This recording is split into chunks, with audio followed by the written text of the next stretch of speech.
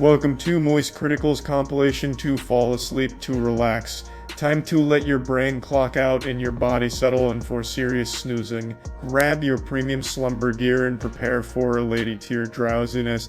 If this helps you drift off to dreamland, drop a like, subscribe, and comment goodnight below. Sweet dreams, you beautiful sleepy souls.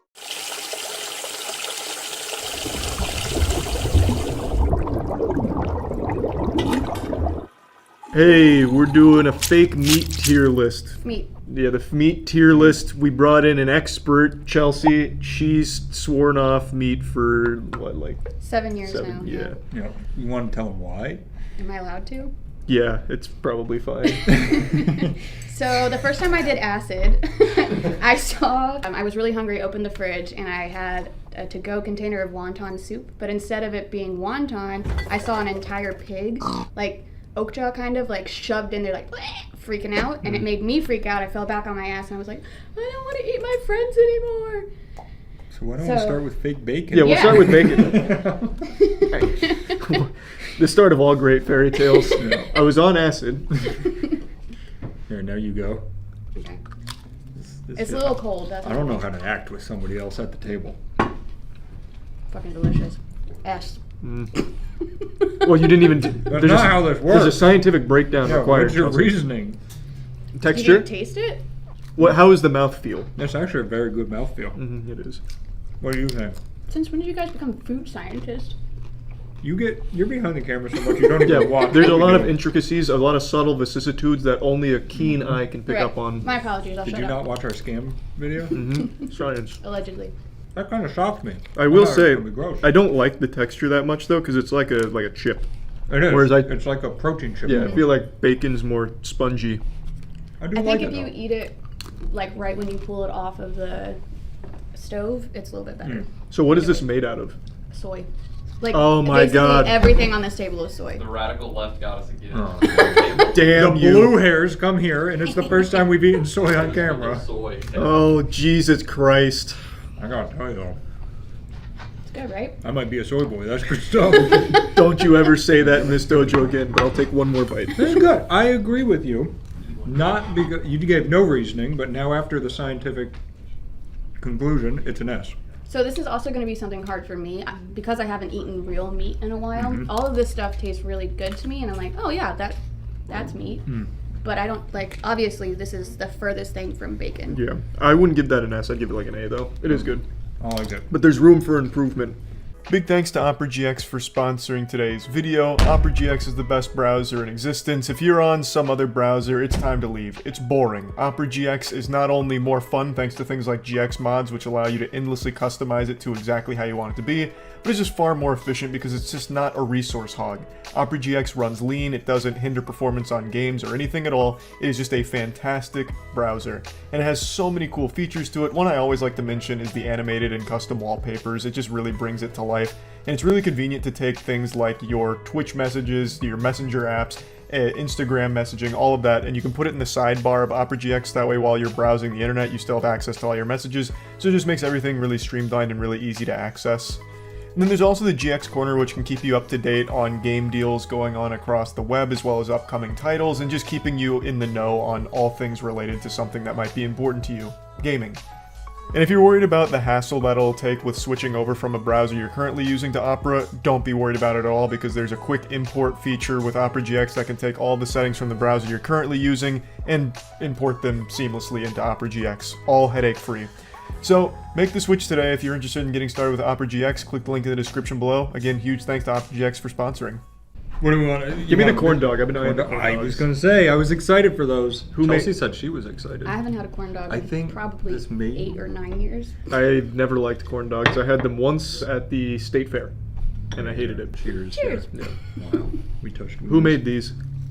Morningstar? That tastes like a corn dog. Are we sure that's not just a corn dog? I don't have enough taste bud data to pull back on from the memory banks, but it tastes pretty good. It's a little more red than a normal hot dog. I'd Yeah, it's say, very but bloody. It's so good. That's really good. It's such a fucking shame that this tastes good. Pretty good, right? How's the mouthfeel? The crumb structure of I'm the not bread. lying. No, the flesh is actually really standing out to me on this one. I feel like I'm eating a normal corn dog. You're like, zoom in on that. That's just a hot dog. Well, what is a hot dog? It's already fake meat. Yeah. Yeah. Yeah, let me see those eyes roll in the back of your skull. Rose a dogger for sure. Dude, I actually didn't even get any of the actual meat. Why did you? That's how a sociopath eats a corn dog. I think we've hired the Antichrist. That was an outrageous way of eating a corn dog, I'll tell you right now. We got it on camera too. Like people Yeah, fight I about got you in the act. I'll put it in Breaking slow-mo. Kit Kat. It's an S. That's an S for This me. is an S. Oh jeez. Yes. That's unanimous S's. Yeah, that's really good. I'm gonna move to one that I know you don't like because you told me the other day. Yeah. I don't like that. Black bean burgers. Yeah. Mmm. I used to really fuck with the Morningstar black bean burgers back when I thought they were healthy, and then I realized they're not. They're not? Why? There's a lot Well, of salt, sodium. a lot of people like it's a misconception. You're like, oh, it's vegetarian, it's healthy. I It's eat just- like shit. I am not healthy at all. Yeah, that's more like alcohol related than food related. Welcome to the table. You're an alcoholic. Charlie's diagnosed it. We need like a little sass in your voice. Oh, honey. It's not the chicken. Darling, nuggets. listen. It's not the corn.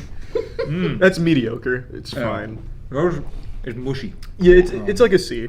There's got to be an A and a B team in the lab because whoever pumped this out did not put their seal of approval on that. Yeah, that went through different R&D. Did we make all of these? Yeah. We're out? Okay. We're playing. But I agree, that's a C. I was gonna give that a C for sure. I was gonna give it a D. Whoa. I Oh my God. don't Whoa. like them at all. Oh my god. What's the basis? The corn in it is so I agree. weird as I part don't of the need to be corn. structure. Is that the One right other, word? Corn? Yeah, I think you got it. yeah. That was the one. There's one other thing I always thought was weird in these. There it is. There it is. Oh, look at that little bastard. They put rice in it, but just a little bit. There's like specks of rice, and I don't know why. What I is never it knew at? that. That's very They tried to strange. keep it a secret from us, huh? Mm-hmm. I bet it's soy rice. They're trying to Yeah, it's probably not even rice. trying to shove as much in us as they can. Trying to pump our body full of soy and prolactin. Yep. Is that the one that makes you lactate, I think? Pro sounds like it would make you Pro, lactin. like, it's for Like if it was lactation. anti-lactin, I'd feel like That's definitely a thing, yeah. Animal is there. Anti-lactin. Do you think your hair is blue because how much soy you've eaten? Mm, Yeah. what are those? Natural. These are the sausage patties. From... Morningstar. Okay. So what we just had was also Morningstar. That was, No. that Yes. was That was Morningstar, Morningstar. yeah. The majority of it is Morningstar, and then I They think just have a stranglehold on this market. they really do. Like when you look in that freezer section, it's just Morningstar. There's some things with Gardein that are really good. Like we didn't get the fish cutlets. I don't like fish. They didn't have them. I swear to you. They are really didn't. hard to find. They So did not anytime I have find them, I buy like 4 or 5 bags. Jesus. We got... them. So this is Try them. breakfast sausage. This smells awful. Yeah. This really does not smell good. Sausage. Nope. That's like McDonald's, like dumpster trash. But let me tell you, being an alcoholic, the next day these puppies Oh. slap. Especially when you eat them fresh. You're They're saying like, once you're no longer drunk, they slap. yeah, like as a recovery food. Oh, I see. Oh, gotcha. I gotta Shock the say, system. I think they're nasty. You can just look in there and see. And like, also, you can probably we- carbon date it with all those wrinkles in there. Yeah.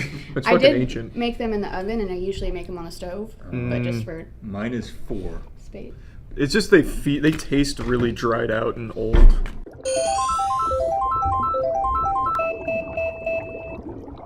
All right, I want to get this out of the way. Yeah. These are the. I'm scared. Yeah. I haven't had these before. This is Gardein crab cakes. Yeah. They look like little biscuits. Taste the biscuit. It's nice having you up here, by the way. These fucking Yeah, these. man, nice to be here. Yeah, welcome to the dojo. This smells terrible. It's horrid. And smell. so they were called Curb. It's CR''D. What? No, they really had that on the Yeah. packaging? He's gonna hate this. Yeah, I went through like 5 stages of grief on that one. That's an F. I haven't put it in my mouth yet, and I already want to puke. That's very bad. I don't like that at all. Okay, so it smells like fish. Awful. whoa, it just hit over here real bad. You catching a whiff of that, But it Methodist? doesn't taste, it doesn't have like that taste. Like that milkshake we had the other day had more of a fish taste than these do. Thanks, I'm glad someone finally agrees. You guys handled that a lot better than I did.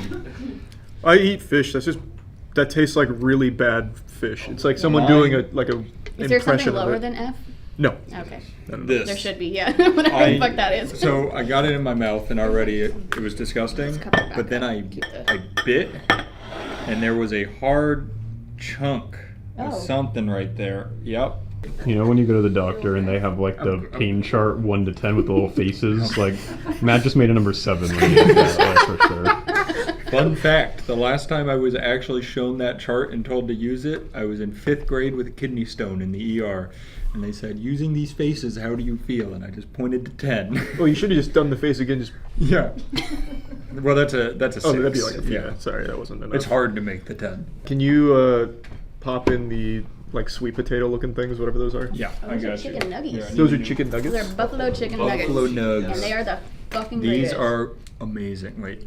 If this is Morning Star again, It's I'm Morning gonna Star. have a conniption. plates. It's morning star. We gotta stop with that. They didn't sponsor this. It smells good. It's mostly just this, yeah. That's good. I mean, It's better when they're hot. yeah. That's But you still can't good. tell it's not chicken. Like if you No? had this in a chicken tier list and didn't know it was fake, is there any way you could actually tell that this 100%. is fake? I would absolutely Yeah. tell it's not 100%. chicken. Just because it's so thick, you don't get that much chicken in a nugget. And it's mushy. It is mushy. I really like I wonder these. if it's because it's cold. I think it's also because you haven't had chicken in 7 years. Yeah, that might be it too. These go really well Yeah. with ketchup. These things are going crazy right Ranch. now. Ranch too. Yeah, that's an S. That is an S. I could tackle this. That is so good. Yeah. I used to eat so many of these. Got a little kick at the end. Mm-hmm. I went through like a year period where I just ate a lot of vegetarian food for no reason. I tried that once. It went a lot like my dairy-free, gluten-free experience right now. I'd be like a day It just on. didn't happen. Yeah. That's an S tier, baby. Put it on the board. Easy. I would like it to be known, whoever is editing this, if a Chelsea tier list pops up, Do it. whoever did it is fired. No, on the I spot. definitely need my own tier list. Yeah. A little mini one. They're doing something crazy there. And what's this one? Is this just a patty? Yeah, just Yep. a chicken patty How'd you prepare this? in the oven. Oh, the buffalo cooks this one's ass. Yeah, This like one's don't just- even waste your time buying these if the buffalo's They're available. both. I agree. This is still good. I'd give it like a B. That's a good place for it. Now, Charlie did point out a problem. Are Okay. you going to be able to tell us which is which? Yes. I vouched for you. I also Said might you'd be able to tell apart Impossible and Beyond. Okay, Let's which one is see this? if That one's Beyond. Correct. Yeah. I can tell just by looking at them. So actually, fun fact, Impossible was facing a lawsuit because of what they used in their patties in order to make it have a blood effect. It's very apparently toxic to humans to consume. Wonderful. I don't know if you guys knew that or not.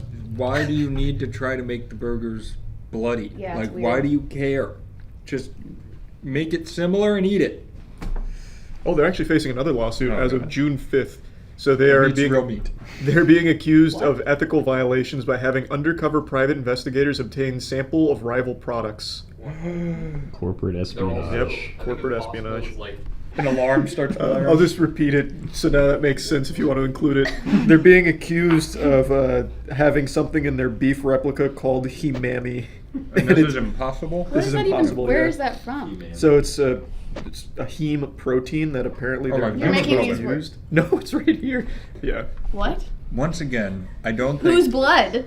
the people that The people blood. No, sorry. We're on different tracks here. The people that would really care about blood in their Impossible burger. Burgers are people? Himami, more like, hey man, I'm not eating that. Where's Aaron when you need him, He's man? right here. Here, I'm gonna let you guys cut your own pieces. I had to channel my inner Aaron for that one. All right, so this one is Beyond. Yes. Yeah. This These is are good. the I actually like Beyond these a one. lot. It is very burgery. Yeah. They scare me because I'm like, is it really a burger? Yeah, it tastes just like a real burger. I mean, you can tell the difference, but I don't it's think I good. can. Once again, you're working off 7 years without it. Yeah, to be honest though, if you sat me side by side with this and like a lower quality normal beef patty, I'd have no idea. You know, I'd give it an A. I still A. like the I was buffalo also gonna nugget. say The buffalo A nuggets. as well. All All right, so we got one more burger before we move into the store-bought choices. Just right off the rip, Eyes. I don't like this one as much. Why? I don't know. This one just feels more burger. That one feels more. This one feels like the ideal image of a burger patty in my head. Like if I was to think of a burger patty in a cartoon, it would look like That's that. because it's Krabby Patty? perfectly It's circle. perfectly It's like circle. unnaturally circle. It just screams fake.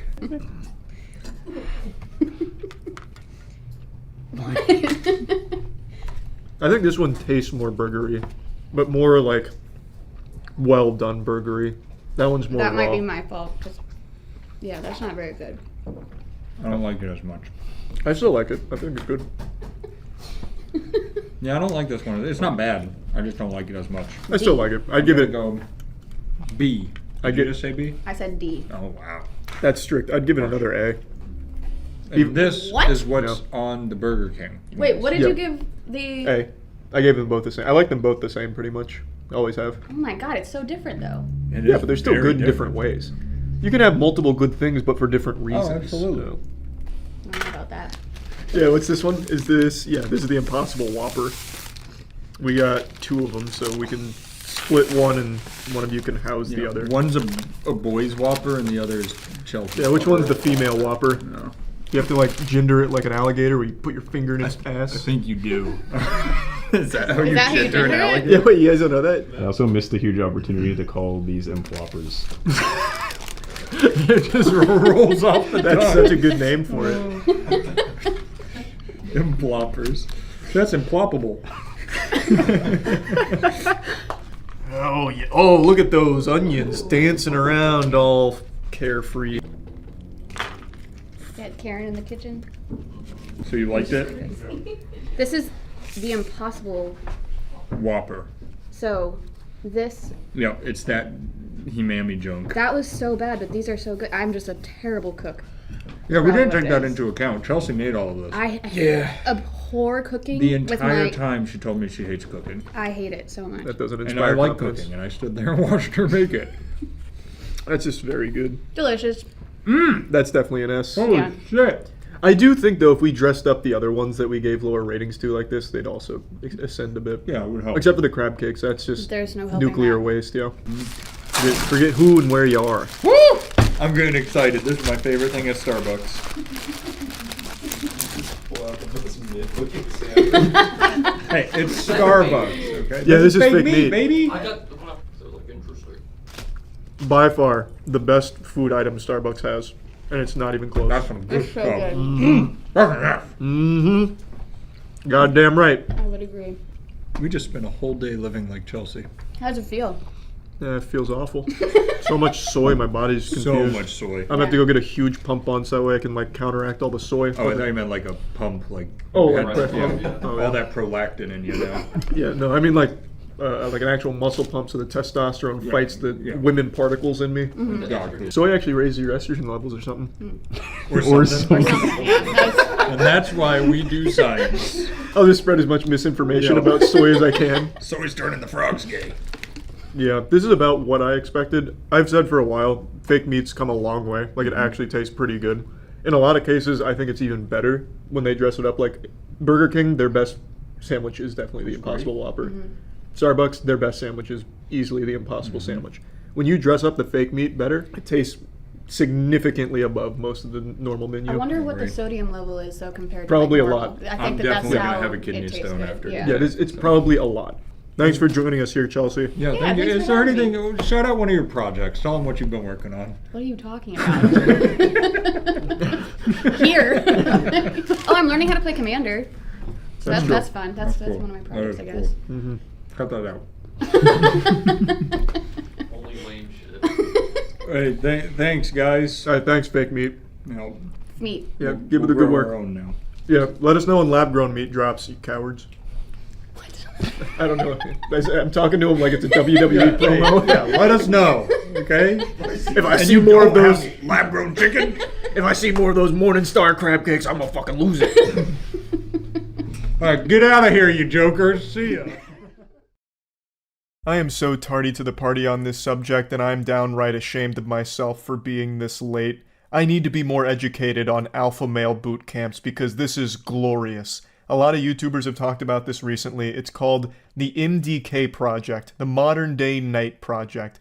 And basically, you pay $18,000 to spend 3 days getting blasted with a hose and digging your own grave while being yelled at. But you know what? Let's go ahead and hear them out. How much does this project cost? The project is $18,000. However, this is not just for the 75-hour experience, but also a 12-month in-depth coaching and mentorship program that focuses on developing an even higher level of personal excellence, self-mastery, leadership, and even more financial freedom. More like the lack thereof financial freedom, $18,000 in the shitter for this, and all you do is get a monthly Zoom call with some goofballs that'll just bestow upon you the wisdom of drop shipping. But, sorry, there's still a very important sentence here. But the cost of not experiencing the project and mastermind and not becoming the leader, husband, and father you're meant to be is much more expensive in the long run. I'm convinced. Sign me up. I'm losing money by not investing in this course right now. $18,000 to get shot with a hose sounds pretty good when they put it this way. Because I wasn't thinking long term, right? It's $18,000 now up front into their piggy bank, but think about 10 years from now. It's going to cost me so much more money by not having that experience, because then I'm not going to be the leader and husband I was meant to be. Because as a leader and a husband, you're always getting hit with hoses. So we need to learn how to defend ourselves and how to become a real man. And the only way to do that is by taking this 3-day course where you just get waterboarded and yelled at. And also the Zoom call is a nice cherry on top. Who doesn't want a monthly Zoom call with the boys, especially when they're as successful as these gentlemen here? Look at this star-studded cast of superstars. World champion athletes, special operation vets, world-class thought leaders. Which, by the way, I love that term, a thought leader. I think about success. I'm one of the best people in the world at thinking about being successful. You need to learn from my thoughts. I know it has a real definition, but it's still so fucking goofy that they advertise that here. And of course, 8 to 9 figure generating entrepreneurs. And also, the head honcho is going to share with you the same empire building strategies that he used to create multiple 7, 8, and 9 figure companies from the ground up. I'm just going to go ahead and tell you the Krabby Patty secret formula even without investing the $18,000. Hopefully this doesn't get me sued. I imagine those galaxy brain lucrative strategies all revolved around taking advantage of desperate, vulnerable men that are willing to pay $18,000 to LARP as some kind of soldier for 3 days under the impression that it's somehow going to make them a better man or a more financially successful one. I'm just spitballing. I'm sorry. I don't mean to break the magician's code, but I think that's probably how he generates so much money, is by exploiting that desperation. These men are sadly the coin block, and he is Mario, constantly jumping up to pop a few extra coins out of there. He is selling to your insecurities, and you're buying in a big way. He's making a ton of money off of this shit. But you know what? Maybe I'm being too harsh. Maybe he's got a good heart here and the lessons at the MDK program are invaluable. So let's go ahead and take one of their big selling points of the 3-day experience that's going to shatter your self-doubt and limiting beliefs, gain clarity in your life's work and purpose, heal from trauma that makes you feel broken and unworthy, and dig deep into your past to uncover the experiences holding you back. Let's see how they help tap into that and help you heal from trauma for starters. Shut up! One more fucking word, you're gone. I'm not fucking around. Shut up, stop rolling your fucking eyes, stop asking for fucking electrolytes, and be a fucking man. I don't give a fuck what you do when you're home. You are not impressing me here with your little fucking machines and shit. You're good because you have all these fucking comforts. Shut the fuck up and be a team player, and go fucking join your team. You say another fucking word, you're gone. That just healed my trauma witnessing that. That was worth every penny of the $18,000 to go there and get fucking yelled at for, I don't know what. Talking about some kind of machines. I don't know if this guy was building drones. He must be like Jimmy Neutron with all kinds of inventions that he's letting loose at the facility. I don't know. I don't know what he was getting yelled at because it wasn't very clear. He just keeps telling him to shut up, even though the guy hasn't said a word or anything at all. He's just standing there taking it. Look at his shirt. Are we lying? It's just water, Kowalski. Stop being a little girl. The more you do it, the more you're gonna fucking get it. Keep the fucking down. It's water. You were just in the fucking ocean. This is fresh water. You grew up doing this as a kid. Everybody on your feet. Yes, instructor. I don't know why they're so fixated on water. I think they just saw that in an action movie one time and were like, damn, we've got to integrate this into the program. Because like half of the clips they showcase is just them spraying the people with hoses. and then like occasionally pseudo waterboarding them. Imagine paying $18,000 to get waterboarded. What an experience. And also half of these videos just have them laying on the ground, either crawling around or just getting sprayed with water, or having them get hit with waves in the ocean as they lay on the beach. Like, they are laying down more often than a vampire in a coffin. Like, what is this supposed to teach you? They just to lay down and take punishment forever? And we're also going to yell at you because fuck you, but thanks for the money. This is basically just teaching you when the going gets tough, lay down and give up. And do it with a smile on your face and no money to your name. It all runs so counterintuitive to like this perception of what a man is. Like, I feel like it's just the guys behind this program really have some kind of fetish for humiliating dudes that pay them or something. It's kind of like pay piggy behavior, but amplified. So they just bring these guys out who are desperate and wanting to better themselves, and they just degrade them and call it beneficial somehow. Hey, lay down, and then occasionally carry this block of wood on your back and, like, walk a mile or so. That does nothing. And they keep framing it like, When we have to go fight another war. What happens when your wife or your kid needs you? what are you gonna do when a war comes? What are you gonna do when a bad guy's about to kill your wife and son? Well, jinkies, zoink Scoob, with all the lessons I've learned at the MDK program, I'm just gonna lay down on the floor and wait for him to kill them, and then me, and I'll do it with a smile on my face and tell him thank you on the way out, I guess. Because that's all you're fucking teaching. I had to mute this audio because it was copyright, but it's just the same old hoopla everyone's heard a million times. Your wife didn't marry a boy, she didn't want another son, she wanted a man. And to be a man, you gotta be confident, you gotta be capable, courageous, you have to have the ability to protect them by any means necessary. And of course, you've always gotta be prepped for the worst case scenario. The worst case scenario is draining $18,000 from the joint bank account to go behind your wife's back for a little 3-day excursion field trip with your boys, pretending that you're getting some kind of valuable lesson on being a real man. That is the last thing your wife is gonna want. Like, he's saying all of this on top of footage where one of the students is digging his own grave. That's one of their, I don't even know what to call them, exercises? It's not an exercise. Playtime activities? I don't really know, but it's on their rubric, I guess, because they go out there and they dig their own grave. Here's footage from like a little documentary they made about it, and I'm going to have to admit to a mistake here. When I recorded it, I forgot to mute my mic, so as I'm watching it, you're going to hear me giggle a few times when one of the founders goes in and bestows upon us some sage wisdom. Out there, fatigued, tired, exhausted, digging their own grave, laying down their body bag that we supply them, going in it, we zip them up and we throw a few shovelfuls of dirt on top of them so they feel the weight of the earth. You start kind of going through a checklist. Yeah, the first thing on that checklist should be never wasting money like this again. I've really fucked up with this.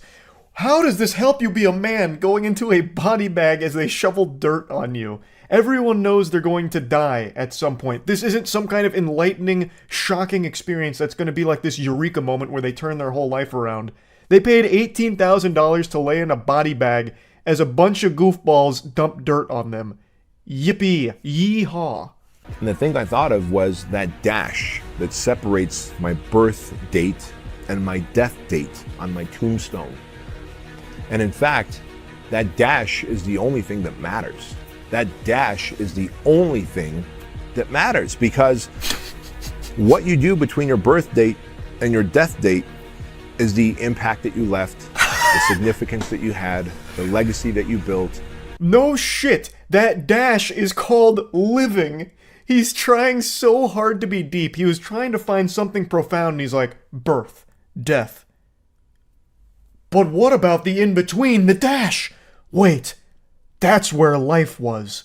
And that's where you start to think about your legacy. Like, obviously, oh my god, yes, that dash is when you were alive. You were born, you died, and in between, you lived. So fucking obviously that's what you're going to think about is the time you were alive. He is saying nothing. You were paying $18,000 to this malfunctioning chat GPT brained loser. Cleansing your soul right now, gentlemen. Fucking paid for this. You want to be here. This is where you want to be. Put your head down or quit. Put your head down or quit. Get it back. Put your head down or quit. You know what? Stand up. Stand the fuck up.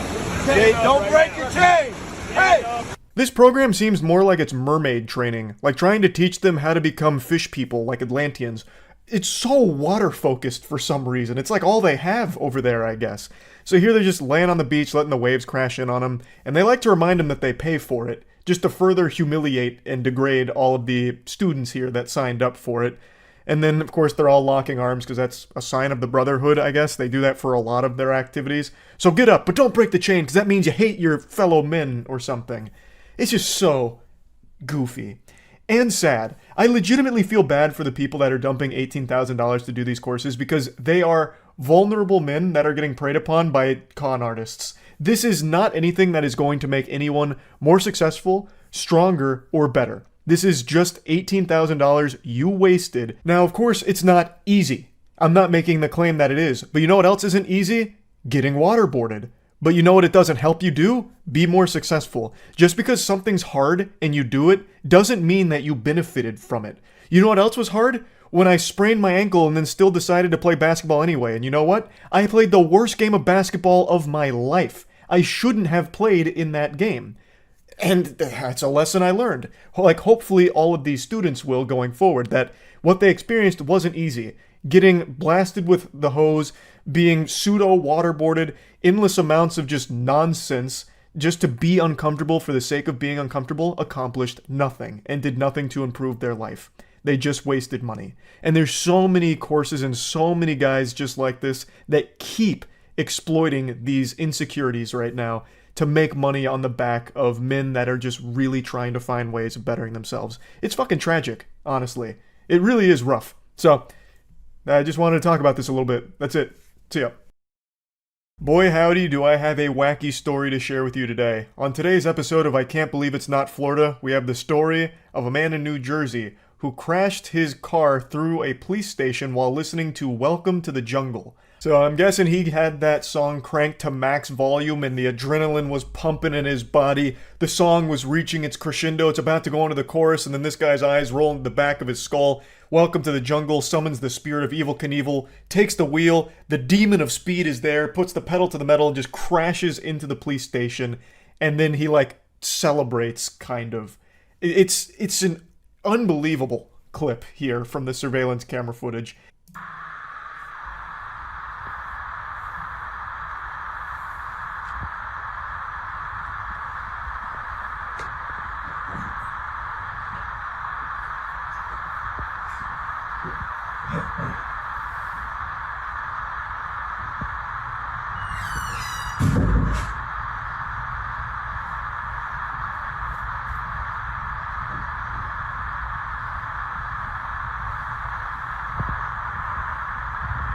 He gets out of the car like a gymnast who just landed an impressive trick. He like strikes a pose like he was expecting some kind of huge celebration, a massive round of applause as if it was a concert or something and he was performing. It's almost impressive just how much gusto he gets out of the car with. I don't know what he was expecting to happen next. Man thought he was in an audition for Expendables 5, I guess. He's a fucking action movie hero. I have to wonder what he thought would happen next. Maybe he expected them to let him off with a warning because it was so cool. The officers would come out there and just be like, brother, that was the most badass thing I've ever seen. Fist bump. God bless America. Now get out of here. This is your warning. But unsurprisingly, they didn't just slap him on the wrist and send him on his way. He is facing potentially life in prison, not only for this incident, but he actually did something very similar previous to this. This isn't his first rodeo with crashing a car into a building. So apparently he had crashed his gold Toyota SUV into a garage of a private residence to try and scare and harass the homeowner, which he is still facing charges for right now. So this fucking dangerous, unhinged goofball treats motor vehicles like they're missiles. He is just blasting these into any building. Nowhere is safe. You know that statistic that gets tossed around from time to time about how you're more likely to be killed in your chair in the living room than you are on a plane, in a plane crash? I'm starting to believe that now, because with this kind of person out there in the wild, you never know when a car is going to be just crashing through your walls like the Kool-Aid Man, like a fucking torpedo, and just hitting you in the living room out of nowhere.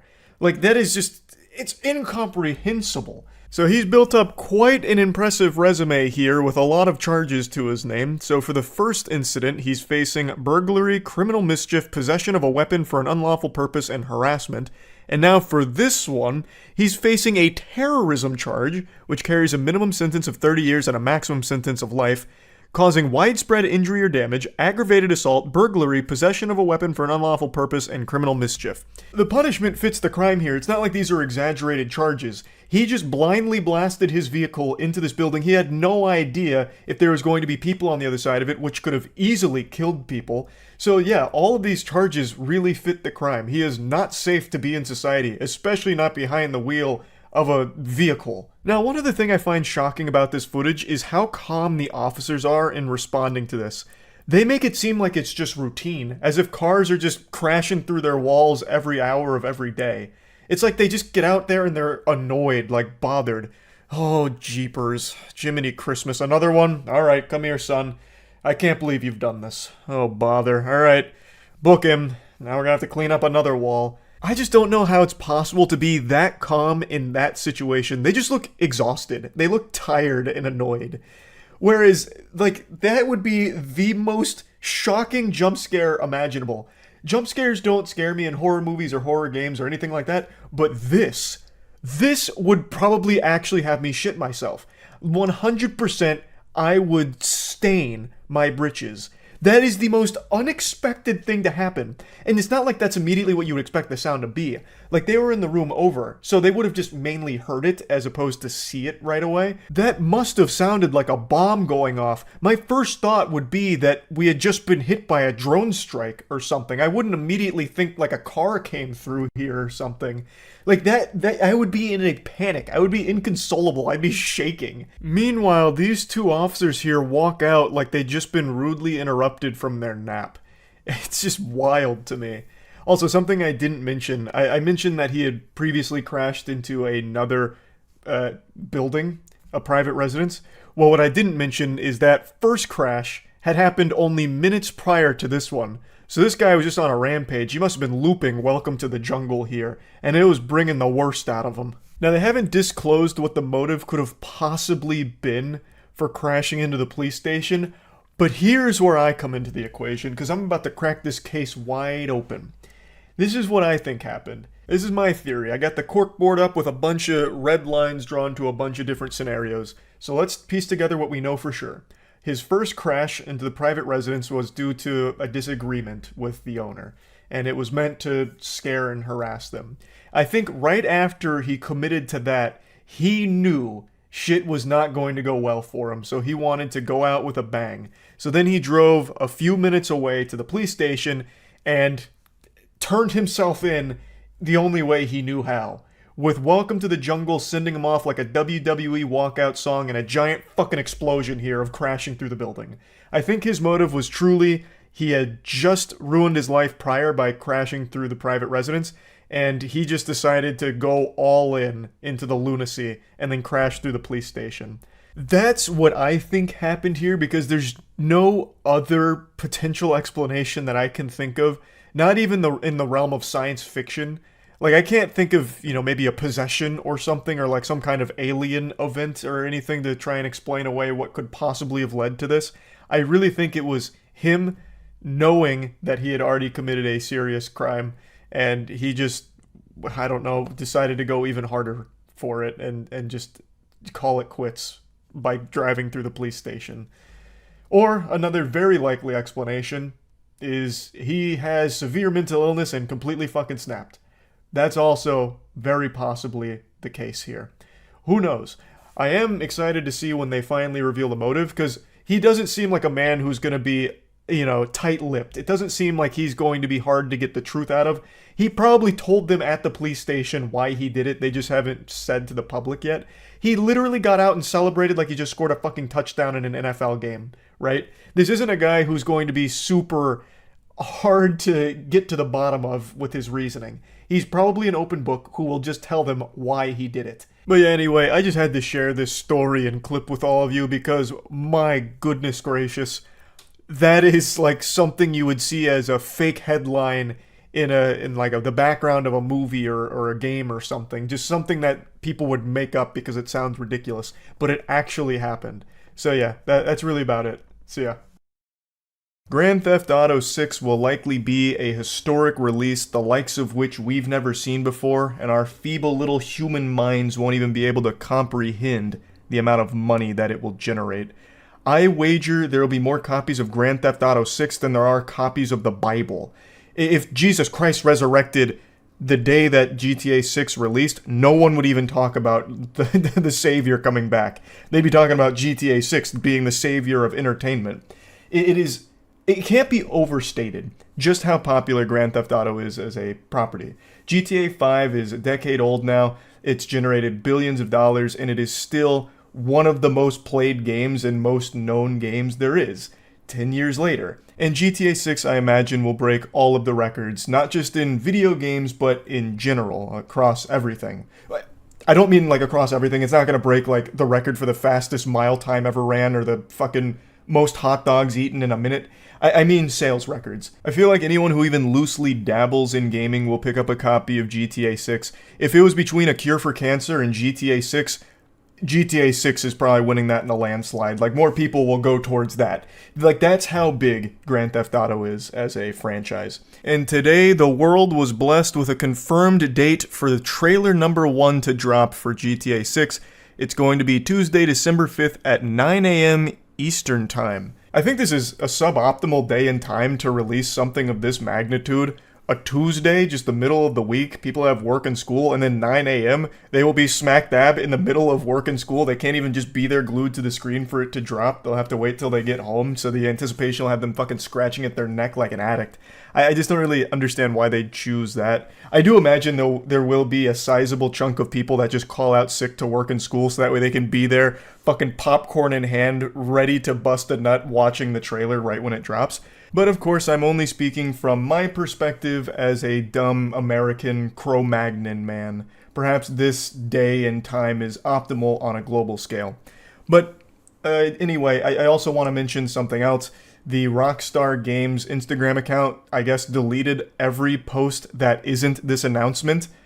They said, fuck it, everything before this trailer, irrelevant now. We don't need to worry about anything that's ever happened prior to this trailer. It's ushering in a new age. Brand new, clean slate. Let's fucking run it. GTA 6 trailer is dropping December 5th on Tuesday, and I want to briefly talk about the major thing that I'd like to see from it in one way or another.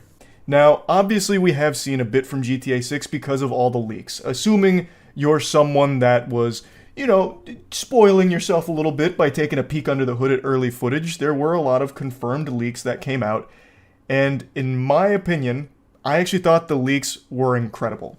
I thought all of the early gameplay footage and a lot of the mechanics and things that were in there were very impressive for how early along the development appeared to be.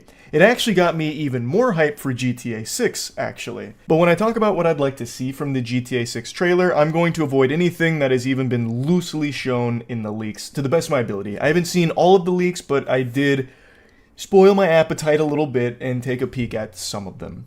The main thing, the number one main thing I would like to see from this GTA 6 trailer is some gameplay footage. And most specifically, I want to see a real change in the Rockstar Games shooting mechanics. They have remained largely the same for a long time now. Even with Red Dead 2, they made some quality of life adjustments, but the core DNA was still fundamentally the same as it had been in GTA 5 all those years prior. And even from GTA 5 to GTA 4, I didn't feel it was a massive leap, at least not to me personally. There were changes, of course, but to me it wasn't like this really mind-blowing improvement to the gunplay. I would really love to see GTA 6 showcase something new from their actual gunplay formula. If I was to have a wet dream come to life for GTA 6, and this is something I've talked about on stream before, I would love to see them actually use the third-person shooting mechanics that Rockstar developed for Max Payne 3. Max Payne 3, I think, is a masterpiece of a game. It is a Rockstar game, and if you haven't played it, I highly recommend it. And the number one standout thing when it comes to its gameplay is its third-person shooting mechanics. It is so fluid, so smooth. It is the most dynamic third-person shooting experience I've ever had. And even today, 11 years later, I don't think there's a third-person shooter that comes close to what Max Payne 3 captured with its gunplay.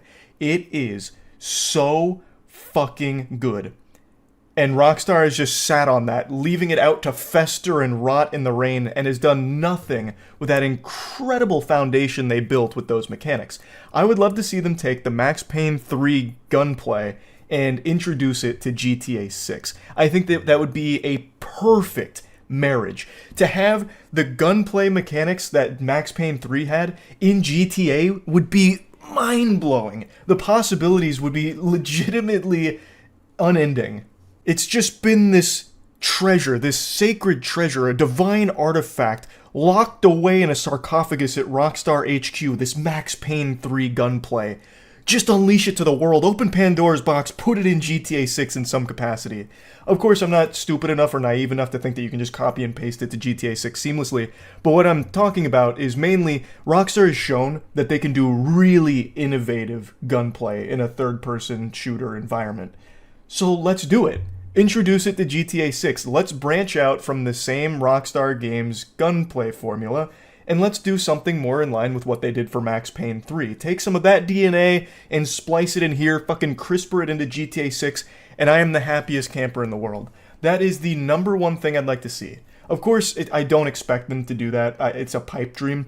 I'm mainly just looking for something that showcases a truly different approach to their gunplay that isn't just going to be the exact same formula we've been experiencing. Not that it's bad by any means, but it's been many years now. Let's maybe do something a little bit more ambitious when it comes to that. Like I mentioned, I am extremely optimistic for GTA 6. I know there's quite a few people that are concerned it won't live up to the hype. It's reached this unattainable status of hype that it will never be able to even scratch. I'm not one of those people. I really do think it can not only deliver on that level of hype without being a disappointment, but I think it can actually exceed it based on some of the things I did see in the leaks. Like, I'm not trying to spoil anything for anyone, which is why I'm not going to like blatantly mention some of the stuff, but even just from early footage, I was happy to see them do some pretty impressive things so early on, and I'm really excited for GTA 6. Oh, and also, two other things that people are concerned about that I'd like to mention real quick. One of them is a lot of people think there's a chance GTA 6 might be priced hourly because the Take-Two CEO made a fucking greedy, stupid statement that sounded straight out of like an EA think tank meeting, or rather a Unity think tank meeting at this point with what they tried to pull, where he said that gamers should really be charged per hour in the games they play. But he was making a general statement about how, like, you know, you pay $60-$70 for this game and you get hundreds and thousands of hours of enjoyment out of it. So really the price of games is super low when you compare it to the amount of hours of enjoyment you get from the products. And he basically goes on to just say, like, the value of a game is determined by the amount of entertainment hours that are associated with it for the player. So if a game is like thousands of hours of enjoyment you get out of it, it should be a more expensive game than one that's only 8 hours of enjoyment. Like, there should be a higher price tag on a game that offers more hours played, basically. It's not something they're looking to do. They'd be extremely stupid to try and inflate the price of their game based on the amount of hours that a player will spend in there. That's not going to happen anytime soon. I think maybe in the future someone's going to give it a try and it's going to fail. It was just more out-of-touch corporate suit greed. I don't think it's coming to GTA 6.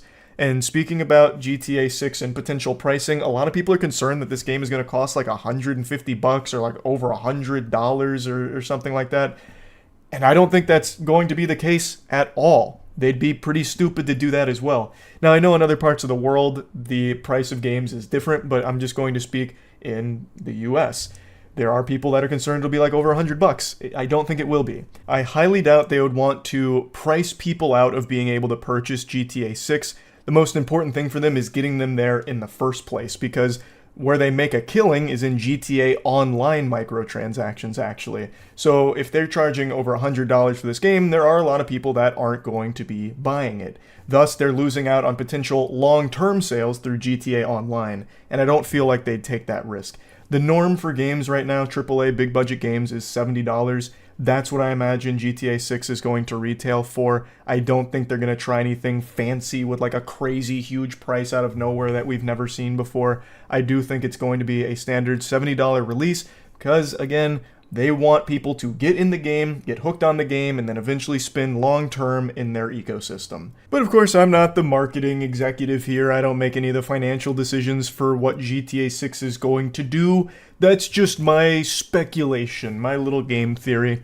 But yeah, like I said, the main thing I'd like to see from this trailer is gameplay, first and foremost.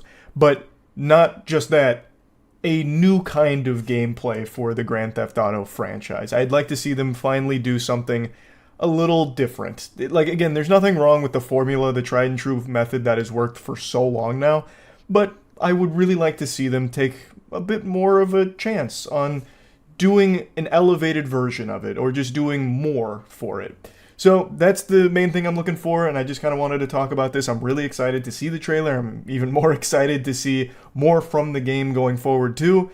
And yeah, that's about it. So yeah. Happy Thanksgiving, everybody. I hope you and your family have a wonderful time of festivities, food, and whatever else you may do to celebrate today. I'm starting my Thanksgiving festivities the way our forefathers intended, by reading through an unbelievably long list of accusations and allegations against a YouTuber named Dream. Massive YouTuber, I'm sure you're familiar with the channel. I don't know how he's celebrating Thanksgiving, but I'll tell you one thing I know he's not thankful for, and it's Twitter. There are at least 100,000 different threads attempting to chronicle every single allegation, as well as like the supposed evidence to support all the claims. And this morning I decided to finally just take the plunge, fucking cannonball into this cesspool and figure out what exactly he's even being accused of, what the evidence is, trying to make heads or tails of this wild web of things. And Jiminy Christmas, I'll just tell you, sports fans, I'm more confused than a caveman seeing fire for the first time.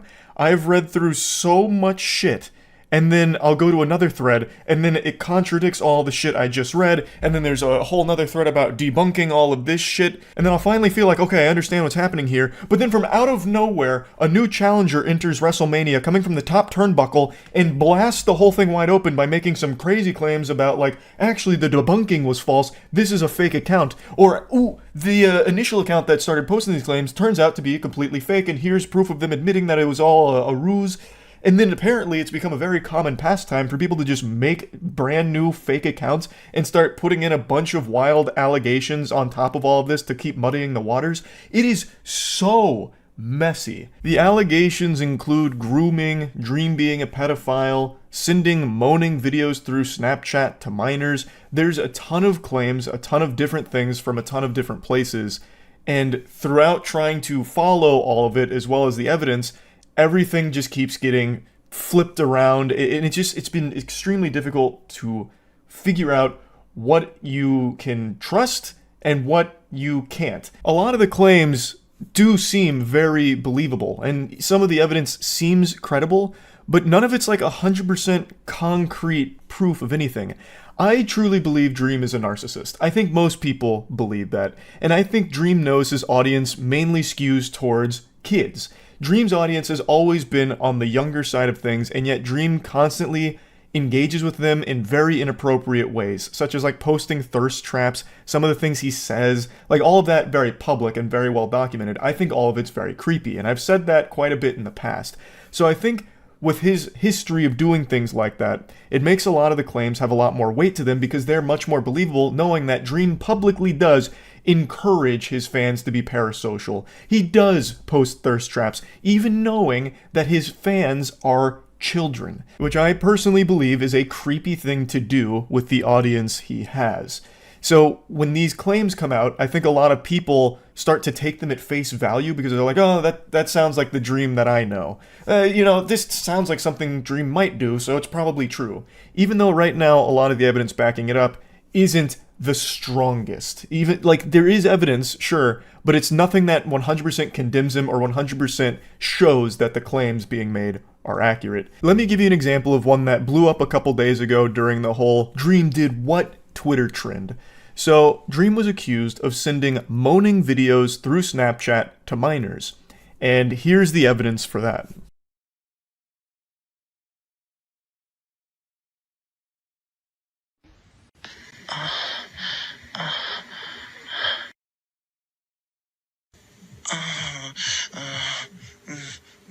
This is allegedly Dream's Snapchat account, but there's nothing actually connecting this account to those videos whatsoever. You can easily just make a fake Dream Snapchat account. There's nothing in those videos that has his face or anything. It's just the sound of someone moaning that resembles Dream's voice. To me, it sounds more like a Shane Dawson moan. I don't listen to a lot of Dream, but when I heard that, I thought for sure this was leaked audio of Shane Dawson when he did that degenerate shit with his cat. These videos just aren't definitive proof of anything. It's a black screen with the sound of somebody moaning. Now, that's not to say that this can't be real. It could be Dream. I have no way of knowing for sure one way or the other. It's just right now with what is presented, it's not enough to convince me beyond a shadow of a doubt that this is Dream here. Anyone could be moaning there and just say, look, it's Dream, listen, it's definitely him, but it's just a complete random person doing it. If they really wanted to get wacky with it, they could have grabbed the audio from that classic meme where the guy passes a kidney stone while coming and is like screaming while orgasming. Like that, and then just say, it's Dream, look, and it was sent to a minor. Even though, again, there's also no proof of it being sent to a minor, at least nothing that I can find here for that. So the only proof here is the name, Dream, it's clearly his Snapchat, it must be. And listen to him moan and look at what he said. And then it's just some like really fucking cringe text that seems like it's straight out of the worst written erotica fanfic ever. I'd kiss your neck and tease the shit out of you, run my hand up your body. Your tits are so nice, what the fuck, I just want to fill you up, princess. Oh god. Sickening, vomit-inducing trash there. But I just don't see anything here that proves that this is Dream that sent it A, and Dream that sent it to a minor B. Like, and I also don't, just on a side note, I don't think anyone's ever been so terminally horny that they send a video of them moaning to somebody. That is just so conceptually baffling to me. I don't know if it's commonplace for a dude to do that, but I can't even imagine that. To just send a clip of you moaning to someone would be like the worst jump scare ever, just like, oh, are you feeling it now, babe? Like, do you like that one? Like, I can't even imagine that thought process. But again, there just isn't enough here for me to know what is true and what is false. As more and more evidence comes out, I'm sure it'll make it more and more clear, but so far, everything that keeps coming out has 1,000 other things that all try and, like, contradict it, and it just gets so hard to figure out what's real, what's fake. There is only one small chapter in this massive textbook here that I was able to confirm beyond a shadow of a doubt at least happened and is 100% real. And that's the entire saga of him versus Nicholas Cantu, the voice of Gumball. 10,000, 100,000 of them to take me down. So that's how minuscule you are to my size, right? My stature of intelligence, character, body, and reverence in the world. 1K is better for this pussy who doesn't want to give away his millions. Are you Jewish? No, man, because I'm gonna do movies, stand-up comedy, everything, all the shit. Music, whatever the fuck, e-commerce. You don't understand that you're talking to, like, a Michelangelo. So, in this anime arc here, for all of the Dream controversy, what happened is Nicholas Cantu and Dream got into a big verbal disagreement. Apparently, it even got physical with, like, Nicholas slapping Dream and this and that. Dream eventually filmed Nicholas in an Uber where he was drunk and high, so crossfaded. According to some of the claims, he was also going through a manic episode. In the video, he starts saying some awful shit. He starts saying slurs, too, towards Dream. And Dream captures this footage, eventually drops it online, and then goes over the situation.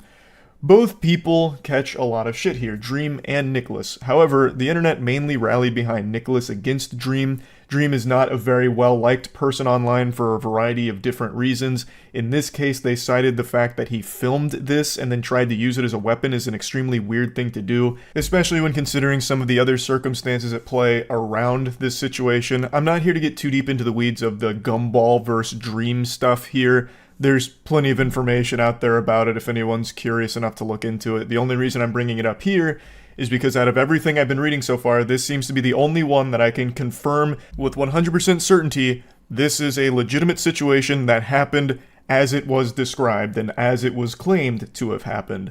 Just like sand, you can see it, you can touch it, you can taste it, it's real, it's there. So there is a lot of proof around this one. This whole situation actually happened. Now, Dream has been anything but silent on this case. He's been engaging directly with all of the shit going on Twitter, and he made a statement saying that it's all false, it's all a lie, and he's making a huge comprehensive video going over each and every component of it. So I guess we'll have to see what he says in that video about everything. Obviously, I don't think he's going to admit to anything, even if it is true, but I think just by having him address it, it'll help figure out what claims even have real validity to them in the first place, because I imagine when tackling these things, he's going to go over the situation, which could help piece together the story, and maybe some of the claims do get proven true from Dream's video, even though he's been trying to make excuses for it. Like, there's no telling. If all of the claims are fake, if all of the claims are true, I have no idea, but all I know for sure is this is a fucking crazy, messy, nearly impossible situation to actually follow and get to the bottom of. So I guess we'll see what happens when he posts this, when he posts his video about this, and go from there. That's about it. So yeah. Last night, Rockstar Games surprised everyone by releasing the Grand Theft Auto 6 trailer ahead of schedule. Just like my kinesiology professor, they said, to be early is to be on time. So, Rockstar Games blessed us all with something to soy face over in the biggest way possible. The official Grand Theft Auto 6 trailer, and as of recording this video, the trailer has 84 million views in 21 hours. A couple days ago, on stream, I actually decided to make a bit of an educated guess on how many views I thought this trailer would get in 24 hours. And boy howdy, I couldn't have been more wrong. Get ready to shoot spitballs at me. I said within 24 hours on YouTube, I thought it would have between 25, maybe like 30 million views. But I did say across all platforms, it could probably reach like 100 million. Well, on just YouTube alone, it's already at 84 million. Within the next 3 hours, it'll probably hit like 95 million or 100. So I was way off the mark here. I was out of my gourd. It's impossible to accurately convey just how popular this franchise is. It is unfathomably huge. Just ginormous. So, what are my thoughts on the trailer? I'd like to get into that really quickly, and then there's also a conversation that happened after this trailer dropped on Twitter, the home of brain rot, that I have to make fun of. I legitimately can't make this video without making fun of this viral conversation that happened. But let's start with the trailer itself. I thought the trailer was great. Now, a few days ago, I did make a video kind of saying that I'd love to see some gameplay out of this trailer, but I knew that that was kind of an unrealistic, far-fetched pipe dream. This is the first fucking trailer for GTA 6.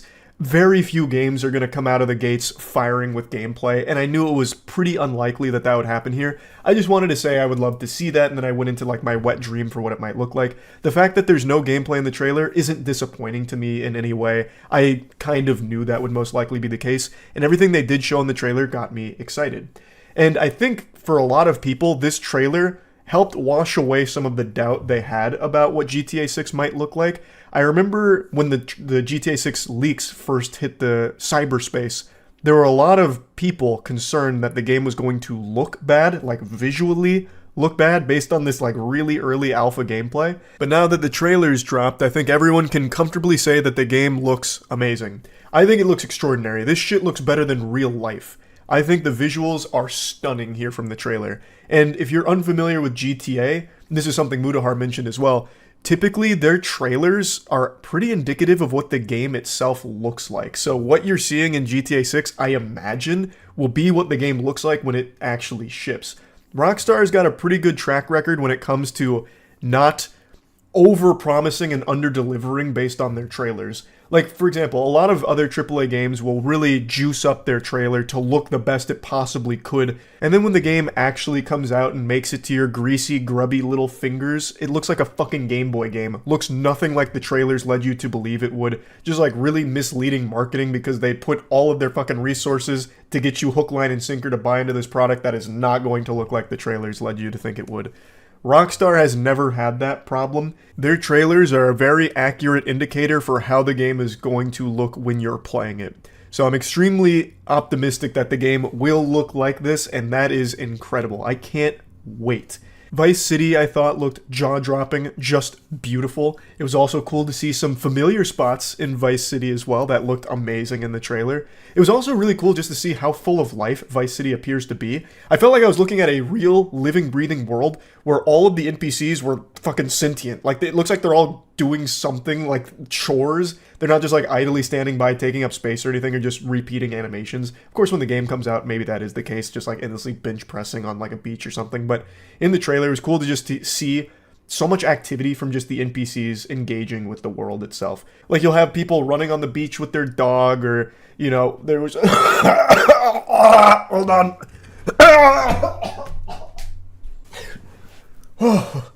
I'm back. Yeah, so, I can't keep a secret from you. I'm sick again.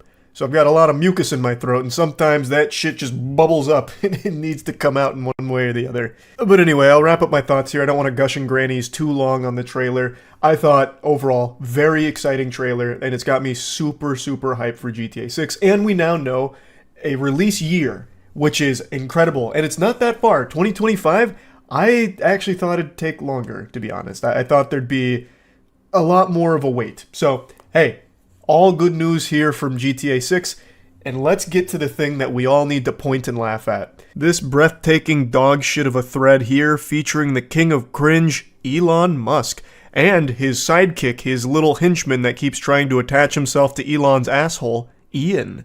So, there's a tweet made saying, a list of games I have not played, GTA 1, 2, 3, 4, 5, 6, basically just saying, I haven't played any of the GTA games. Nothing wrong with that. I think you're missing out if you've never experienced GTA, but hey, to each their own. Elon Musk then replies saying, tried, but didn't like doing crime. GTA 5 required shooting police officers in the opening scene. Just couldn't do it. To which Ian responds, I'm glad shooting cops in Cyberpunk 2077 is completely optional. Never finished GTA 5 either. If that isn't the most pathetic read you've ever had on Twitter, I don't know what is. Elon Musk has many times in the past touted how soft society's become. Oh, everyone's such a uptight, sensitive softy. Meanwhile, he's saying, pardon me, pinky out, I couldn't play GTA 5 because I don't like crime. I'm such a good guy that I couldn't deal with the act of shooting a police officer in a video game. Those pixels on the screen representing a police officer, they were too much for me. I had to go into the shower, turn it on, and just let it wash away my tears. It was traumatizing. This fucking goober and his goofball hemorrhoid that keeps trying to attach himself there, Ian, they can't separate video games from reality? That's just dangerously delusional. Like, that is a bad mindset if you're fucking lost in the sauce and can't separate a fucking fictional work from the real world. And I guarantee that's not why he stopped playing GTA 5. Because I know if somebody Elon didn't like said something similar, like, if Mark Zuckerberg made a statement like, I couldn't finish Elden Ring, I had to drop it because I couldn't come to terms with having to take a life. Murder shakes me to my very soul. Elon Musk would be dunking on him 24/7, saying shit like, Zuckerberg's not fit to run a company. He's not in his right mind at all. He thinks murder in video games is real. How deranged and brain-rotted can you be? This is ridiculous. It's laughable. How soft. Meanwhile, he's saying the same fucking thing here about GTA 5. I had to drop it because I couldn't deal with being forced to shoot a police officer in this video game. Fucking wild. And Ian is the most shameless here because he's just blatantly lying. So he actually got community noted. He is a huge GTA 5 fan who has even written articles on GTA 5, including evading and attacking police officers in the game. So he's just fucking lying. He's just lying because he desperately wants Elon Musk's friendship, and he will do anything to achieve it. He finds new, innovative ways of gobbling Elon's meat. Like, I have never found someone so obsessed with his wiener in my life. Ian would fly across the globe 6 times over if it meant he could kiss the tip of Elon's penis. Ian would probably give up one of his senses, like his sense of smell, if it meant that Elon Musk would look in his direction at some point. It's just so sad and pathetic. What in the world?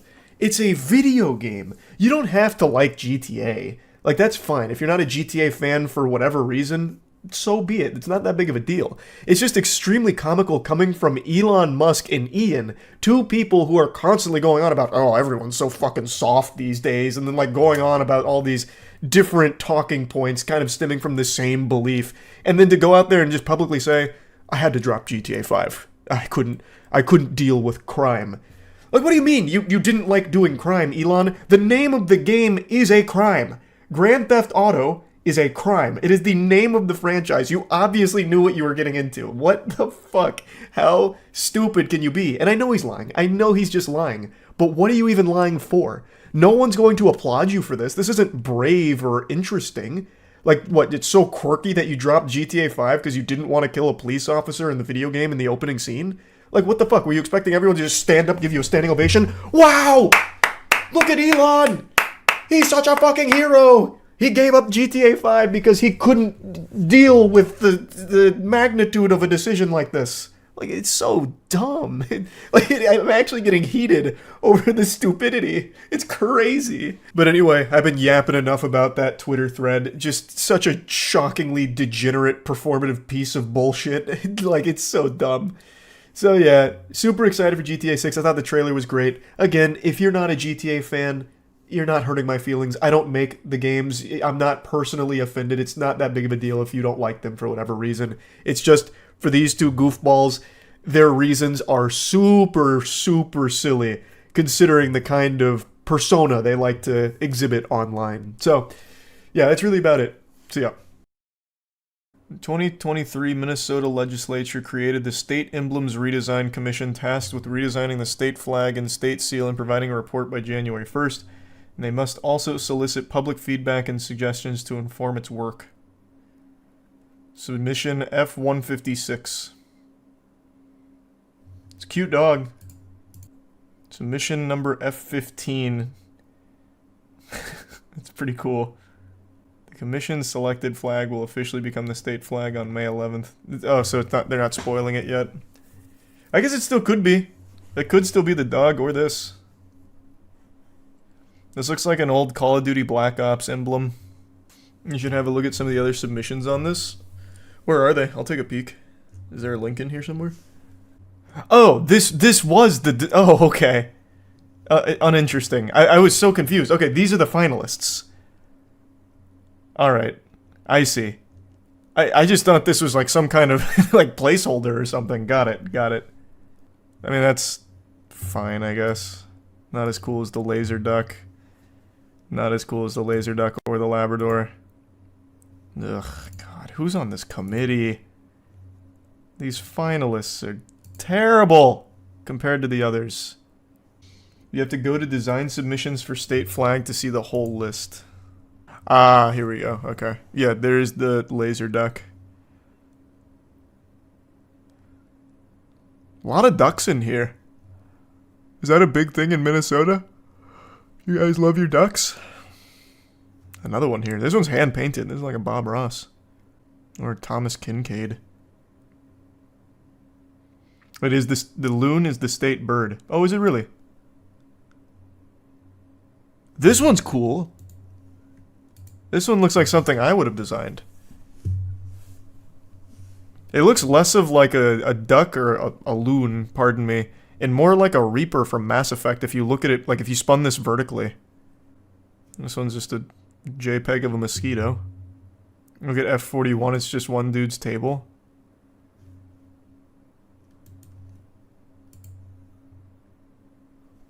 Yeah, that's a cool table though. I can see that looking pretty good on a flag. Google image with Minnesota placed under it. Nice. Ooh, this one's very cool. Minnesota's got some talented artists. So I'm assuming in order to even be posted on this website, there had to be some people that vetted it, right? Because there would absolutely just be dick pics on this. If it was just submit it and it instantly goes to this databank. Maybe like going on Omegle. But then again, why would a dude's table be there if someone approved it? A goatsy flag would go hard. True. Maybe we just haven't gotten into that part yet. Oh, this one's nice. Oh, yeah. I like this. A lot going on here. You got some muffins. You've got... I'm not... Ectoplasm? I don't know what that's supposed to be. Maybe snow? Water. A guy playing hockey on it. It's not even frozen. It's just water. He's skating on it. Fish. Loon. Butterfly. Rick and Morty portal. Mushrooms. This is nice. That tells a whole story. Oh, here's the Labrador. That looks nice. Oh, these two just... They submitted the same thing twice. The only difference being this green border, I guess. But that's good. Increasing his chances of getting selected. Smart. Thoughts on the biblical prophecy coming to fruition? I feel like I read that at least once a year. My favorite time that happened, though, was back in the... I think it was 2011? Might have been 2011. With the Rapture. It was shortly after Macho Man Randy Savage died. And they were saying the Rapture is coming. And it got picked up by so many people that everyone started quitting their jobs and like going on this cross-country trip waiting for the Rapture date. And then it didn't happen. And so many people were really mad because it was a radio host that started it. And everyone got really mad at the radio host for it because they gave up their jobs. And then it became a big meme that Macho Man Randy Savage prevented the Rapture. Yeah, Harold Camping. Yeah, Harold Camping. Solid. This one's mixing mediums. I appreciate that. Oh, this is very, like, psychedelic. I don't know what I'm looking at. I also don't know how that ties into Minnesota, but there's a lot happening there. This one's just the American flag, which is actually super meta. To just put the American flag on the Minnesota flag, that'd be pretty cool. Cool. He just used some markers on a piece of construction paper and then put it on his carpet and took a picture. It might get used. You forgot to edit out a lot of the flag submission here. I'm assuming they were texting their daughter while editing this together in Photo Mixer. This also tells quite a story, to be honest. A lot of moving parts. That's included in the flag. Oh, nice. True. Yeah, it's the whole thing. Minnesota is now like the brand ambassador for Photo Mixer. But I like the ones that try something a little different. Don't turd on me. What more needs to be said? This one's just at the local Minnesota library. It's just already a flag. This is the first time I've ever heard of open submissions here.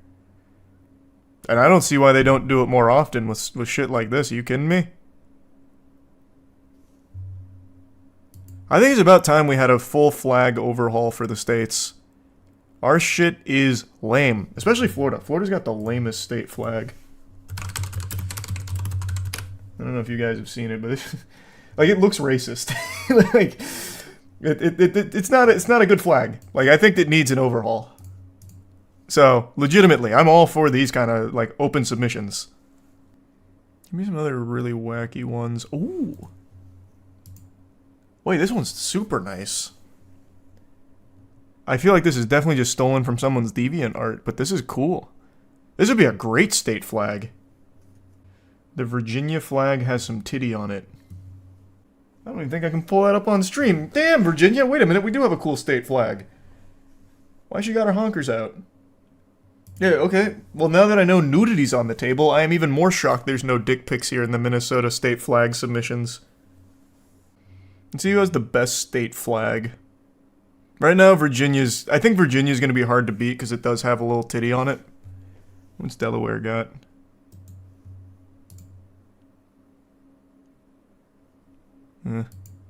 Man, Florida didn't even try. They just did Alabama and then put like a little seal in the middle. This one's kind of nice. Okay. Michigan ain't doing too bad. Illinois got an eagle on it, and that's always very classic. Oh, that's a very goofy eagle. You guys might want to redesign that one. Maybe make him a little cooler. Give him like a cigarette that he's smoking or something. That's a rather wacky looking eagle. Wow, the flag of Hawaii. Wait, wait, what? This is an interesting flag. I would not immediately think Hawaii upon seeing this. I believe there may be some plagiarism afoot there, but I'm not a lawyer. What's the current Minnesota flag? I see why they want to change it, yeah, that's bad. What are they doing? Is he playing golf? I can't tell, it's too small. That didn't make it any bigger. This is pretty nice. Missouri's just got two bears being really appreciative, I suppose, of the seal in the middle. That's cool. This isn't very creative. The Washington flag is just Washington. Jesus, they didn't try at all. I still think Virginia wins. Like, all of these are pretty underwhelming. A couple of them are interesting. But Virginia, like, you're not beating this. Like, you can't beat that. Titty aside, this has action. But, who knows?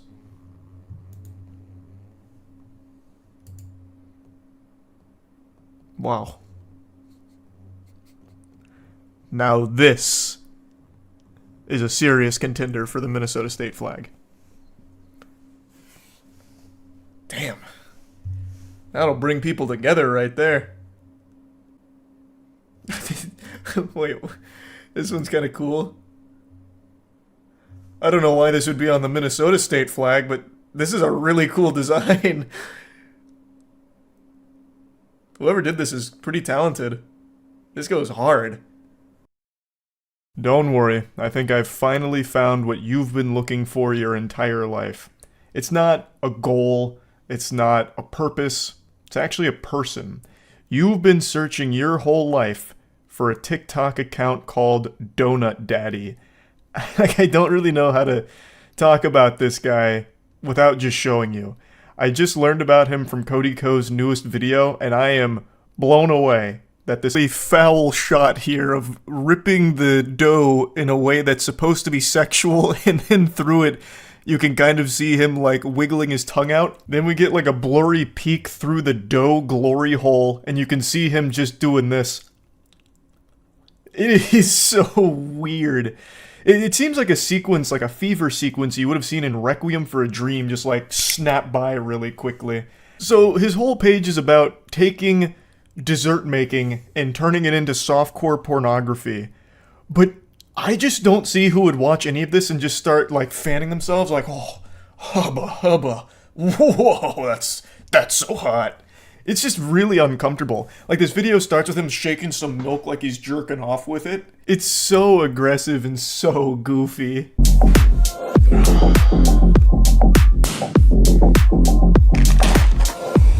That was a textbook spank right there. He fucking winds that up and cranks it like that Nicolas Cage scene with the slap.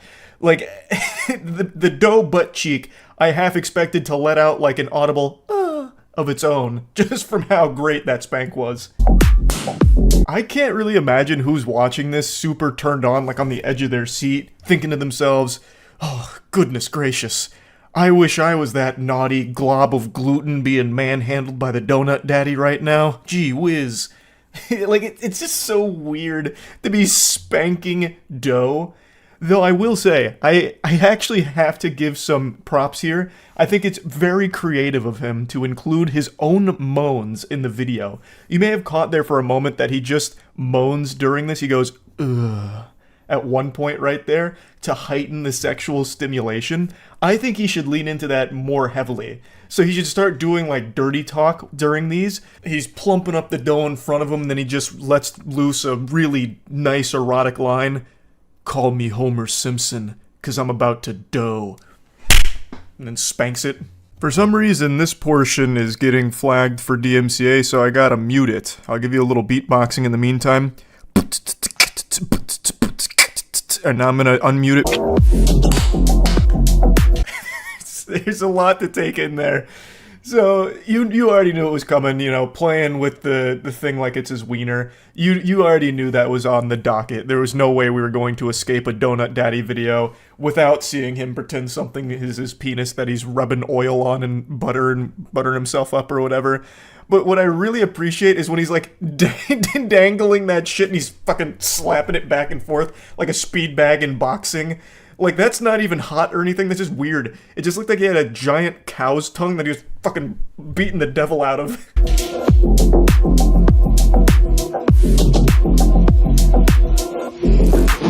This is another super common thing he does. Whenever he's mixing something, he like throws his head back in euphoria.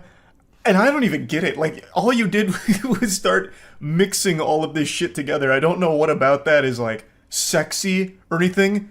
Like, I don't get that at all. Like, the other stuff, he's pretending it's something sexual, so a big thing he does is finger every single fruit that he ever comes across. He just sticks his finger in there and starts wiggling it around a little bit.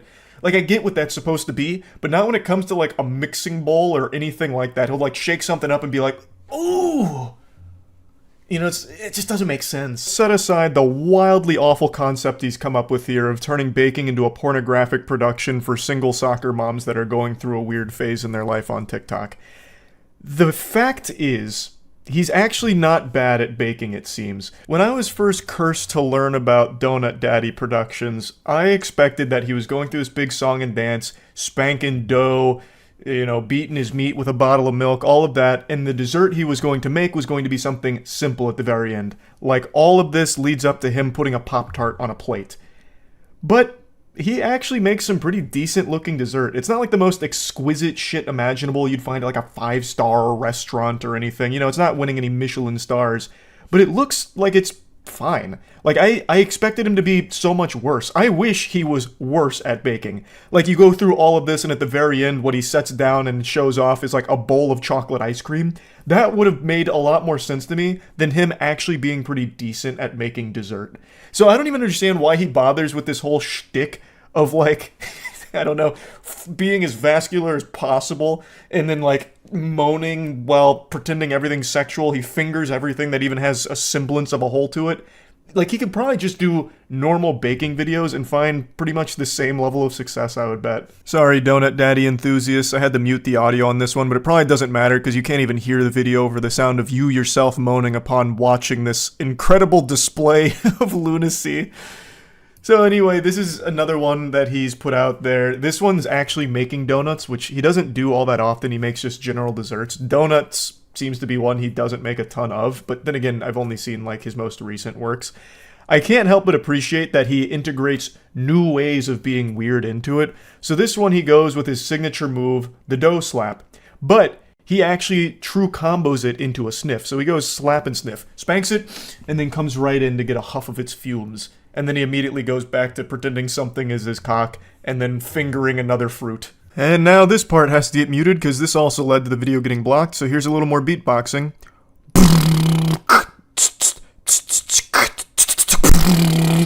I was laughing so hard at this one, because it just comes out of the gate firing.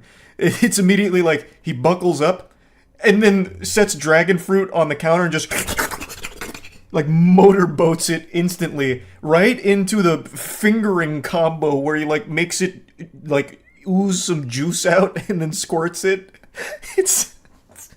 It is so wacky.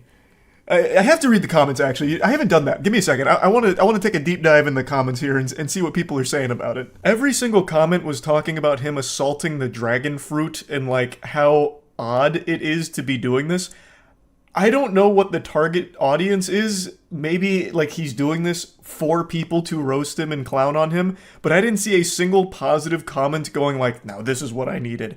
Now I'm turned on. Make you cry like a baby, yo. Let's go. I feel like this guy watched Sausage Party, and then the ending orgy inspired this whole idea for his TikTok account.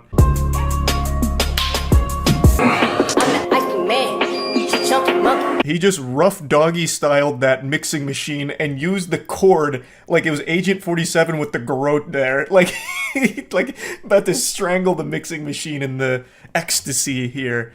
Like, he straight up impregnated that mixing machine.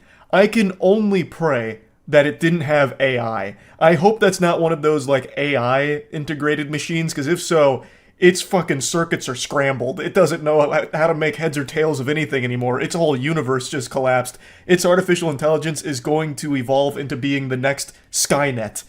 Like, goddamn. That just traumatized it. Got the shooters, baby. Bussin'. I can't tell if he's more aroused by the machines or the food. Because the way he handles the machines, he spanks them every chance he gets. But he also spanks, like, the dough and everything, and he's fingering all the fruit. Like, I don't know which fetish it is. Or perhaps it's a combat, or maybe it's all a giant fetish. Anything around baking, he's gotta get sexual with, perhaps. But I don't know, it's hard to know for sure who's got it worse. The machines in his kitchen, or whatever ingredients happen to be in there. And now one more time, the encore.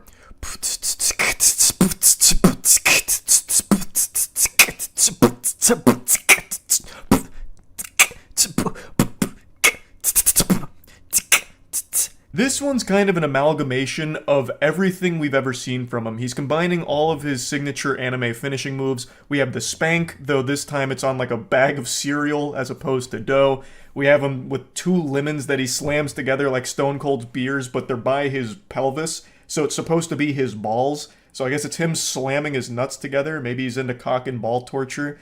And then he fingers the lemon and sips from it. It's got a lot of moving parts to it. I may not be the most experienced chef, and I may not be much of a baker, but I can promise you the recipe for the dessert he's making absolutely calls for all of this. How are you expected to make a passionate dessert filled with love if you're not spanking the devil out of your ingredients and then, like, rubbing your nuts on it while fingering it?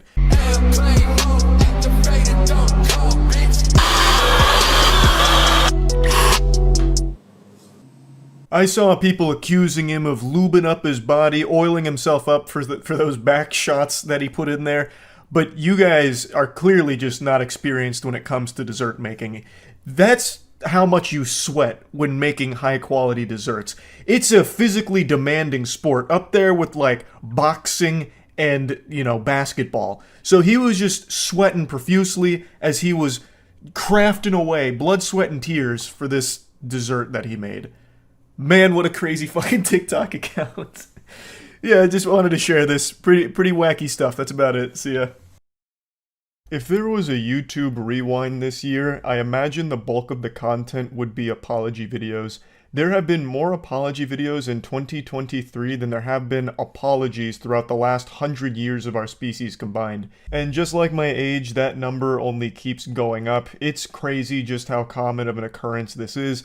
And today we're going to look at a pretty rare one. This is the shiny Pokemon of apology videos. This one's not from a YouTuber or an internet content creator. It comes from 2 celebrities that I know all of you have seen before.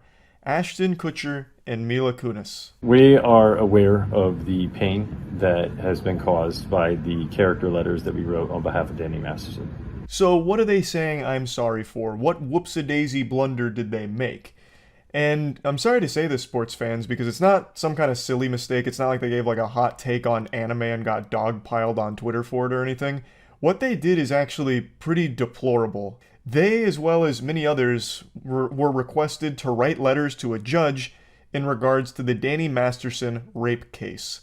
I actually didn't even know this was going on. I only just learned about this. Danny Masterson of That 70s Show fame, a show that Ashton Kutcher and Mila Kunis were a part of for a very long time, has just been sentenced to 30 years to life in prison for 2 out of the 3 counts of rape that he was facing.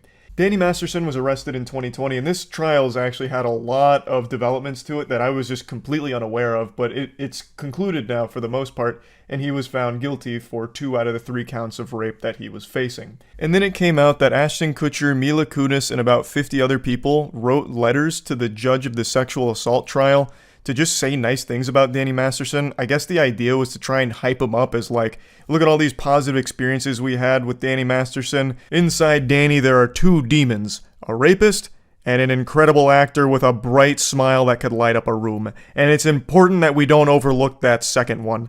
Let's focus on all these great experiences we had with Danny Masterson that we knew. You know, Mr. Hyde was a bad guy, but Dr. Jekyll, he was great.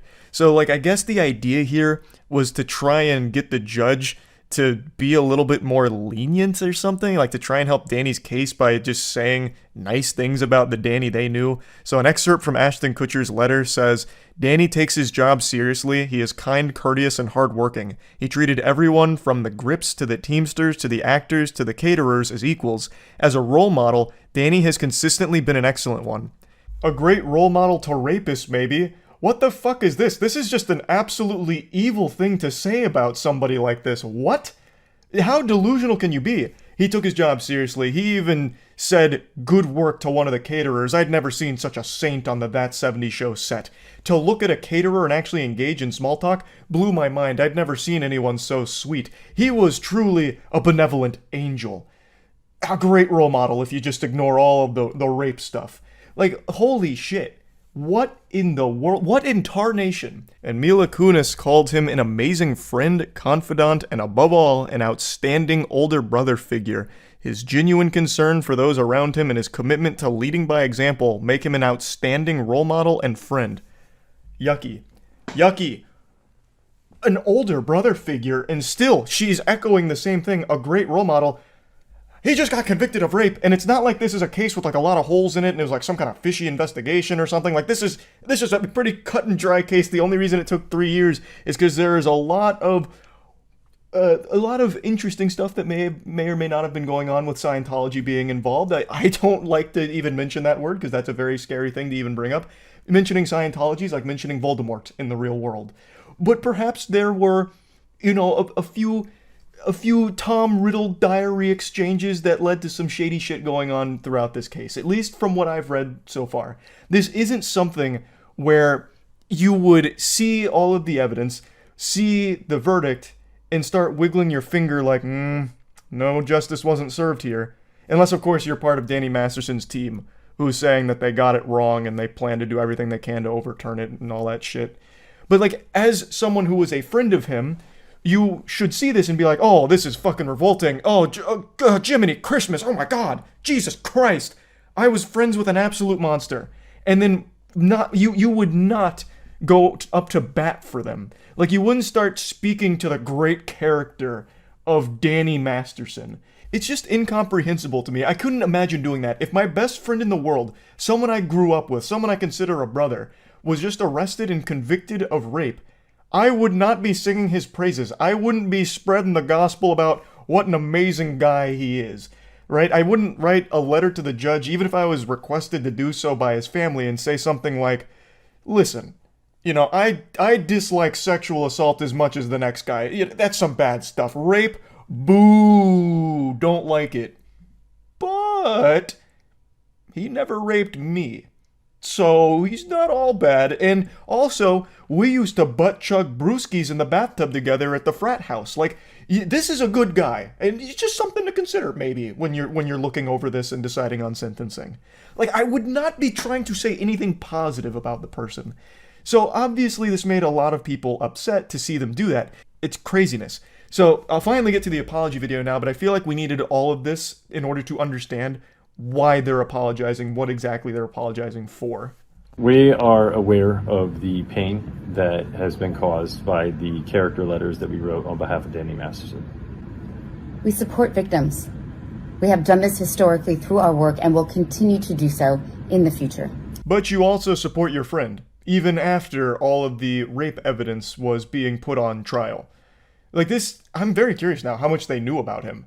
Like, did they know all of this? Because they don't seem necessarily surprised, and they seemed more than willing to write these glowing letters that seem like fucking 5-star Yelp reviews of this guy. Like, even with all of this evidence of the sexual abuse, they're still calling him an outstanding role model, an older brother figure. Like, holy shit. I understand they've been friends for 2 decades, so I guess when Danny Masterson's family reached out to request that they write a letter, gushing grannies over how cool Danny Masterson is, they should have said no. They should have just hard rejected that on the spot. Of course, I'm not a lawyer, I haven't passed the bar, but I don't think this is some kind of obligation they had to fulfill here because there were other people that didn't write letters about Danny Masterson. But let's assume they were forced to. You can still say, I was one of Danny Masterson's best friends, I didn't know this side of him, I didn't know he was an evil person, so I don't feel comfortable saying anything nice about my experience with him. Full stop. Like, that could just be the end of it. A couple months ago, Danny's family reached out to us and they asked us to write character letters to represent the person that we knew for 25 years so that the judge could take that into full consideration relative to the sentencing. How rotted and corrupt is the brain of a Hollywood drone? Like a Hollywood fucking clout zombie. I can't even begin to try and process how their noodles work. How can you just say that so nonchalant like it's not a big deal and not just fucking diabolical? They knowingly wrote these character letters to give the judge a full understanding of the situation to consider when giving his sentencing to Danny Masterson. So they knew that this was going to be used to try and get lighter sentencing for a man who committed heinous crimes. How do you sleep at night like that? Like after doing that? I don't get it. Like, a lot of people wrote letters, of course, it's not just these two, but these two are the most public figures about it. But I imagine they called anyone that ever even crossed Danny Masterson's path, like, hey, it's me, Tim Clifford. I was Danny Masterson's third grade math buddy. We played together on the kickball squad, and he was a superstar. One of the finest kickball players the East Coast had ever seen. Thanks for reading. And the judge would be there, scratching his chin. I didn't consider that he might have been very good at kickball. Maybe we shouldn't be so harsh on him. Like, I understand it's not just these two. Like, everyone wrote these letters, and I guess they all understood that it was supposed to help Danny Masterson maybe get a lighter sentence. I just don't know how you can do that. Like, in good conscience, it makes no sense to me. You shouldn't want a convicted rapist to get a lighter sentence for the crimes. The letters were not written to question the legitimacy of the judicial system or the validity of the jury's ruling. They were intended for the judge to read. And not to undermine the testimony of the victims or re-traumatize them in any way. We would never want to do that. Hey guys, we were just being super evil behind closed doors, and it's a real shame you guys had to see this side of us. We were hoping you weren't going to notice. This was really meant for the judge's eyes only. We don't want to re-traumatize victims. We just want to make sure the person that victimized them gets the lightest sentence possible for the crimes. And I like how they immediately go into an argument no one's making, like, our letters weren't meant to undermine the legitimacy of the claims. I don't think anyone's claiming they were. Your letters are there to serve as a way of trying to help your friend get a less long, less severe sentence for some absolutely evil shit they did. Which is very bad. It's still horrible. And we're sorry if that has taken place. Our heart goes out to every single person who's ever been a victim of sexual assault, sexual abuse, or rape. Man, unfortunately, they didn't even do the apology video classic cliche of saying thank you before signing off. You didn't even thank us for watching the apology video? Are you serious? Do you have no manners at all? But yeah, you care so much about the victims of these horrible things, and yet for some reason, a person who was actively engaging in these crimes, you decided to write really nice things about to try and help them. That's really weird. It's hard to believe you now, after all of this. It's just a fucked up situation. Danny Masterson is getting justice, which is the most important thing. But how the fuck could so many people around him willingly just write nice letters about him to try and actively help him in this case? It just doesn't make any sense to me. So yeah, that's really about it. So yeah. Yesterday I made a video going over Twitch's new policy update that they rolled out. And it's been just a little over 24 hours, and they immediately threw their hands up, waved the white flag, and surrendered, saying, goodness gracious, heavens to Betsy, this was too far, too much, we could have never seen this coming, we're rolling back this change, we're reverting it. So, for those that don't know, yesterday Twitch made a guidelines update to what type of content they allow on their platform when it comes to sexually suggestive material. The biggest change that raised the most eyebrows is they made a sweeping alteration to their artistic nudity policy where they basically gave everyone the green light to get fucking insano style with it. They opened Pandora's box, allowing pretty much all types of nudity as long as there was artistic context to it, drawing, animation, sculpting, all of that. This was like the big bang that created a universe of porn on Twitch. If you went to the art category in particular on the platform over the last 24 hours, you were inundated with tons of hentai and furry porn out the wazoo. And it's not like it was some restricted category, often like a quarantine zone that you needed a secret password to enter, like a speakeasy or something. It was legitimately one of the top categories over the last 24 hours, so if you just clicked on it, you immediately saw all of this. Like, the only time that there was a warning is if you actually tried to watch one of the streams, it would let you know that, hey, there might be sexual content here. But otherwise, it was just easily accessible to anybody. And I really think Twitch was under the impression that this policy would be used by artists making really classy things. I think they were expecting Michelangelo level sculptures where it's like this marble statue of a man with a small wiener, but how it was actually utilized by the community is just tons of huge cocked furries and like giant titted anime babes squirting milk out of their nipples. And I saw a lot of people getting mad at the artists for making this kind of content on Twitch, but I don't blame them at all. Twitch allowed this. They enabled it. They gave them the green light, gave them the freedom to do that, so they were just playing by the rules. They didn't do anything wrong. They didn't break any of those rules at all, except for a couple of people that popped forward to exploit it even further. There were some channels that were made in order to AI generate photorealistic porn in the art category. So then you started having AI generated porn images that were indistinguishable from just real screenshots from porn. Scrolling through the art category, which again was one of the top categories, felt like what Y2K was trying to warn us of back in the year 2000. It was disastrous. Which again, at the end of the day, was entirely Twitch's fault. I think Carnage summed it up best. Nice and succinct. He said, "These recent changes on Twitch are so embarrassing. Sweeping policy changes without basic restrictions, erroneously ban streamers for doing exactly what they're told they can do, immediately roll back the changes the next day. Amateur hour, please do better, Twitch." Amen. I mean, that's the whole situation broken down into a nutshell. Twitch started banning some of the streamers that were literally doing what they were allowed to do. They played by Twitch's new rules and still got banned for it because Twitch must have got all, blushed and shocked, like, oh my goodness, what have we done? And then they just started lashing out and banning streamers that were literally just doing what Twitch said they could. Just a massive L from Twitch across the board here. When reading through their explanation for why they decided to make this big change, they said, "For years, through user voice and conversations, we heard from artists that our content policies were limiting. In making this update, we were trying to be responsive to those requests and allow the thriving artist community on Twitch to utilize the human form in art." So reading through this explanation, I just really get the impression that they expected this to kind of be like my figure drawing course in my freshman year of college, where you do draw a nude model, so the art does have nudity in it, but that's still very different than just drawing straight up porn. That's two very separate disciplines. Those categories couldn't be more different. And Twitch was expecting the former, but they got the latter, and a lot of it. Bazooka ballsack furries as far as the eye could see in the art category for the last 24 hours, and Twitch eventually said, okay, enough is enough, we've got to put the kibosh on this. So today they announced that they are taking that change back. They're saying, whoops-a-daisy, they're using their one mulligan in the golf game here in order to say, nope. Let's go ahead and read through the rest of the statement here. First, we want to make clear that some streamers in response to this update created content that was in violation of our new policy. We've worked quickly to remove that content and issue channel enforcements. That's referring mainly to the AI-generated photorealistic porn that was being put onto the platform. I don't know why they didn't see that coming.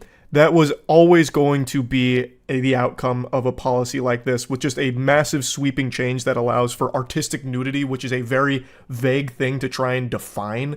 Like, that was always going to happen, and I don't know how Twitch didn't foresee that. It just seems like they don't exactly know their community that well. Or not even their community, just the internet in general. That was always going to be exploited.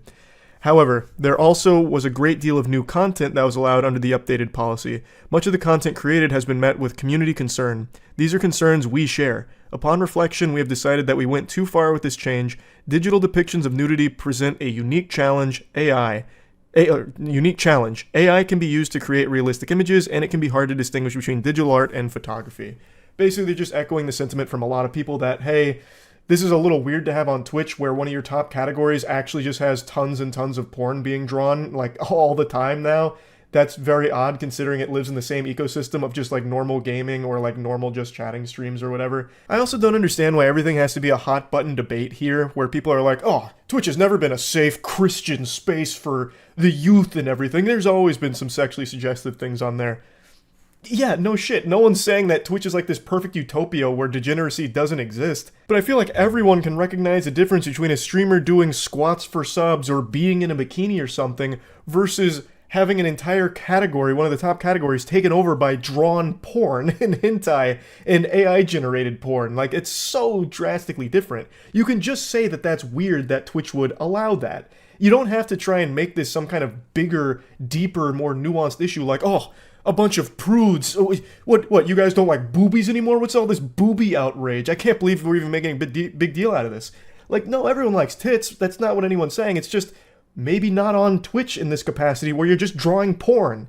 Like, that is a weird thing to have on Twitch. Like, if you want to make an 18 plus category for Twitch, that's fine, I guess, but it needs to be a like restricted spun off category in its own designated area that doesn't live in the same ecosystem, because it shouldn't overlap with the rest of the content on the platform, because it is so fucking different to just allow drawn porn and hentai and shit. Like, I don't know why this is even like a complicated issue. It's just as simple as, it's a little weird to have the entire category be porn. You know, it's just, to me, that simple. So it seems like it was that simple to Twitch as well, where they must have not really thought through the policy all that deeply, rolled this out, and then were shocked to see just how much of this was existing on the platform, so that's why they're overruling themselves. So, effective today, we're rolling back the artistic nudity changes. Moving forward, depictions of real or fictional nudity won't be allowed on Twitch, regardless of the medium. This restriction does not apply to mature-rated games. You can find emote-specific standards for nudity and sexual content in the emote guidelines. We aren't making other changes to the updated sexual content policy. So basically just saying, nudity, no. They're putting the kibosh on it. They're hitting it with the X. No more nudity, no matter what medium it's in, unless, of course, it's in like a mature video game or something that's not already banned on Twitch. Now, one thing I have to mention that I just find fascinating is how quickly Twitch rolled back this change. Their response time to this is historic for the platform. Twitch is notorious for taking an absurdly long time to respond to anything. Even like legitimate crime that happens on Twitch, they will just like take so long, an outrageously long time to do anything in response to it. Yet when it came down to this, they changed things lickety-split in 24 hours, basically. That is a new world record for Twitch. So, if I may get a bit conspiratorial, I'd like to hit you with my game theory on why exactly that is. Why did they respond so quick to this, but never anything else in the past that have been huge issues? Here's what I think. I think what happened is Twitch rolled out this artistic nudity policy change, and all of this porn hits the platform.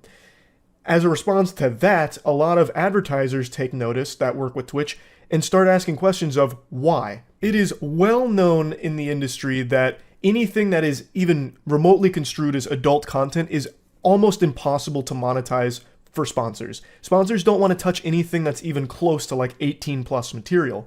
And Twitch, although it does have like some sexually suggestive content on it, it is not an 18 plus website or anything like that. No one would ever consider Twitch an adult site by any means, so advertisers feel comfortable placing their products on there. But this is by all definitions an adult category now, basically, where all of this porn is being drawn.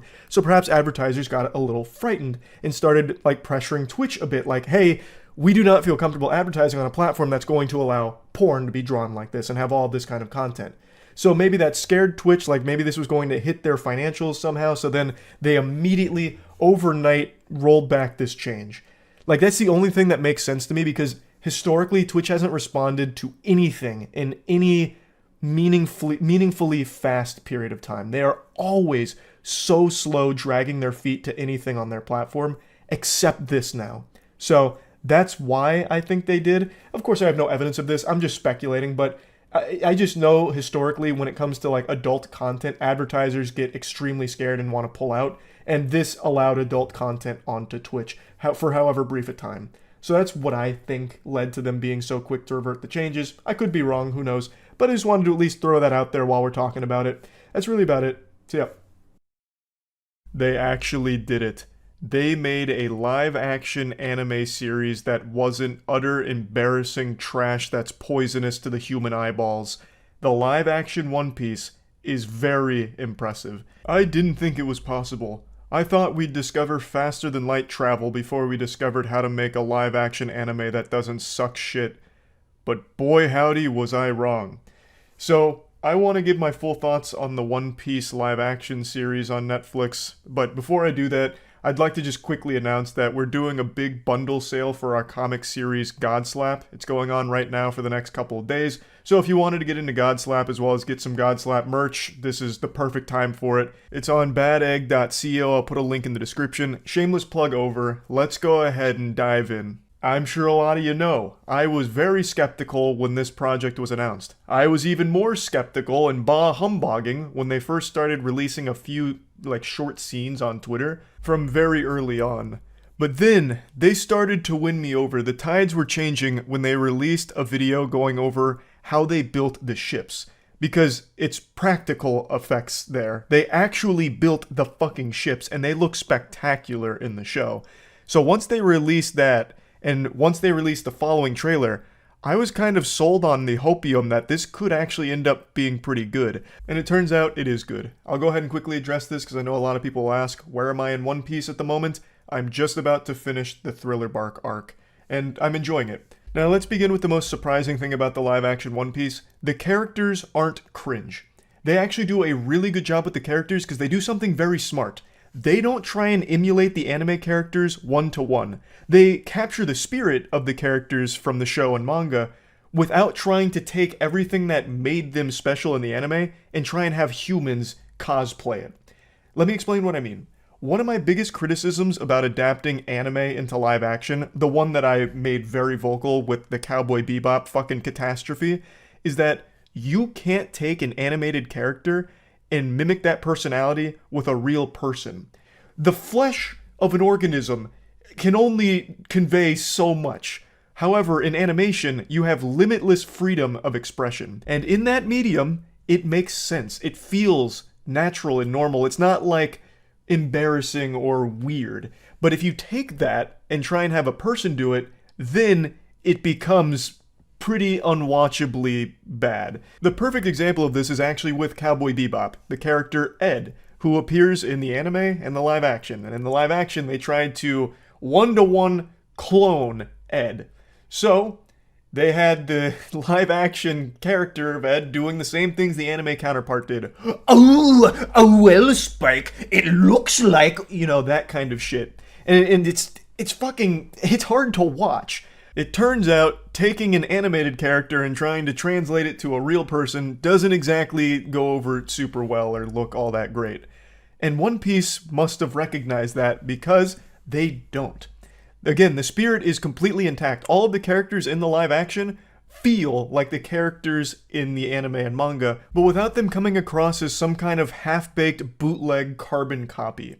And that is so refreshing. One Piece has a lot of quirky characters. Even as simple as laughs, they make very over-the-top and fun. Stuff like that. And what I expected going into the live action is they'd try and keep that same DNA and put it in the live action, and it wouldn't land. But they don't. They take that DNA and put that motherfucker through CRISPR and splice it. They keep the spirit while making it work in live action.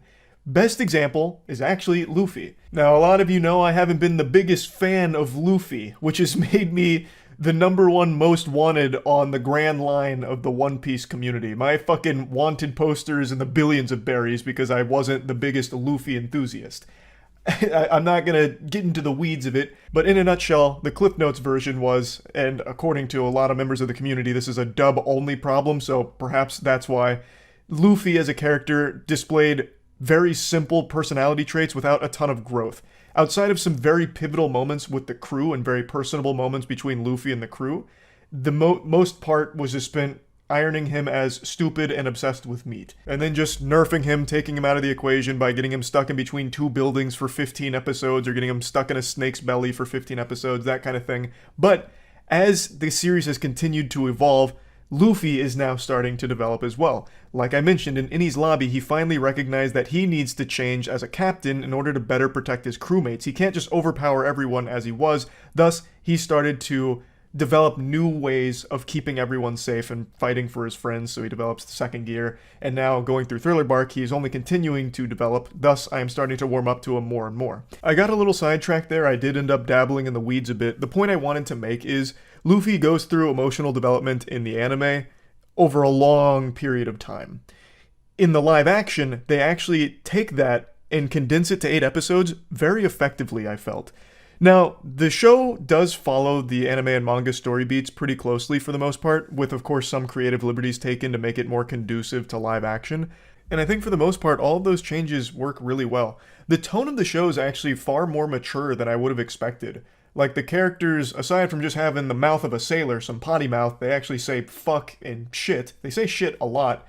They actually increased the maturity of most of the characters as well. Like, for example, Usopp. Usopp in the anime, when he first joins the crew, he is very in your face, over the top, with constant yelling and joking or telling stories. And in the live action, he's very mellow. They really tone that down. Like, he's serious more often than he's silly, and it actually works pretty well. Now, Usopp, of course, in the live action is still telling stories often and telling jokes, but it never feels like it's too much to the point where it gets annoying or overstaying its welcome, like sometimes it did in the anime, where Usopp was on screen and you could most likely bet that it was just going to be a comic relief moment unless shit was about to pop off or he was on fucking death's door. So I just actually really like what they did with pretty much all the characters. I think the biggest standout for me is Mihawk, actually. Mihawk is so badass in this show. Like, his introduction in the live action is one of the best I've seen in general. Like, they introduced Mihawk in the best possible way. His fight with Zoro is really good. It's super true to the source material, and they fucking nailed every beat of it. It all looks great, honestly. Mihawk, I thought they crushed. But now let's move on from the characters here. Let's talk about how they pulled off capturing so much with so little episodes. Because this goes across a lot of content. And I do think that you can sometimes feel the constraints of that. It does feel a bit rushed at times because there is a lot they need to cover and they don't have a whole lot of time or flexibility to do it. And I think it becomes very noticeable with the Syrup Village arc in particular, when Usopp joins the crew. So, one thing that the show does is the characters basically teleport everywhere they need to go. They don't really spend much time on the ship, which I do think takes away a little bit of the adventure element. I actually like a lot of the time spent on the ship, like the Going Merry in the anime. In the live action, you don't see a lot of that. They just say where they need to go, and then literally a few seconds later, they're just there, without anything in between. Which, again, I think is just the result of only having 8 episodes to get all of this story in there. So they had to utilize instant transmission. Anyway, they're at Syrup Village, and all of the story beats are the same as they are in the anime and manga.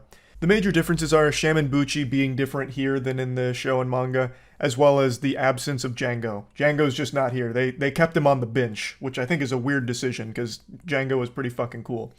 But anyway, Syrup Village arc introduces Usopp, and in the anime, they make it clear right away that he is a liar. He calls himself the Great Captain Usopp. He commands 1,000 pirates. He always, says pirates are coming to the village, even though that's not the case. They also establish that he's cowardly. He runs away from fights. He's afraid of it, and that's because he's weak. He's not strong, and he knows it.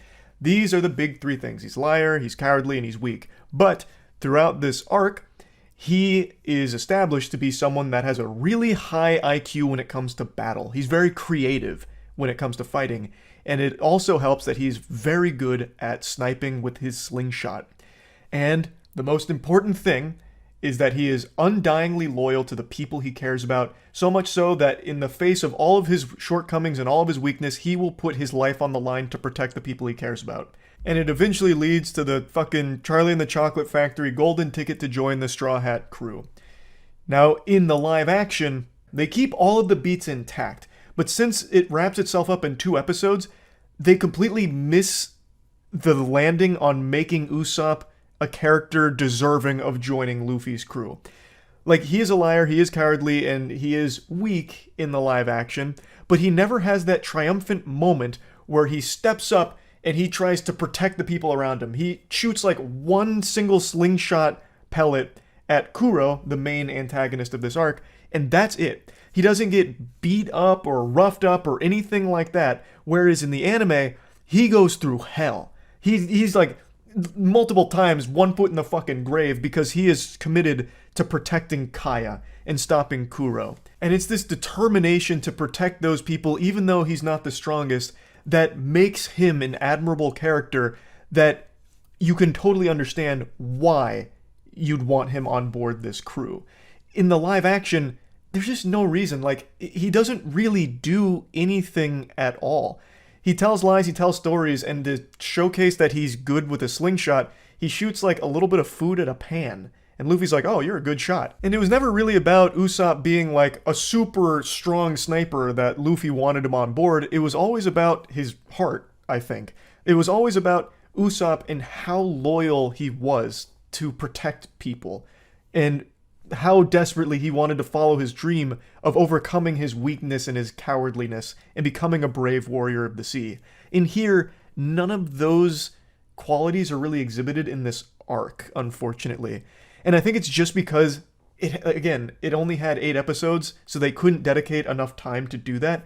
But I still feel like they needed some kind of triumphant moment with Usopp squaring off against Kuro to try and protect Kaya and Nami, as opposed to him just firing one single pellet and then Luffy immediately coming in and saving the day, just fucking blasting Kuro's ass. I do really like the live-action One Piece adaptation, but I'm not 100% sure how effective it's going to be at getting people invested in the One Piece world. I feel like having the context of the anime or manga going into the live action really helps elevate the whole experience because you have all of the background information on these characters and the situations they find themselves in, whereas someone who's coming in here cold, just a wee lad out in the rain knowing nothing about One Piece, all they have is the live action content to go off of, and I don't know how effective it is at conveying why Usopp is a good character and why Usopp should be on the crew.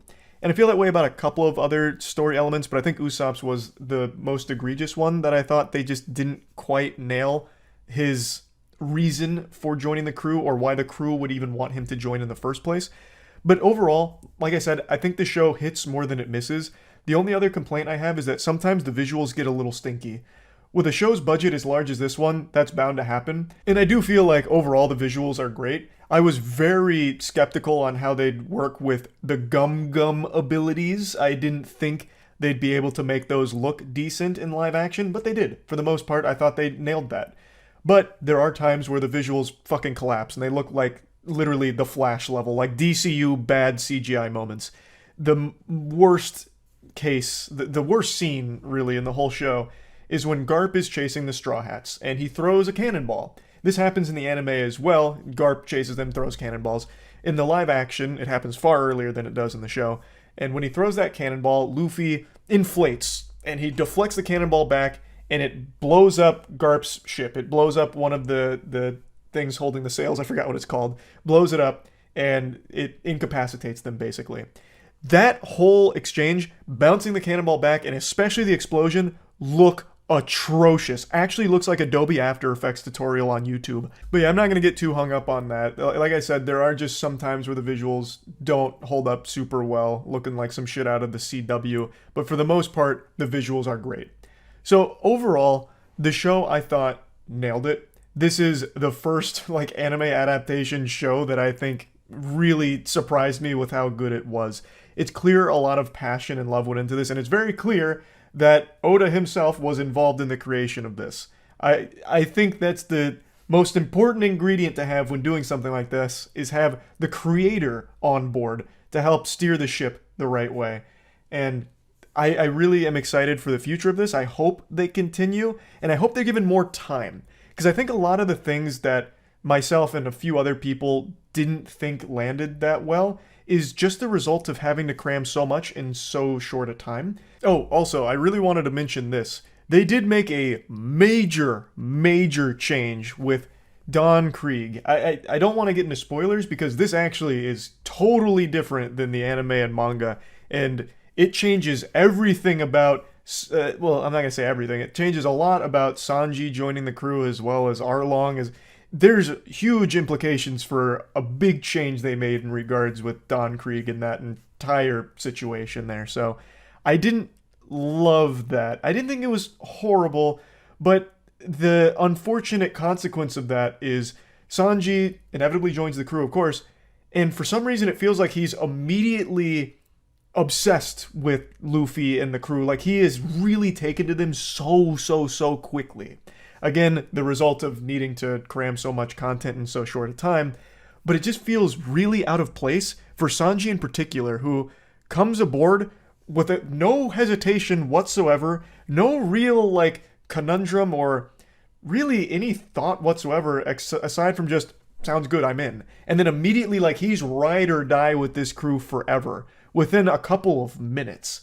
So, towards the end, they made some very huge changes that I think had massive consequences and not always in the best way.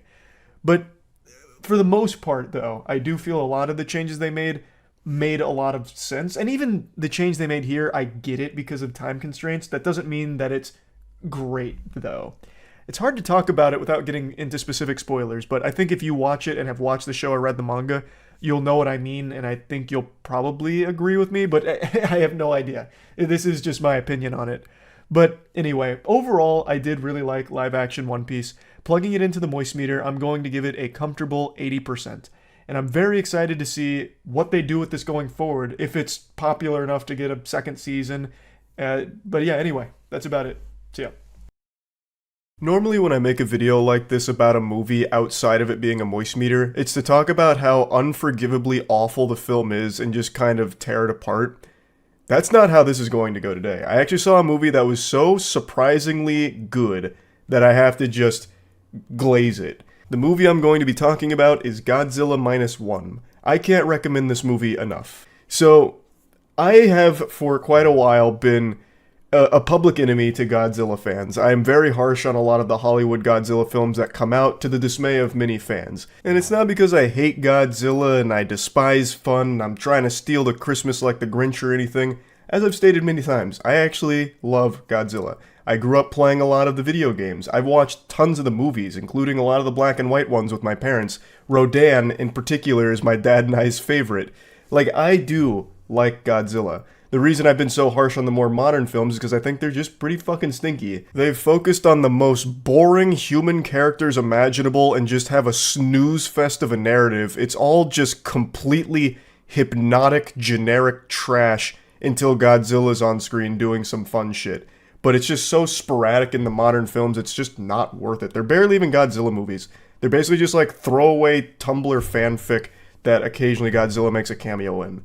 Except for Godzilla vs. Kong. I actually liked that quite a bit. I thought that was a great ride. So, aside from Godzilla vs. Kong, I have not been a huge fan of the more modern Godzilla films. But now, we have Godzilla Minus One, and I think this film is extraordinary. Not only is just a Godzilla movie, but just a general movie. So even if you're not nostalgic for Godzilla in any way, shape, or form, I still think you will likely enjoy this film. Now, I know Rotten Tomatoes can be a real mixed bag of dog shit here, but for once I do think they've got these scores right. It deserves to be this high. It is really good, and I want to dive into it. I am going to get into some spoilers, so I'm going to give you a fair warning when I do get there. But for now, let me take you by the hand and show you the light here on what makes this movie so good. So, first and foremost, I want to make it clear, it's not like Godzilla Minus One changes the formula or anything. Godzilla only has 5 scenes in total. Now, that usually to me would be a detriment. It's like, I'm here for Godzilla. You know, I'm not really here for the lame-ass people. I'm a fucking cringe organic human being. I want to see a giant kaiju monster lizard fucking shooting nuclear beams out of his mouth and blowing up buildings and playing patty cake with boats. But here, those 5 scenes, well, I need to stop saying scenes. It's not just scenes. It's like full sequences.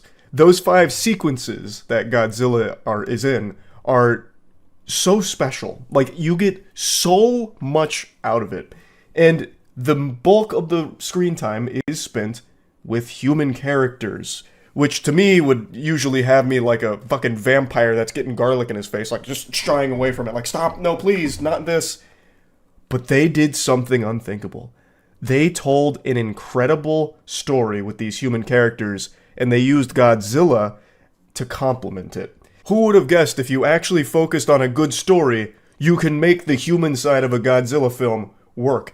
So Godzilla is the bad guy here. He's the villain. He's not the anti-hero. He's not fighting to save the world. He is fucking shit up. And you get to see it in a way that I don't think any other Godzilla movie has even come close to capturing the devastation and the despair that Godzilla is capable of. The way they convey the hopelessness when Godzilla is anywhere near life is extraordinary. They do such a good job with it, and it's because you actually care about the humans. In every other Godzilla movie, they're just throwaways. It's like little action figures. They just, pop the head off, throw them in the trash. Who cares? It doesn't matter. Here, you actually feel for the characters because they do a good job of fleshing them out and building the relationships. So the main character is the best the Godzilla franchise has ever seen, in my opinion. So it takes place during World War II initially. The main character was a kamikaze pilot who abandoned his duty and has a run-in very early on with a young Godzilla. And he sees firsthand the power and havoc that it's capable of wreaking. After failing to save the people around him on the island that he was on when Godzilla showed itself for the first time, he returns home feeling ashamed, feeling as though he doesn't deserve to live. He's a coward for not going through with his duty. And he returns to nothing. He doesn't have a family anymore. They were killed during an air raid, and he's just really struggling to see a purpose to his life right now. And then he stumbles into a family. A woman with a baby kind of fall into his lap and move in with him. And they share a really interesting connection that the movie does a great job of building, slowly but surely. So over the course of a couple years, our main character finds a job, he finds happiness with that woman and the child, though he still feels as though he hasn't earned the right to actually be romantically involved with that woman, but he does feel a responsibility to her and the child to look after them, so he finds this job, and while working this job, Godzilla comes back bigger and badder than ever, and he is fucking again. I love what they've done with Godzilla in this movie. I think this is the most terrifying he's ever been, especially when it comes to his heat breath. It is so fucking good, and it's complemented by incredible sound design. Of course, you get some of the classic Godzilla sounds as well as classic Godzilla music, but I think they went above and beyond for this. So his heat breath, it's a very slow buildup, and when he fires it, it unleashes this devastating nuclear blast, and it looks amazing. This is apparently a $15 million budget, but this sits up there at home comfortably with some of the biggest budget movies that come out, actual blockbusters, $100 million budgets. The visuals, I think they crushed. There's a couple of times it gets a little shaky and a little wonky, but overall, I think they nailed it on such a small budget. It blows my mind. But anyway, the nuclear blast from the heat breath, it is just so fucking tense. The blast is happening, then silence, and you're just waiting on bated breath for the impending, deafening explosion and shockwave to follow. And the movie showcases all of the destruction that comes with it. I think the way that they have used Godzilla's heat breath in here is the best it's ever been. It is so powerful, and you feel it. I love it. I really can't compliment enough what they've done with the heat breath. It's Godzilla's signature move, of course, and I think they've done it a great justice here. Now, I also mentioned soundtrack briefly. Like I said, you will get some of the classic Godzilla music, but they added some incredible orchestral pieces. So when Godzilla comes back for the first time while our main character's on his new job, there is a part where he attacks a giant destroyer. And it reminded me, this is a really weird thing to reference, but it reminded me of Courage the Cowardly Dog during the Doc Gerbil's world chase scene where Doc Gerbil is chasing Courage and there's this unbelievably haunting ethereal orchestral piece playing in the background. That happens here when Godzilla is destroying this destroyer, which just came out of nowhere to save our main character. It's this triumphant moment where it's oh, there's hope here, we're saved. And then Godzilla reaches over and flips that fucking table right in their face. He blasts it with his heat breath. He slaps shit around, destroying the entire ship. And it's all so beautiful because it's not only visually appealing, but it's complemented by an incredible musical piece. And I also think this is one of my favorite Godzilla designs from a visual standpoint. They, of course, borrowed from classic Godzilla designs. They didn't get super fancy. They didn't try and reinvent the wheel with Godzilla. But some of the things they did add to his design really helped bring out this menacing aura and this evilness to him. Like I said, it is like the OG Godzilla design, but modernized. And with that comes, of course, improved visuals on how he does all the shit that he's known for. So when he is using his heat breath, all of his scales are like popping out and then start glowing. It's almost like a Transformers sequence when he's about ready to blast his heat breath. It's just so cool. And like I said, this is extremely unique where you're going to be okay not seeing more of Godzilla, I think, because the movie does such a good job with the other characters. The humans are actually good here. Even outside of the family relationship with the lead character, there is a friendly camaraderie with the crew that he's working with. So when he gets that new job, it's with a small team of people around him. And that small team has a great dynamic, and they're all good characters in their own right. And the way they work together is extremely fun, and you care about them. And then they eventually work together to form a plan to fight against Godzilla. And it's a really creative plan, and that whole final sequence where they're trying to execute that plan is extremely tense. It's extremely beautiful to watch. But again, like, the human characters are really good. So even though Godzilla has been the villain, just the straight up villain in a lot of other movies, I imagine most people don't really care. They will still likely root for Godzilla in those films because it's fun to watch him. In this film, I don't think anyone will be rooting for Godzilla because you actually care about the humans that are there now. So that has to be like a fucking franchise first, honestly. Everything this movie aims to do, it fucking nails. It goes back to the roots of Godzilla being like this horrific monster, the product of like atomic bombs and all of that. And the movie's themes are very much about the horrors of war as well as recovering and moving forward. And there's a lot to unpack here, all of which they do a great job with. I would have never expected a Godzilla film to make me care this much about things that aren't Godzilla itself. Like, it's so good. But now, I don't think it's perfect. This is where I'm going to get into spoilers, because I do want to talk about my only 2 complaints. Now, they're not big complaints by any means, but I want to put them out there on the record. As I've always stated, even my favorite products aren't perfect. Fucking nothing in this world is. Let that be a lesson to all of you. Don't delude yourself into thinking anything's perfect. The only thing perfect is my former Mr. Krabs overdoses on ketamine and dies speedrun world record. That was truly perfection until it was taken from me by someone who got a bit luckier with the route. I'm getting off on a tangent. Point is, I love the movie. 2 complaints I want to point out, though. So my first complaint comes during one of Godzilla's rampages. Old Godzilla's stomping around. He's destroying Ginza. And in Ginza is Noriko, who is the woman who ended up living with our main character, as well as the child that she brought with her. Now, to explain that dynamic, Noriko is not the mother of that child. She had taken that child on during a very tragic thing that happened during the air raids, and the two of them together kind of just stumble into this household with our main character, and they all stay together as a unit, even though they're not married, and really, she's not related to the baby, nor is the main character, but they equally take care and care for the child. Anyway, Noriko is a very important character for obvious reasons. She is working in Ginza during Godzilla's attack. We see her going through peril, and eventually it culminates with Shikishima, the main character, coming to her rescue in order to get her out of there and get back home out of this warpath that Godzilla's going down, because he's just this malicious force of nature that, for seemingly no reason, is just destroying everything and fucking everything up. Now, while the two are running away, Godzilla uses his heat breath.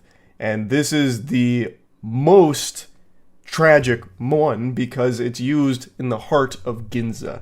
So he blasts, huge nuclear explosion, and the shockwave is coming right towards Shikishima and Noriko. And it does a classic movie trope that always grinds my asshole. as the shockwave's coming, the two of them are standing there stunned, and Noriko pushes Shikishima down an alley, which saves him at the cost of her own life. So then she gets taken away by the shockwave, like blasted back. And Shikishima is fine because of that. That is my least favorite tropes in movies, because it's very clearly you wrote yourself into a corner, like you knew where you wanted to go but didn't know how to get there, so you fell onto this.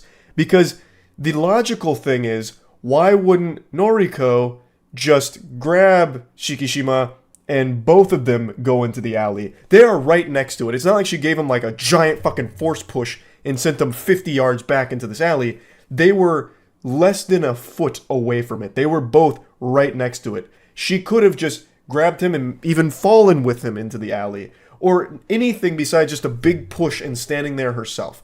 This is something that I've seen used thousands of times in movies, and it just always makes me scratch my head and then puts a frown on my face for a brief moment. Because I feel like in the real world, even during a very high intensity situation, even during a panic, the natural human instinct during something like that would be to tackle the person. Like when you see these clips of maybe someone doing a heroic act to stop someone or save someone in the real world, usually it's them tackling, jumping on the person and getting out of there. Thus, they both end up at the same place. So here, I feel like what would have happened is Noriko would have tackled Shikishima into the alley and they both would have been safe from the explosion, not just like shove him. You know, like it's a nitpick. It's not the biggest deal in the world. It's just a trope that I don't really like. And then to piggyback off of that, the other complaint I have is actually the very end. And I don't even know if it's a complaint because I'm kind of 50-50 on it, but I want to mention it anyway. So at the very end, I don't want to get into too crazy of spoilers, but I will tell you this. At the very end, he receives a letter that his wife is still alive. She survived this nuclear blast shockwave. And even though a lot of time has elapsed in the movie, he only just now, at the very end of the film, gets the word that she's okay, actually, in the hospital. So then he takes the child to go see her there. And the movie ends with them sharing an embrace as she finally asks, "Is your war finally over?" Because he had been struggling with so much, and after the events of what transpired with the last-ditch effort plan against Godzilla, he goes to see her and a huge weight is lifted off of his shoulder. So presumably the two get married and live a very happy life together. It is a feel-good happy ending, but the reason why I'm kind of divided on my feelings for it is because it feels a little like it was tacked on at the very end to make it a happy ending. Because how the fuck did she survive the Godzilla heat breath fucking nuclear blast? Like, it's almost an Indiana Jones Kingdom of the Crystal Skull situation when he survives a nuke by being in a refrigerator, I guess. But she just takes it on the chin. She eats it. Like, it explicitly shows her getting pushed away by the shockwave. And she survived somehow. It just seems like they wanted it to be a happy resolution. And I appreciate that. But it seems like it kind of also goes against some of the themes that were present here. Like, Shikishima is constantly battling these demons that he's created, where it's his fault the people on that initial island that Godzilla attacked died, and they haunt his dreams, and he can't move forward. He doesn't marry Noriko because he's still fighting this war inside of himself. He can't be at peace, thus he can't be with her, and it becomes kind of this looming ghost. And that's something Noriko even says, that these are ghosts that he's created. And in doing so, he never realizes that he can move on and marry Noriko until it's too late, when he finally comes to that realization. But then it's not too late because, surprise, she's actually alive. I feel like it just would have been more powerful if they did just commit to it where she didn't survive. But overall, it's hard to be mad at a happy ending. It's not like it feels unearned. It definitely does feel earned for Shikishima. Like, he went through hell. Like, the absolute bottom, like, worst things ever. Despair. Like, he deserved some happiness. Like, it does feel earned, but I do think it would have been harder hitting if they didn't end it that way. Like I said, kind of split on it, but wanted to mention these two things here. My only real complaint really is just that trope of like the pushing. Otherwise, I think this is just a really, really good movie. And I think it is the best Godzilla movie. It's my favorite Godzilla movie now. I guess we'll see how the new Godzilla and Kong sizes up to this one. I think they're going to be very different. I don't think it's going to go in the same direction this film did, but that's not necessarily a bad thing. I just really, really liked this movie. So I highly recommend it. If you're a Godzilla fan, I think you're going to fucking love it. Even if you're not a Godzilla fan, I think you're also going to enjoy it. There really is a lot to like about this movie. So yeah, that's about it. See ya. 11 months ago, the internet was set ablaze by an explosive scandal that gripped us all by the throat and wouldn't let go. A cheating scandal that changed butt plugs forever. I'm talking, of course, about Hans Niemann vs. Magnus Carlsen chess cheating allegations. I'll go ahead and bring you up to speed with a brief lore recap in case you forgot. Hans Niemann is a very strong chess player, and he played against one of the best of all time, Magnus Carlsen, in a tournament. And Hans Niemann shocked the chess world when he beat Magnus. But no one was more shocked than Magnus, and he made some insinuations that there may have been foul play afoot during their match. He outright refused to play against Hans going forward, and it got real messy real quick. We started playing in the pig pen and things were getting dirty. This led to a huge avalanche effect where everyone was coming out to speculate on what the fuck was going on. And not just smooth-brained goober idiots like myself, but some of the most well-respected players in the entire world, grandmasters, came forward to offer their perspective on this. And Hans Niemann did have a past of cheating in online chess, but never in person. And cheating in an in-person over-the-board chess event is a very hard thing to prove. Eventually, the community started to come up with their own theories on how could he have cheated if he did. And naturally, the only sane explanation that makes sense, the only logical conclusion to draw, is that Hans Niemann must have cheated by having a vibrating butt plug lodged deep inside of his asshole that would vibrate for the correct moves to play against Magnus in this match. Thus spawned the butt plug cheating scandal that took the world by storm. It's important to note that that whole theory was only half serious. Like, I don't know how many people are diehard butt plug believers in this case, but it is like a possibility. The tech was even proven by some of the brightest minds in America. We damn near revived Oppenheimer to build a functioning chess bot butt plug. We had a lot of people on YouTube in particular come forward and make working prototype chess bot butt plugs that you could plug into your colon to help you be better at chess, just to prove that, you know, we as a species can make this. We have the technology. But the whole belief that this was a real thing wasn't the most grounded in reality. Like, it wasn't super serious, but it was fun. And that's why everyone latched onto it. But it really wasn't fun for Hans Niemann, whom his entire career was starting to crumble around him because of this reputation that he may have cheated. There's a lot of moving parts under the hood of this vehicle, and I'm not a fucking mechanic, so a lot of things that started happening behind the scenes I am unaware of. Most people are. There's only a handful of people that really know all of the particulars that started to go on behind the scenes, but what we do know is Chess.com launched an investigation of their own against Niemann to investigate the cheating allegations. They wanted to see if there was any evidence that Hans Niemann may have cheated against Magnus. Fast forward, investigation concludes, Chess.com finds no hard proof that Hans Niemann ever cheated in over-the-board chess, but they do find more evidence that Hans Niemann may have cheated in more online chess than he had initially led people to believe. Eventually, another person gets involved. His name is Hikaru. He's the biggest chess streamer and one of the best players in the world. Hikaru gets involved in this directly by making some hard claims during this whole situation, which only further damages Hans. So eventually, Hans Niemann launches a lawsuit against everyone. Chess.com, Magnus Carlsen, and Hikaru. It's a $100 million defamation lawsuit. And that brings us to today. That lawsuit has concluded. It has all been settled now, and sports fans, let me be the first to tell you, it's a bit of a surprising ending to this one, all things considered. Chess.com put out a statement saying that all the sides here have been working together to negotiate in good faith to resolve everything without further litigation, and they're happy to share that they've finally made it there. They're finally all coming together, holding hands and saying, you know what, group hug in the shower, no need for any more hostility. Which is not the ending I was expecting to the Game of Thrones here.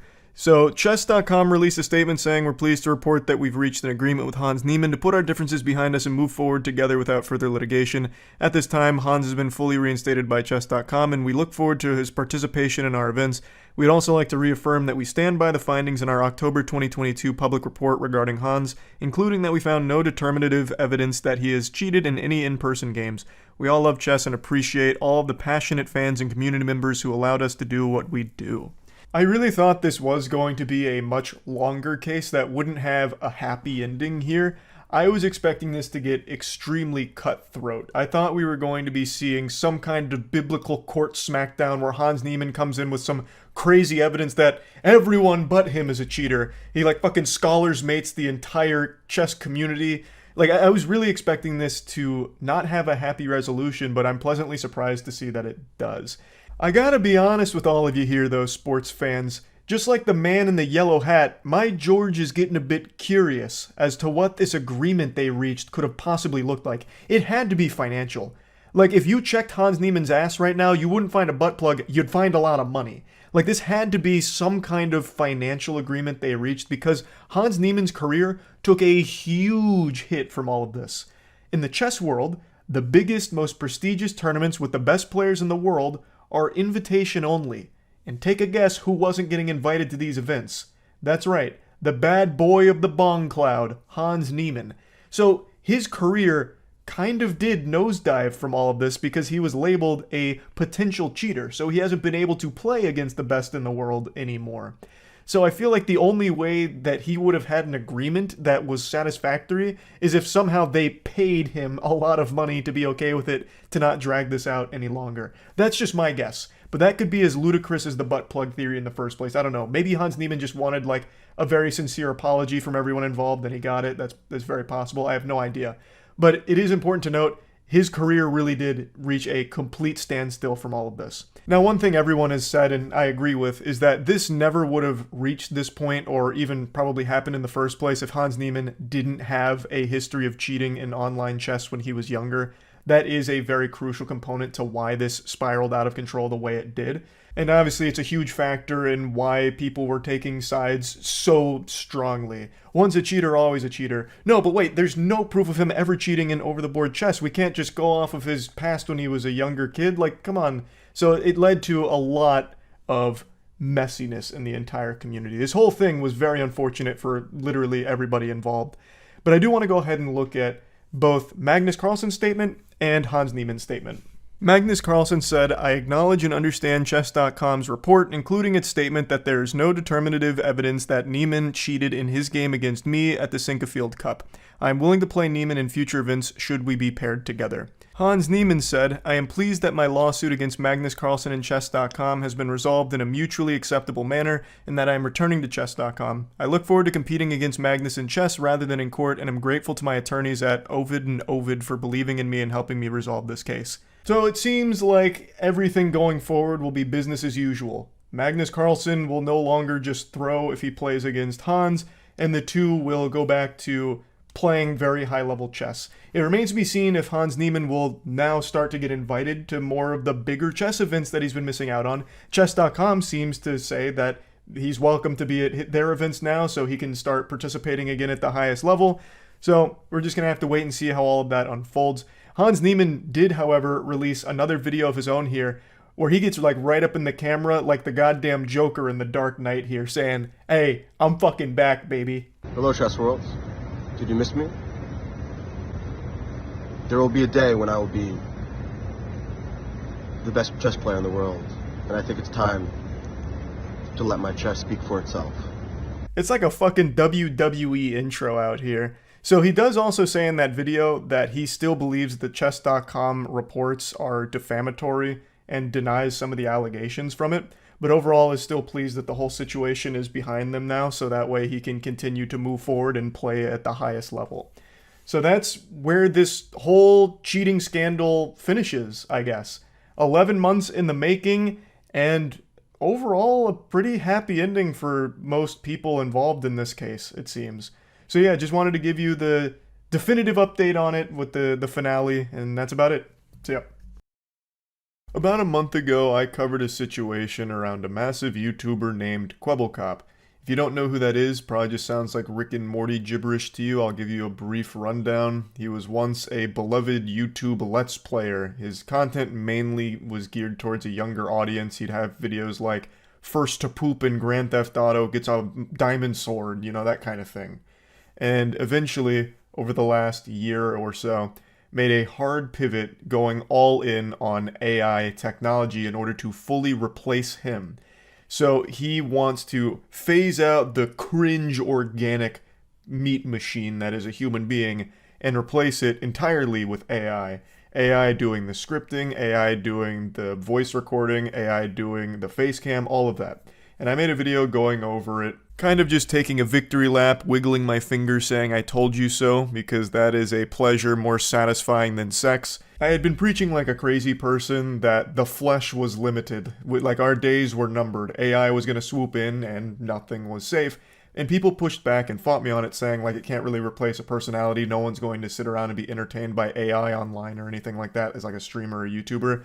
And I had said, you know, that's a bunch of horseradish. That's absolutely in the cards. That is very possible because you wouldn't know it's AI. And that's exactly what Kwebbelkop's been trying to do. He rolled this abomination out where it's an AI voice modeled after him, as well as this fucking Nick Jr. looking caricature of himself up on the top left that does all of the face cam and all of like the pog faces and all of that shit. And it wasn't received super well. And I was just kind of talking about how it's very primitive right now, but in another couple of years, you're not going to know it's AI behind it. And that brings us to today, where Kwebbelkop released a tweet that said it was the end of Kwebbelkop AI. And I got tagged in this hundreds of times by people saying, look, he's giving up on it. See, you were wrong. AI will never work here. So let me splash a little cold water on you. You didn't watch the video. This is not surprising, very par for the course for the modern internet. It was clickbait. He played you like a fiddle, you bunch of fools. If you had just turned on that video, underneath the caption, you would have seen that he is not quitting AI, he is actually rolling out an improved version of it. People keep saying, did you hear Kwebbelkop's getting rid of his AI? That is just proof that you only read the headline. In the video itself, he even says, it makes it very clear that not only is that video AI, it is his AI speaking the whole time, but that the only thing that he's regretful of is that he let it go out while it was still too primitive. He's not getting rid of AI. He's going even harder on it. All-encompassing, we'll cover this, he is not stopping. Since no one likes to actually watch the video that the headline was for, we'll do it together. 11 years ago, I started my YouTube journey. My one and only goal was to entertain as many people. If you even watched it for a second, by the way, if you even went past the headline for 5 seconds into the video, you would immediately notice that something is awry, because it's not synced. The voice sync, or the voice and lip sync is completely off. And I wouldn't trade this in for anything in the world. But even a dream job, OMG, it's like a dub anime. It's not, okay, it's not that off. This is not something I'll be able to do for the rest of my life. There will always be a point where I'll end up quitting. That might be now, that might be 10 years from now. But anyway, he goes through this whole spiel and then makes it very clear he is not quitting. That was just an attention-grabbing headline for the video and the Twitter post. Here. That's why we decided to train a brand new Kwebbelkop 2.0 model with every bit of feedback we've received. And the Kwebbelkop 2.0, baby. Bigger than Cyberpunk 2.0. He is not stopping AI. Please, just fucking watch the thing that the headline is for. Every second you've been watching of this video so far has been completely AI generated. The Kwebbelkop you're seeing on the screen right now, I can't believe it. Really me. I hope this video provides a better glimpse and a future in which influencers can use AI to enhance their storytelling, lower the barriers of entry. That is, when I heard him say that the first time, it made me really upset. There has never been a lower barrier of entry to any job position in the world quite like content creation. Anybody, pretty much, even if you don't have a computer, can start firing up content creation thanks to built-in content creation tools on like a console.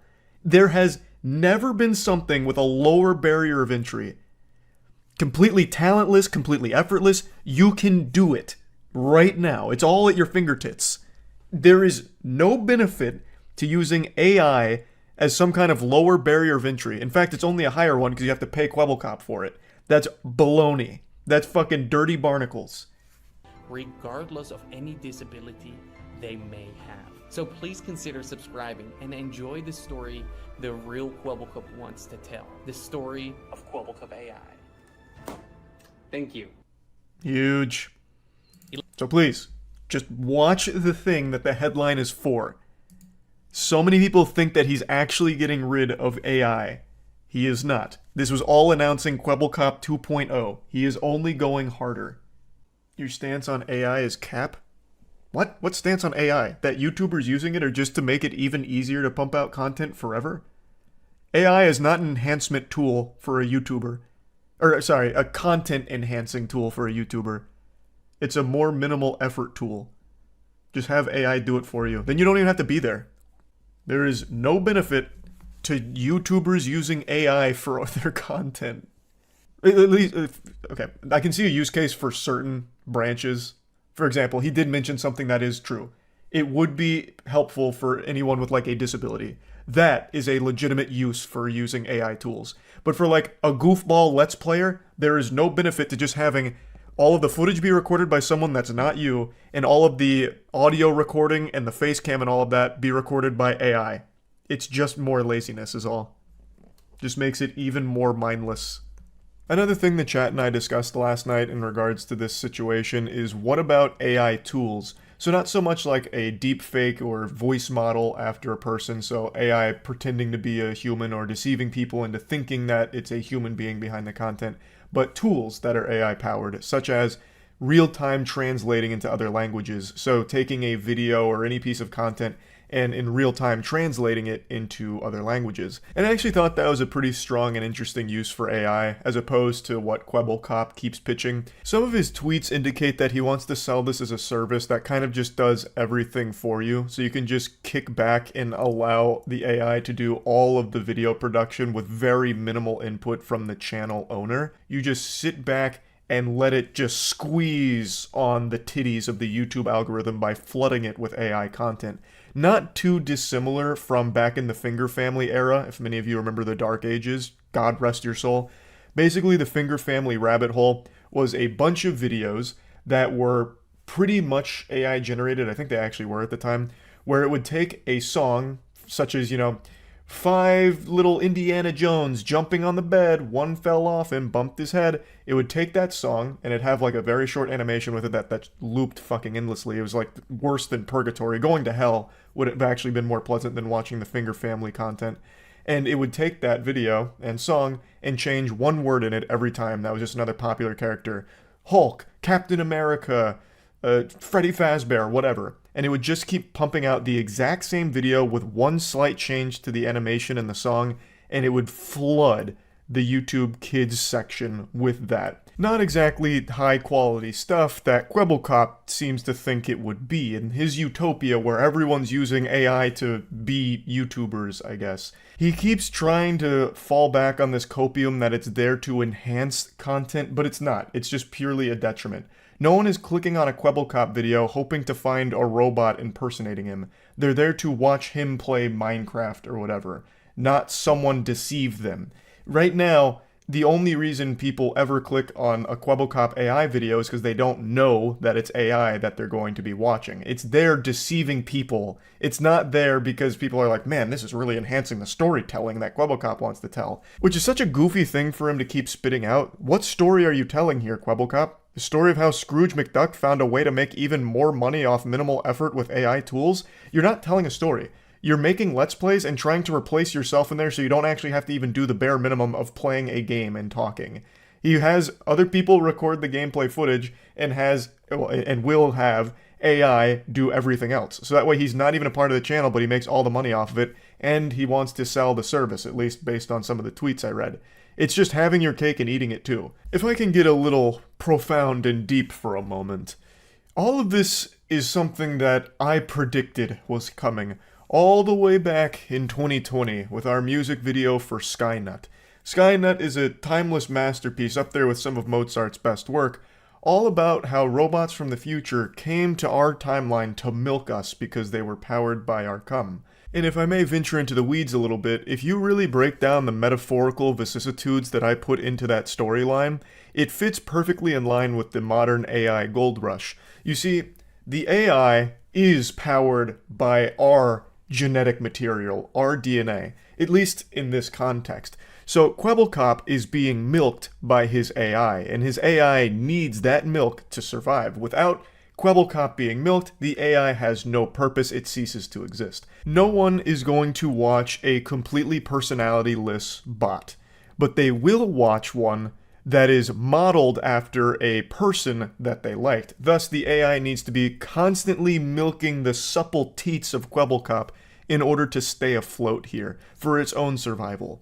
It's impressive how right I've been all along, even all the way back with Skynet. But yeah, anyway, just wanted to set the record straight here since so many people just read the headline and nothing else. Kwebbelkop is not stopping AI, it's only motivated him to go even further on it. So, yeah, that's really about it. So, yeah.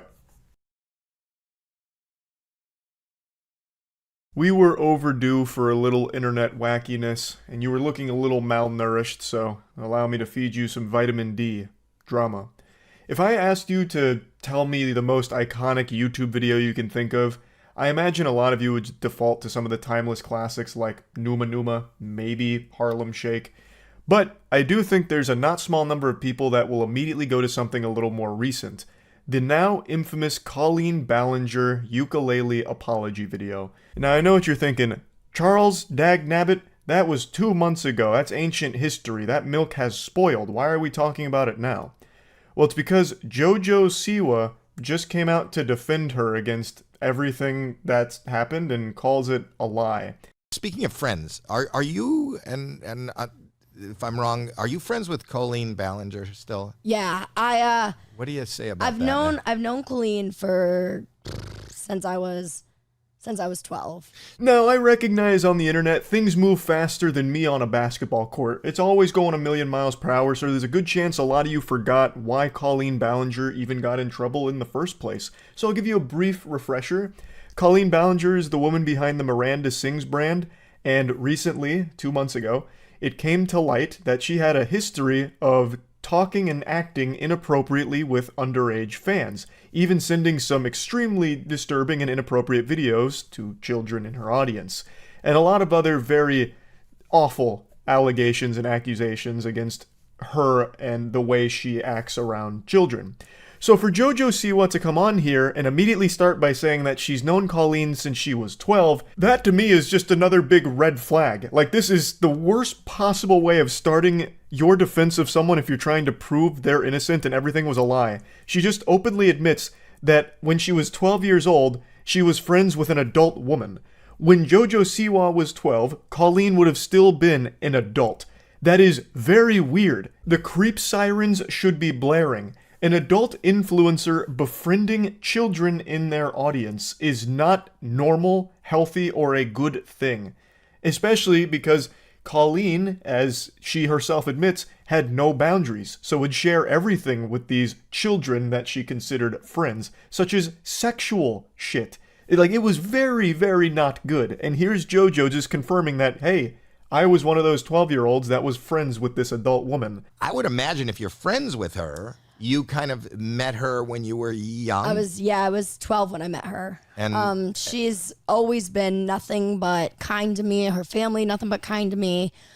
The internet can take a lie and run so far with it, so far that it's to the point where you just can't do anything about it. What lie? Can you point it out and set the record straight? What fib has Hulkmania run wild with? Because in this statement, in this exact same sentence here, you just confirmed one of the big accusations about the adult woman, Colleen Ballinger, befriending children. And there's a bunch of videos and messages that have all come out with things she would send to these children, and it's not good. Are those the lies? Is that all fake? Just deep fakes and all of the messages and victims aren't real? They're paid actors pretending? Like, I would love to know what it is here. Now, full disclosure, I'm not super familiar with JoJo Siwa. It's a name I've heard a lot. I know she's a huge child celebrity. So if I may pose a thought experiment here, do you think it's possible that Colleen Ballinger was extremely nice to you and her family extremely nice to you, JoJo, because you were already a celebrity? So she knew if she was creepy and weird and saying sexual things to you, that could be a big deal because you had an audience and a platform that could call to light these awful actions. So perhaps she gave you special treatment because if she did do all of the degenerate shit she was doing with the other children she befriended, there was a chance that you could cause a lot of problems for her by revealing it publicly. But I could be totally off my rocker here, lost my marbles. At the end of the day, it's just a theory, a game theory. Just something to marinate up here in the old noodle to think on. But regardless, an adult influencer befriending a child fan is weird. Full stop. Like, that is still just a weird thing to do. And I've had that happen to me. And I know Colleen very, very, very well.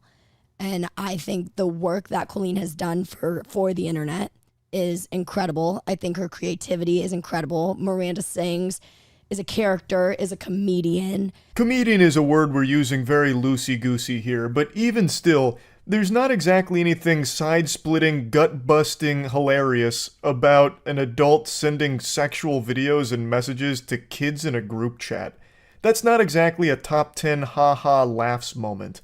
That's just fucking gross. So you can't really just excuse it at all as like, she's playing a character, just being a comedian. It doesn't really work here. And once again, you should not know Colleen Ballinger very, very well. You were a child. You were 12 years old. You should not know intricate details about this adult influencer's life who is a stranger to you. You're not like related or anything. You shouldn't have been friends to begin with. That in and of itself, I believe, is a problem. And I think that it's very hard to be a character where people are also looking at you as you're a real human behind that character.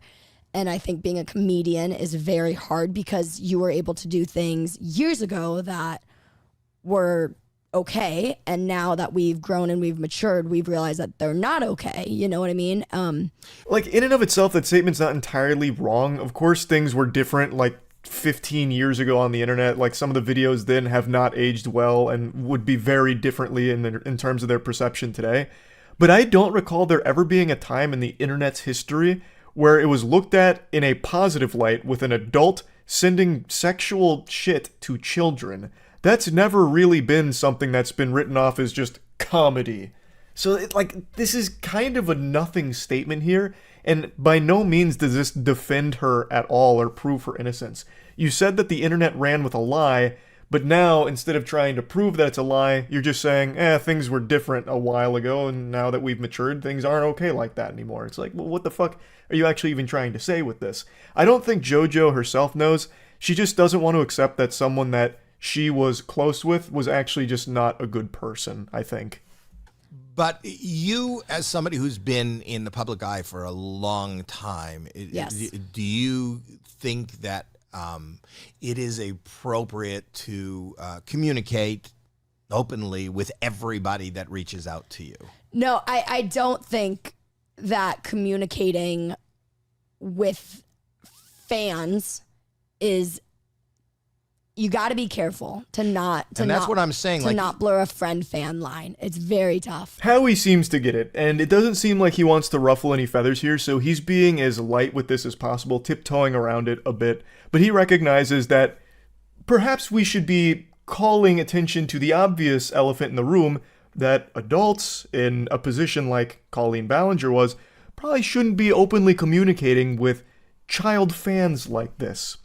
And I also want to point out, that Howie Mandel, anytime I think about him in the modern age, I immediately just think back to that TikTok video he posted like a year ago, where he had a picture of this dude whose entire asshole fell out of his anus, and Howie was in the corner with a selfie saying, "Hey guys, this just happened to my buddy Eric.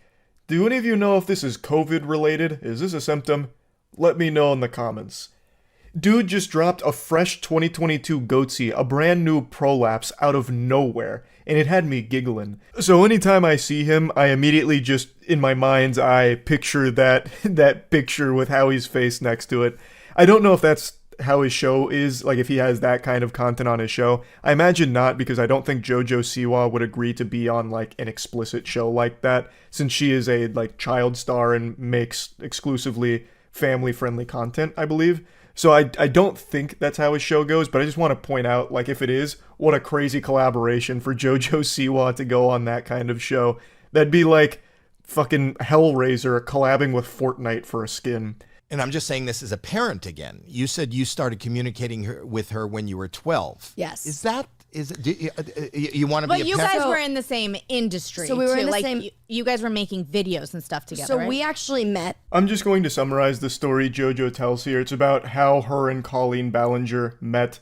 Basically, when Dance Moms was airing, which JoJo was a star of, I suppose, they didn't get invited to a party. Colleen Ballinger caught wind of it, saw that they were upset that they weren't invited, tried to make it up to them, and they all got dinner. Colleen was telling me that night about YouTube and how her whole family did it and how it was awesome and she vlogs her life.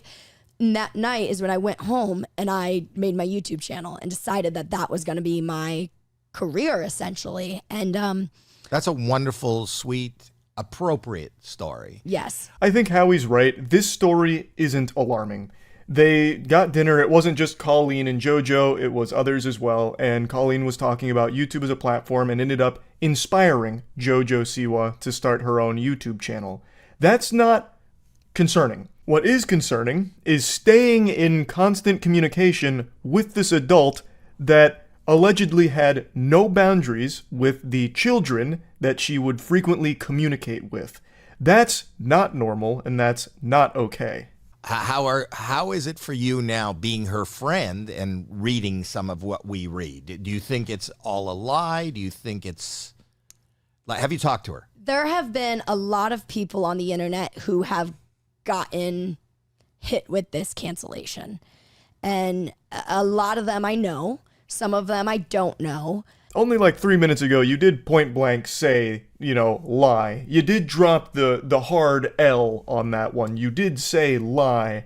But now you're kind of backpedaling it a little bit here, so it's not as aggressive. She's now going through the cancel culture spiel, and the way she talks about it makes it sound like it's some type of infection, like a virus.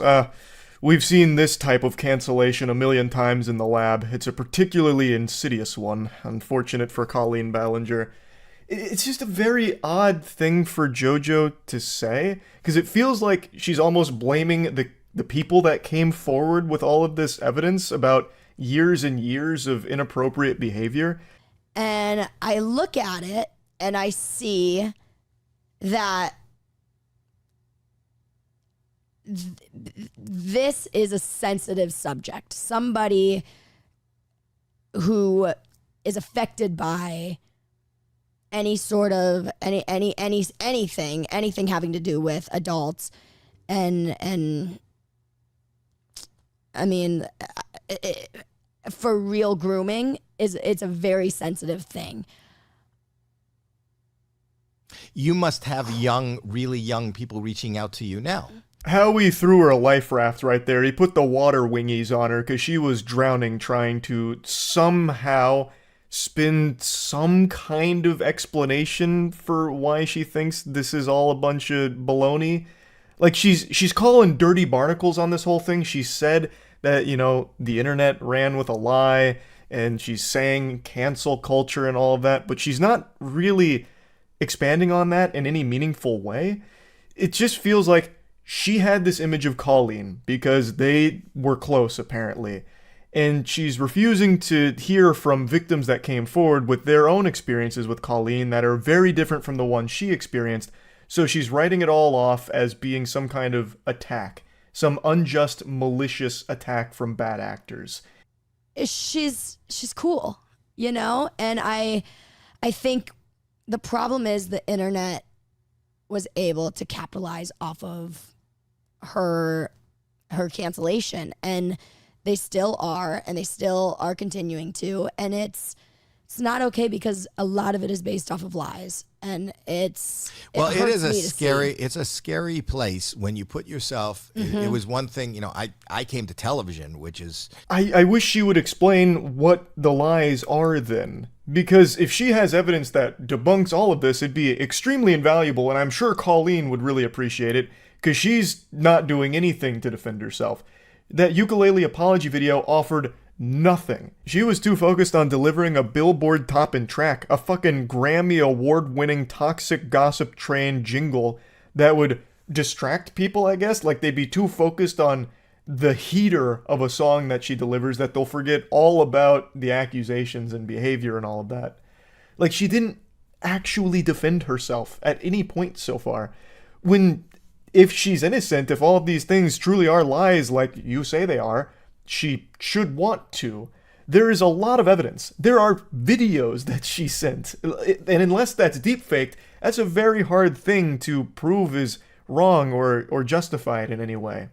So the fact that JoJo's defending her so adamantly and claiming it's all lies and it's just the internet capitalizing off her cancellation is pretty fucking wild. To try and defend the indefensible it's a Herculean task, but she's going for it.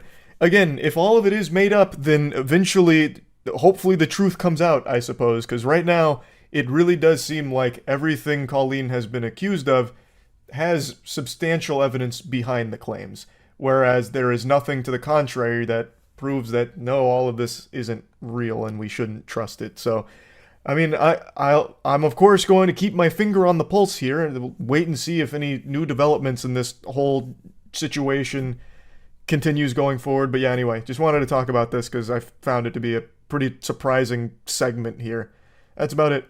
See ya.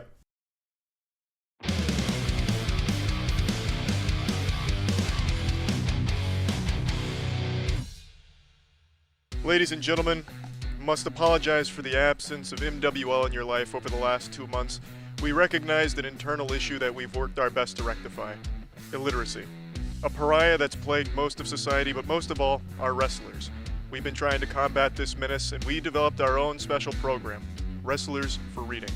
Absolutely, Charles. Nothing like education under the guise of violence. If there's one thing this program's taught me, it's the importance of the 3 Bs. Beers, babes, and books. And bitches. I tell you what, if the Genie Maker gave me one wish, it would be the ability to read. Because you know what? I'm at a loss for words, but not at a loss for words. Because all these goddamn books around us. Let's take it live to Commissioner Phillips just so you can see how many we got and how our wrestlers here are doing. Illiteracy, you bastard.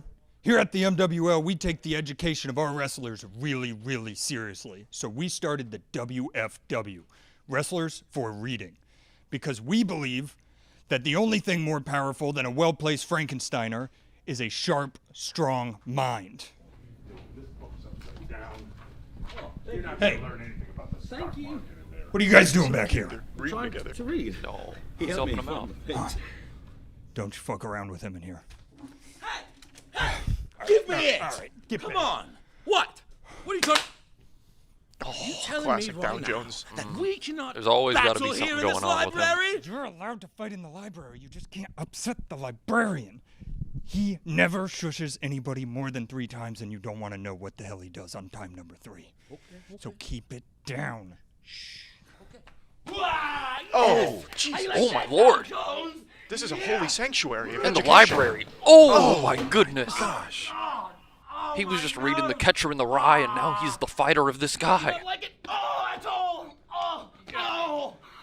Oh, Dow Jones must have recently checked out a book on how to beat ass. Oh,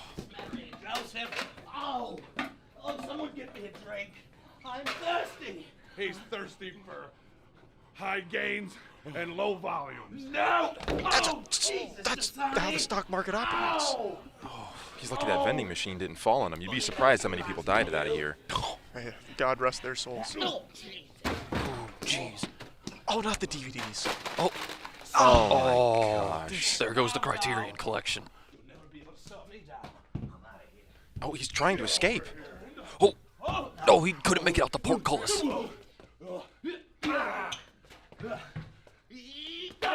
Oh! Yes. Oh, my wishes are coming true. I mean, this is what happens when you try to interrupt a man's education. Oh, He'll never good get lord. me.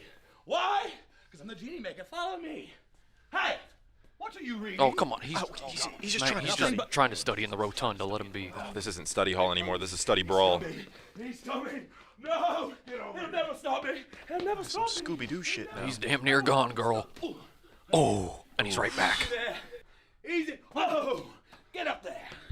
Yes, I shall make a sacrifice. Oh, he's gonna sacrifice him? To the library? What? To the reading gods? Here we go. Oh, my goodness. Oh! That's gonna break his spine, and I'm not talking about his books. Thankfully, Dow Jones has a hard back. The library wasn't built for this kind of abuse. You ain't never had a friend like me. Woo!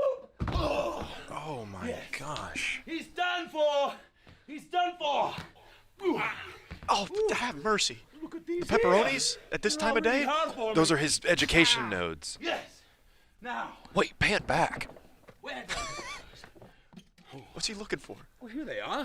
Not the library issued nipple clamps? Oh my lord. He's gotta check those out first. That's public property. Oh! Who knows how many other nipples those are clamped?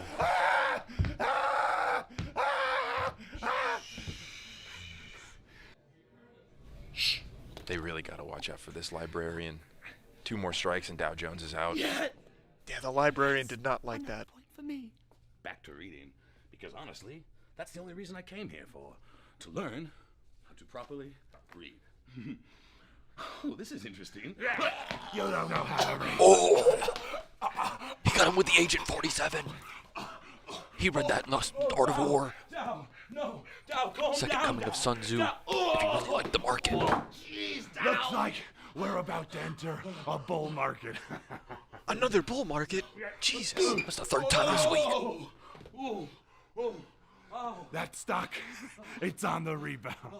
No doubt, no more. Oh! Does that happen in the stock market? I don't know. Oh my god, he's looking for Shark Tale. He says this is the car wash, 'cause you're washed, buddy. Oh no. Down, no. Oh, he's... Oh! No! Oh my god! Nah, Genie Maker's upset the librarian now, too. Oh! Oh. He looks out cold. Yeah, he's done for. He's asleep at the wheel, and the stock just hit the rock bottom. He was at about a 2nd grade reading level before that, and now he's down to pre-K. What year is it? Oh my goodness, where's my Botticelli. What did he ever know about good investments? Well, that book's iconic. Yeah, that's a picture book. He's cheating, man. Oh, he tried to get back up.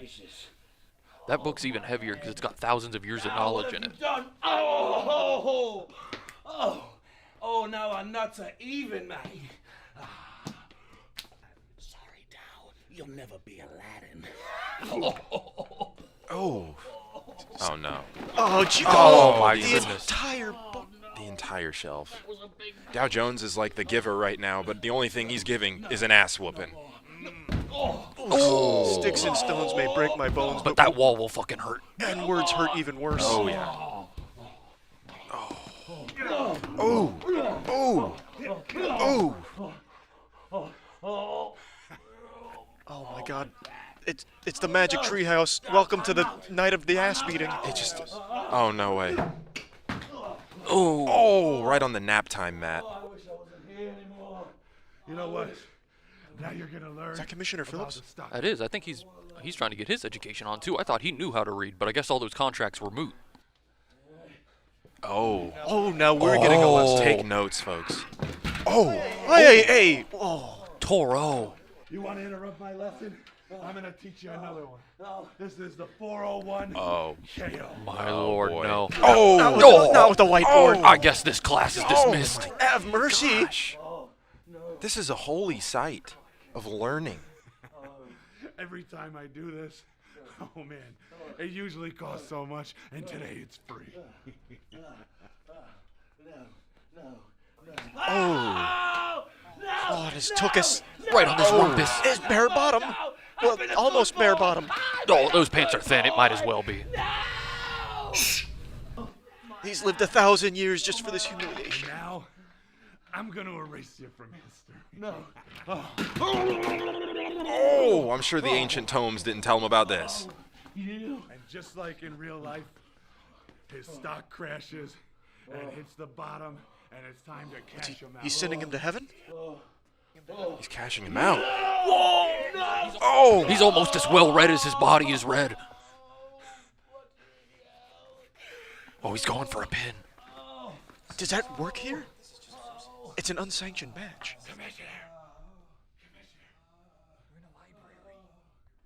That's a good point. Great call from Commissioner. He's not getting the librarian involved with him. No, Dow. No. Please. Yes. They clearly hate each other. But you didn't. Oh. Get down. Get down. Oh! That must have been an angry student, upset that his education was interrupted. Yeah, you don't want to piss these kids off. Oh, wait.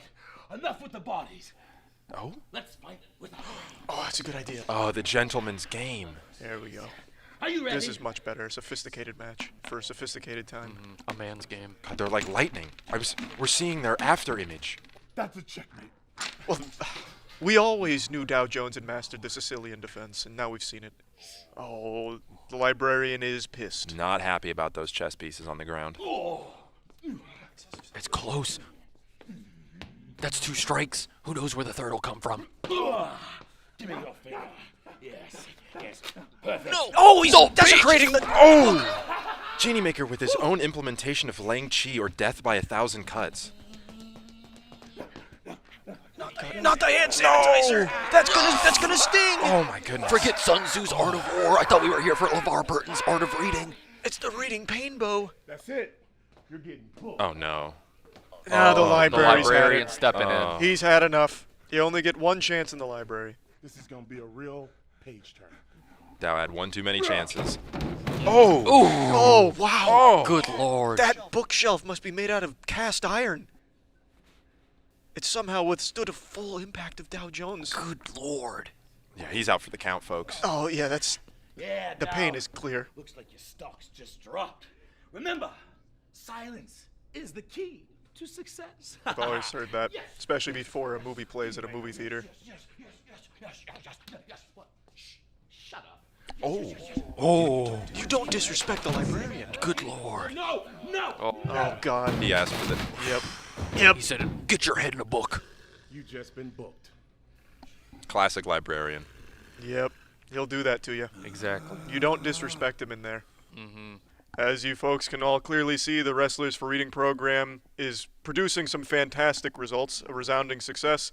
And how are you boys feeling? Do you think Dow Jones and Genie Maker learned a thing or two today about illiteracy and how to stop being illiterate? They may have beat each other's ass, but you know whose ass got beat way harder? Illiteracy. Those bad boys are in there. You should have seen them fight with words. It was much, much scarier. Absolutely. We wanted our wrestlers to hit the books. This isn't exactly what we meant, but we'll take it. If you want to see our wrestlers grow and learn and watch their reading levels increase as they go through their fights, then you can tune in next time to the next episode of MWL.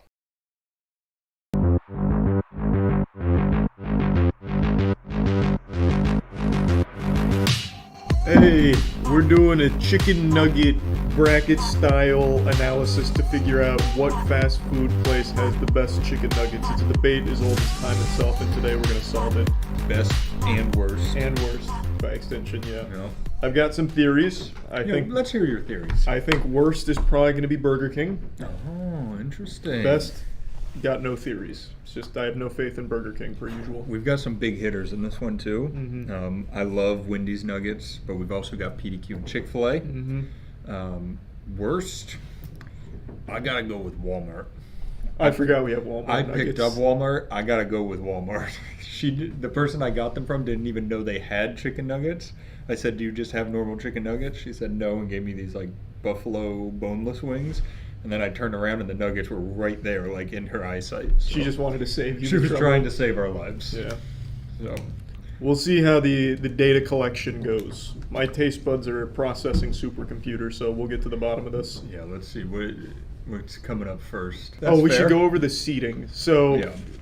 did we do the buy round? Well, I had two because Yeah, there are buy rounds Okay. of Chick-fil-A and PDQ got buys because we know they're both Extremely strong, good, yeah. strong hitters. And then the pairing, more so than seating, was paired with like-minded individuals. Yes. So like popcorn chicken with popcorn chicken. Did we put Walmart and Publix together? Yeah. So like grocery stores together, that kind of thing. Nice. So what do you think these two are? This is definitely not chicken. This is like a little crab. I don't know what it is. It's got a good spice smell to Do it. you want to try this one first? Yeah, I'm leaning to. Oh, is it Popeyes? I'm leaning to it's Popeyes too. Yeah. 100%. That's good chicken. That's really good. Damn, there's like a nice little tempura on there too. Mhm. That's good. That was coming out with a statement. I counted her out because of this wacky breading they've got going on. They look like barnacles, but Whatever wrong, Fuck it. that's not Popeyes. that's Pop. Oh, it could be Checkers. Oh, It's it does have Checkers. that Checkers taste. You're right. We made this mistake once before. Yep. That's Checkers. That's got to be Checkers. And this is Wait, yeah. What is this? Wait, yours looks so much better than mine. this is Popeyes. It smells sweet. They really wanted to look like Chick-fil-A. Yeah. They're like a Yeah. little mimicry. Yeah, they bootlegged it. I think that is Popeyes. Which one did you like more? Yeah, so we have to Definitely head-to-head. the first. Yeah, so the first one was much better than the second Yeah, that one. wasn't even a competition. This was a fucking slapper. Crab The first ball. one was Popeyes. Oh, The okay. second Right one the was first time. KFC. What? That was KFC? No bread. They don't know how to do nuggets. They don't. That was so disappointing. All right, so KFC's out already. KFC. First round. Popeyes just slapped its dick across KFC. Oh, I recognize these. This is Walmart and Publix because this is Publix. Yeah, Yeah. Publix popcorn chicken, and I'm guessing this is Walmart. Look at that. This is like they've served us like fried shriveled testicles. Yeah, it looks kind of dry. Just giving it the old eyeball test. I'm gonna start on Walmart. All right. Oh my god! Good cross section of that. Wait, was yours hard? No, look how Yeah. dry that Look, is. It's not even chicken. That's a sponge. It's like biting into a mummy's corpse. That's really bad. Did you get the cross section? I got Because it these, looks like the yeah. peel of an orange, like when you're pulling it off and they're like. Did you spider webs. swallow it? Yeah. Oh my which god. I'll feel bad. Oh my later. god. That's not chicken. That's an orange peel. Oh. All right, I gotta get Publix in my tummy. God, that was bad. They're gonna be shocked to know this is better. That's good. God, Publix comes out strong with their chicken. There's a Also, chance this isn't Publix. There is a chance. You're so right. Which wins? Oh my god. They're one by a landslide. You are. Hold on, The second one? let me lock in a guess before you say. Okay. Who else does popcorn chicken? I got Sonic does popcorn chicken. Who else? I don't think it's Publix. But I'm just gonna lock in Publix anyway. Two. The second one you Yeah. tried, that's Sonic. Okay. Good Nice. catch. Yep. The first one is Checkers. Oh, That is Checkers, what no. Checkers was bringing. No. I will say I was in the drive-thru and I saw the lady. It was one lady working there, so I felt kind of bad. She pulled out like a bag of like pre-cooked like frozen chicken nuggets, and I was like, that's a bad omen. That's so sad. That's the worst I've ever seen a chicken nugget look in my life. It's unbelievably It bad. cracked. It didn't peel. It cracked. It is actually shocking how awful this is. Just listen to it. Get in here for the ASMR. Oh, you gave us the yeah. gabagool. Wait, spin yours the other way, Jonathan. Just so you'll match up. I want you guys So, eating the same thing at the same time. I'm confident on this one. We got McDonald's and Burger King, which tells me Burger King has changed their formula. Because they used to be more. They were like almost. What were those those skateboards where you had Ripstick. ripstick. They were ripstick shaped, and they're not now. All right, I'm going into. What I think you're is absolutely right. McDonald's. These are McDonald's. Oh yeah. Mm-hmm. It's a good nugget. Mm-hmm. Many a drunken evening closes with That's a chicken nugget. from Always what I McDonald's. get. And when I drink, I eat everything. So I'm like, let me get a 20-piece and some fries and some burgers, and then I feel terrible the next morning. Mm-hmm. Goddamn right. Monique does the same and also feels worse than me because she's half my size. All right, that was good. That was good. I've got some weird things happening though in this tournament. Like I'll save it. Yes, Save it. save it. That's not bad. If that's Burger King, that's not bad. That's better than I expected from the BK Lounge. That's a Dane Cook joke for you. I actually like that more than the McDonald's. I did too. Which is really embarrassing to say out loud. I hope it's not Burger King. It's got to be. We don't know. We don't know. But it's got that Burger King. Well, I'm not. But gonna we say made the season. matchup, so we know what it is. You guys literally know. Oh, I actually don't remember it at all. I didn't think. I wasn't in here that when you way. made the matchup. Okay. Okay, so what was it? So that second one you had was Wendy's. Oh, thank God. Oh, thank God. I actually thought it would have been Burger King. Yeah. Okay. Definitely new That McDonald's. makes sense. Wendy's crushed it. Yeah, that was really good, but I was scared for it to be as good as it was because I thought it was BK. Yeah. Hey, thanks, Wendy's. Oh, all right. All is right in the world because Wendy's fucking slaps. We haven't done Publix right. Yeah? No, this is Publix. All right, this is Publix. Yeah. This is Walmart. That's what I'm thinking Set too. in stone. All right, run it. I misread. I'm gonna just. We got two more after this. Oh, Publix. What are you doing?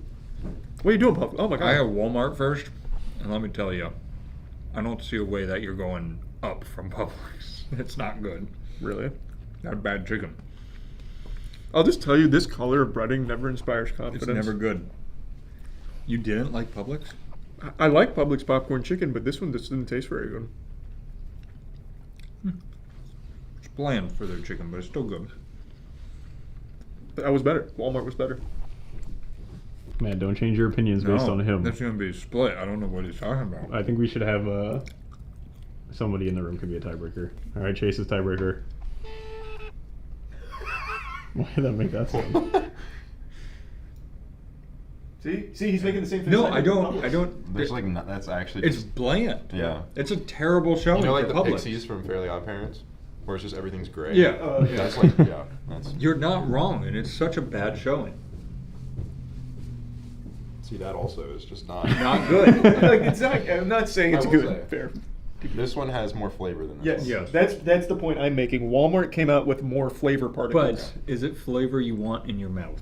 It's not like terrible, and it's better not than, Checkers. You It's gotta, better than. you gotta pick a winner, Chase. I'm gonna say Walmart. What an upset! Here's the thing. Everyone's March Madness bracket is. I was going to say, it's like we were saying, it's such a shame when strong teams come out and they just don't know how to Well, play. you know what? In overtime, anything can happen. Right. It's Yeah. that's why You March gotta win in Madness is regulation. exciting. Any given Sunday.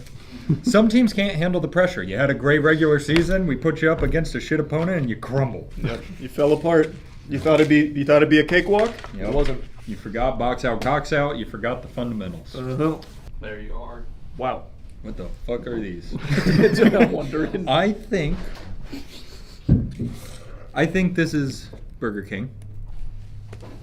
And I think No way. This is like way too like. no, I don't think that one's meaty. Burger King. I think that Oh, one's this Burger one? King. Yeah.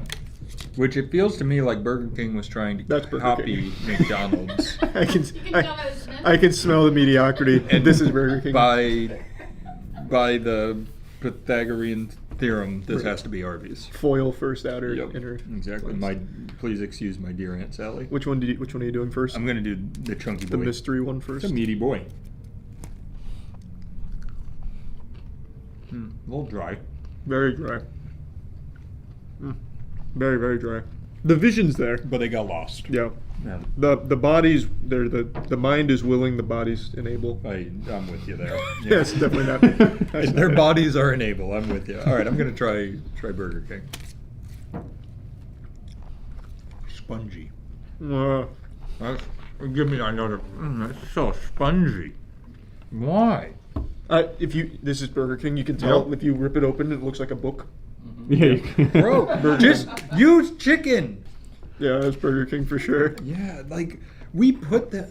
They had such an easy matchup, and it came out of the 3-on-4. I think I gotta lean Arby's on this.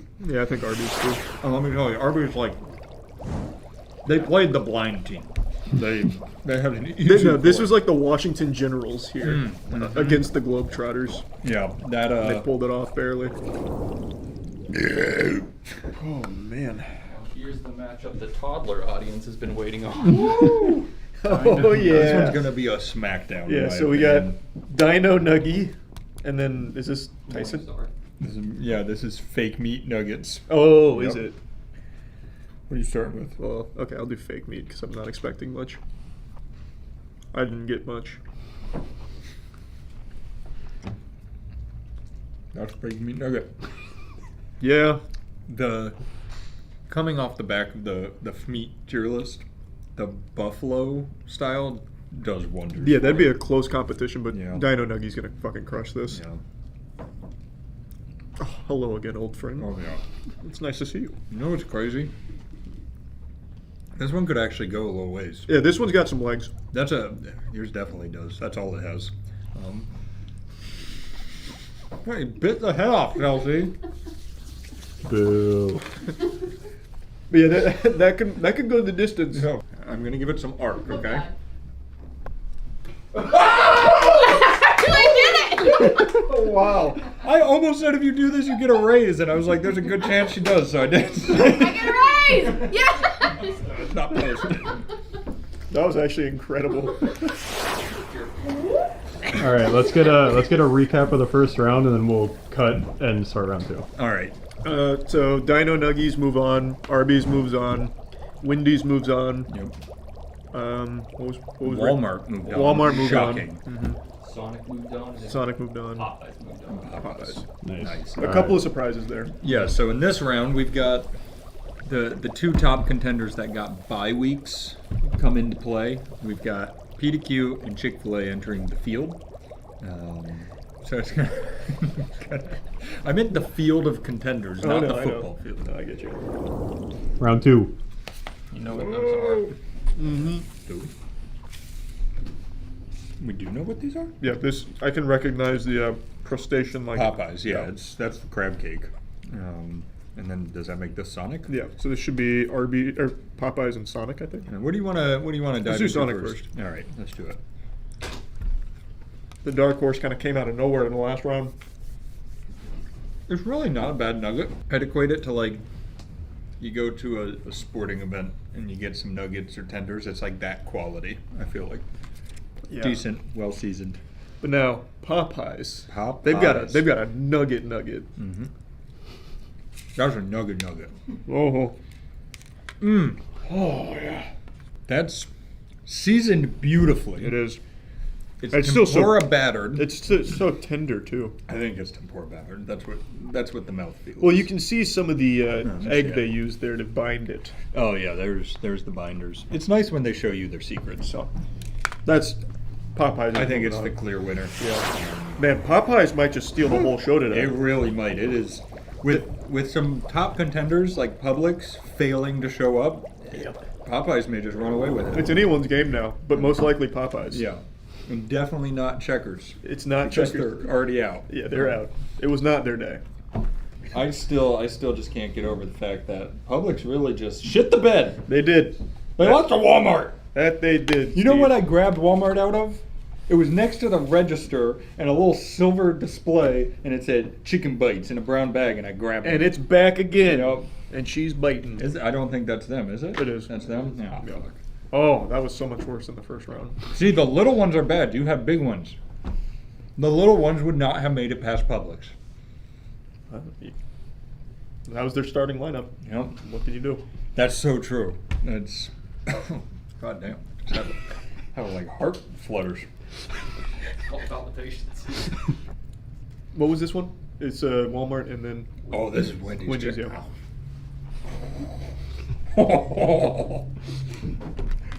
That'll fix your heart right up. Yeah, oh my God, I feel stronger than I did before. They gave me a punching. Wendy's easy. Mm-hmm. Get it out of here. Slam dunk. Oh man. I almost went out the window. Shit. Where were you trying to put Here, it? pass it here. Oh my god. I won't do it. You're fired. Oh shit! I've already forgotten what we have here. Yeah, what are these? That one, the lighter colored one, is an Arby's. Arby's. And that darker one. Is this? PDQ. I was gonna say that looks like PDQ Whoa. breading. We're All right, getting to the big boys. Arby's is gonna really have to pop off Yeah, for this one. You're gonna Chuck. have to peek. Right, you are, Chuck. You call me Chuck? I just don't like the breading that much. That's why. I forgot. Arby's just squeaked by. Yeah. It's going out the window. Well, we don't know. What if Okay. PDQ's not here Maybe today? they're having an off day. Yeah, maybe they're having a. Mine's kind of tough. I can't get my fork all the way through, Matt. That's not good. That's not a good sign. Mm-hmm. Yep. Mm-hmm. Yep. Slapped it all over. They came to play. They're not sitting it out. There's a nice crunch on there. Good seasoning. I won't do it. The grape and the cheese. It's not great. You're out of here, Arby's. You're fired. What that hit Aaron? It's gonna be Nuremberg for these here dinos. Wow. Oh boy. Oh yeah. god. Dino Nuggies against Chick-fil-A. Look, we've seen crazier things happen. We have. Do you remember when, was it number 16, Lehigh took down number 1 Duke, or was it 15-2? No, there was a 16 seed, right? Okay. Recently. Oh, I think that was recent. I think Yeah. Lehigh was 15 when they took down Duke. Might have been. All right. It could happen again. It Going might. Dino first? We're going Dino first, the Yeah, underdog. Props to whoever cooked these because they are cooked well. Yeah. You're welcome. Thank you. It got a nice crisp to them. Not your first rodeo, huh? Mm-hmm. Very That's good. good. Very That's good. good. It's juicy. Yep. Playful. They showed up. Mm-hmm. Now here's the problem. Not only are they going against Chick-fil-A, that's a starting lineup nugget right there. That's a good Chick-fil-A nugget. Yeah, this is a 5-star recruit as well, All right. if I'm being honest. Here we go. What did you spit out? Well, just the tail. Oh, okay. Man, Dino Nuggies gave it their all. You can't fault the heart. They fought till the bitter end. But Yep. Here, I'll give them one more try. Yeah. It's disappointing after eating Chick-fil-A nugget. That's just a tough matchup. They're just tough. It's got good Chick-fil-A. Yeah, there's just some things you can't teach. No matter how much you try, sometimes you just can't beat raw talent. I agree. That's the lesson. All right, Chick-fil-A, moving on. It was a good run though, Dino Nuggies. Oh man, A good run. Dino 4, baby. let's get hyped up. Pre-game, baby. I You love want it. some lat slaps? Yep, lat slap. We were both so gentle. Yeah, I didn't want to hurt you. All right. On your left, you got PDQ. On your right, you have the Popeyes. Oh, that's gonna be a tight match. What do you want first? PDQ. All right, PDQ it is. Ooh. Oh, that was a good nugget too. The chicken inside, high quality shit. Mhm. That's good stuff. Mm-hmm. I am worried for them though, going up against this Goliath. Oh man, you've got a whole chicken there. Yep. That sounded good from here. That's got a crisp. Oh no, it's too close. Oh my god, how are we supposed to decide? Yeah, I think you need to get ready for a tiebreaker here. Oh god damn. Chase, we need you. Go grab one of each. We never saw this coming. We're in triple overtime. It's midnight. The people want to go home. But they can't leave till they know who wins. Oh, smart man. That would have been more. See, that breading goes so hard. It does. That breading's It's going crazy. insane. Those herbs and spices, they're going crazy right now. Yeah. They're just playing. They're dancing. Yep. And this is PDQ? Yeah. It's a symphony It is. of flavor. It is. All terrible for you. But see? PDQ swinging. PDQ swinging. You see our issue. This is a dilemma. Yeah, that is a dilemma. Fuck. It does not feel good to say this. Yeah, but I believe the council has made the decision. Popeyes is moving on. Popeyes is going to the finals. 1 point, fourth overtime. What a nail biter, though. And they didn't even score it. They accidentally kicked it and it went in. Fuck, man. Popeyes is performing today when it matters most. God damn it. We got a Wendy's, Woo! It's like each corner is just more exciting. What are you going for first? I think I'm gonna go Chick-fil-A first. That's gonna be tough to beat. Wow. There's a sweetness There to is. Chick-fil-A that just is like, it really works. I'm surprised no one's copied their formula. I mean, not for lack of trying. Who did we have earlier on the chopping block? KFC. KFC tried it. They fucking... Yeah, they ruined that. It failed. It's because God chose Chick-fil-A. It's so You true. Can't really compete Can't with beat that. God's chicken. The really impressive thing about Wendy's is it never changes. It doesn't. It looks like the other nuggets. They don't try to do anything impressive. It's just a good nugget. Well, you see, as Bruce Lee famously said, fear not the man who has practiced 10,000 kicks one time. Fear the man who has practiced one kick 10,000 times. That's Wendy's. That's Wendy's. I think he was talking about Wendy's. Mm-hmm. That seasoning, man. What is that? I don't know, but it's good. How do they do that? Every time. You look at it, it's so unassuming. You put it in your mouth and chicken started going in my throat and I hit Muppets level. Frosty Bears. Ooh. Waka waka. What's the verdict? Fuck, I wish he brought me 2 of those. Are there more? There are, but we're gonna have to. Not Yeah, enough. you guys have to each make a decision, and if it's different, then we'll call Jason. I think it's got to be Chick-fil-A. Just so barely.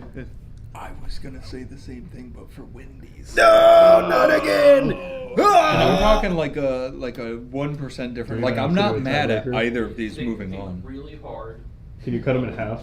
Here, let me see, because I am personally, I think both of these deserve a spot. They deserve to be there. They're like a 0.5% different here and there. Did you feel strongly enough that Chick-fil-A is like a 5% difference? Maybe, okay, let me put this in your mind. You're driving home after work today. Yep. Monique texts you and she's like, let's get just something fast food. So here's Which the one do thing. you want? You never do Chick-fil-A because the line's too long. Well, I would No, never do perfect world. Wendy's. I would do Chick-fil-A. True. Because the meat quality is definitely far higher than Wendy's. Also, Chick-fil-A has the single most efficient fast food line It's of true. all time. So if we're going, because it's basically a tie in my head, and if we're going based on ancillary factors, I think it's got to be Chick-fil-A. When I was ordering the Chick-fil-A, I went inside to do it because they had a long line. I didn't want to wait. I ordered it. The guy was like, all right, here's your receipt. I turned around. By the time I turned around, I heard Chase, and I turned back around, and they had my food. So. And it was his long-lost sister. And then you took it, and you said thank you, and they said, my pleasure. They didn't. Wendy's. They did not actually. Oh my God, we should sue. We've blown that case wide That's open. got to be the worst thing Chick-fil-A's ever done, right? They've never done anything worse before. I will say, like, if we're really getting in the nitty-gritty, chicken quality, all of that, I think Chick-fil-A does take the cake. Yeah, it's just so minuscule. It was such a competitive. I didn't think it'd be that close with I didn't Wendy's. either. I'm with you though. I'm good with Chick-fil-A moving on. All right. All right. Chick-fil-A and On to Popeyes. the final round. I want to see a Chick-fil-A nugget and a Popeyes nugget go With like little with the like bell. boxing Yeah. gloves. Yeah. Yeah. If you can, maybe animate them a little bit too. So I'm thinking like right hook from Popeyes. Chick-fil-A's dodging it and coming back with the jab, straight jab. Oh, okay. Loosen up. This is the Yeah. final round. Check it Clear out. off your spots. Clean Right, your. right. Take a drink of water. Clean your palates. Good This is call. big. That was a closer. I wasn't expecting that. The one before it was close. That was closer. That was razor thin. Yeah. While I was walking down there, I think I heard Matt say, I hope I see a Chick-fil-A nugget and a Popeyes nugget. And brother, I've got great news. Here you go. Thank you. Whoa! Your prayers have been answered. That's crazy. How All could he right. have known? I'm gonna do Chick-fil-A first into Popeyes. Let's do it. There's something special about a Chick-fil-A nugget. There really That was is. a good nugget. It reminds you of like birthday parties as a kid. Yeah. You'd have that big platter. But then here's Popeyes. This is this is business. This is the heel. He's coming out. He's laughing. Yeah, he's spitting in the face. Oh, shoot. Sorry, I got excited. Oh, you didn't finish Chick-fil-A. It's too good. No. Is that a bone? I don't know what that is. It's not bone, but it's pokey. Oh, no, I think it's just, it was like where I had to cut it. or one before, I had to like tear apart because they were connected. So I think that's just like a little strand that was sticking off. But it's like she solidified real quick. Maybe she cooked because she was like sitting alone. Oh, Yeah, she was in like this in the steam. Hmm. We can't hold it against it. Okay. It's inadmissible. Yeah, I'll try to put it out of my mind, but not scientifically. That was a big falter. Chicken error. Fuck, you know the worst part is we don't have another. I already know. I'm leaning Popeyes. I actually think Popeyes came out incredibly strong today. I really was leaning the same way. Oh. And it's so clear how much more unhealthy for you it is. Yeah, you can taste the difference. It's bad for you. Like Uh-huh. it's just negative That's what for your makes it health. good. Yeah, Yep, and it'll it's make it good. Holy shit. I think it's so anticlimactic. Pack it up, Chick-fil-A. Yeah, get out of town. Scram. We're going Popeyes. Lock it in. Lock in Popeyes. Give them ding ding ding ding ding ding ding. Popeyes is your the best winner. fast food nugget. You know what we should do? Who's the guy on College Game Day who always takes the head out and puts it on? Puts it on. That would be such a good idea. We should start doing that with our Just food. what's the Popeyes logo? So just like a big P. Big All right, orange put P. it over our faces and do a little thumbs up. Wait, act like you're like picking it up from behind. Oh, okay. Yeah, here, ready? I'll go slow and make it nice and easy to Do it track. fast because then people won't realize how bad it's. Okay.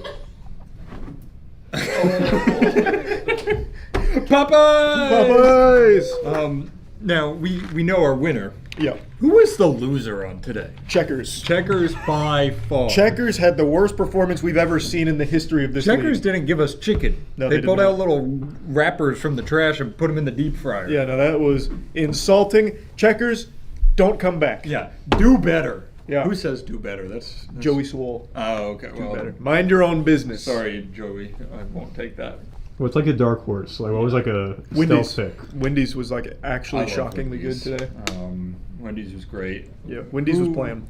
Dino Nuggies, man. Dino Nuggies, you can't understate the importance of a Dino Nuggie, and I Yeah. think they proved their point today. If they had performed better during the regular season and came in with a higher seed, they could have made a pretty nice I think run. so too. They, They just would- went up against a behemoth. Yeah, no, the deck was stacked against them.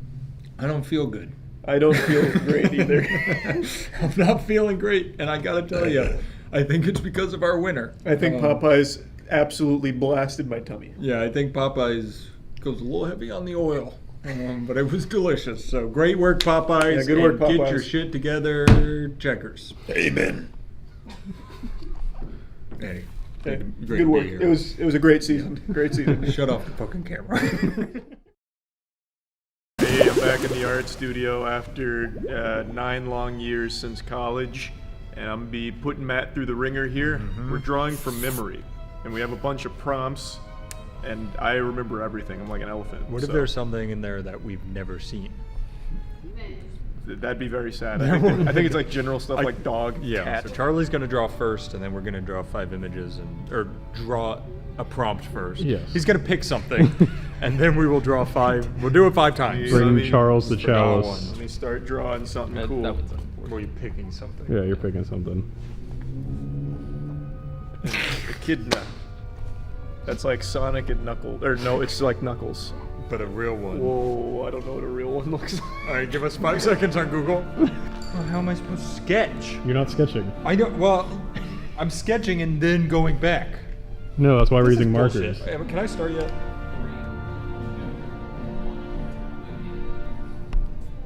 I'm gonna use all my classic techniques here. Yeah. Well, that looks like a potato.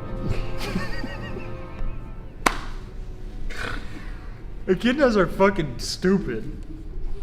I mean, they're not smart. If they were, they wouldn't be echidnas. They would have been That's- humans by now. Yeah, agreed.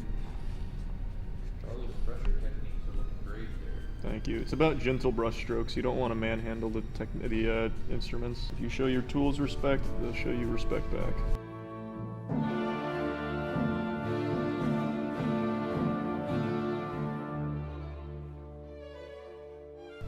They have a tail? Shit. That's kind of like an artistic decomposition of what an echidna is. It's deconstructed echidna. Yes. Yours looks like Cyndaquil. It's pretty good, right? Yeah. Oh, Tombow is the brand. What are you struggling with over there? The markers themselves. artist that You stay on your side, okay?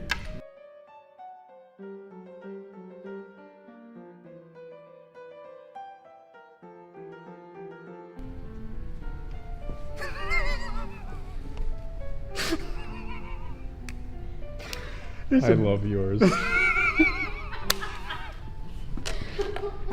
Getting laughs from the crowd is not the optimal. Like when you used to go to Sweet Tomatoes and you could pick a baked potato or a sweet potato and they'd wrap them in different tin foil. It's like I'm so impressed. Fish was like forcing itself to evolve like a ball legs. And you know what we would call that? An echidna. An echidna, yeah. Knuckles. I mean, I think this probably beats Matt, so I'll just spend the rest of the time he takes drawing Knuckles. Well, you didn't finish your first one. What? He's done. This is what they look like. Oh, is that his face? Yeah, it's his eye. Wait, Oh. It's. Had to go fast. You guys were pressuring me. Yep. All right, if you're ready to call it, I'm ready to call it. All right, let's call it. All right, let's have Charlie show yours to Matt first. Do you want me to rip it off? Or you can just pick it up and turn the whole pad around if you want. Bottom one's Knuckles. Top one's the real life echidna. Is it better or worse than yours? I don't actually know. I think it's pretty good. It's really hard to tell. It's really sad. I looked at yours and I was like, this fucking idiot, I clearly won. And then I looked at mine and I was like... All right, here, you can put yours down. Let's see. Now let me see yours then. Tough guy. Damn, that's close. What's the green stuff? I gave him goggles. And is that his face down there? Or is that his nose? Well, this is his eye. This is his little beak. Oh, nose thing. He has a beak? Well, it's more like the nose. I'm gonna go Matt personally. Yeah. Matt got it cleared. All right, so Matt wins round one. Interesting. Woo! All right, you can switch to a new Let me tell you, page. the rush of winning an art competition is unmatched.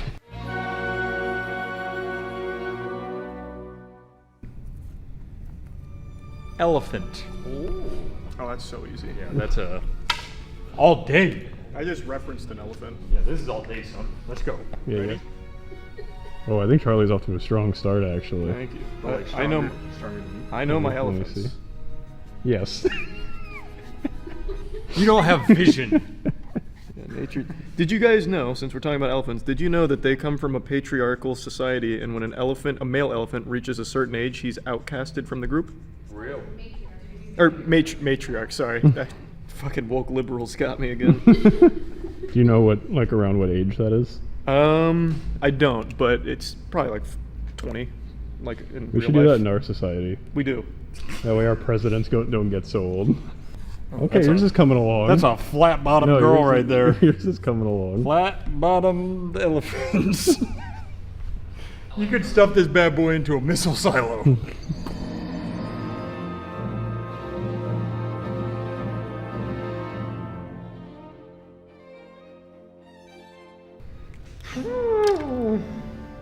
Was that an elephant sound?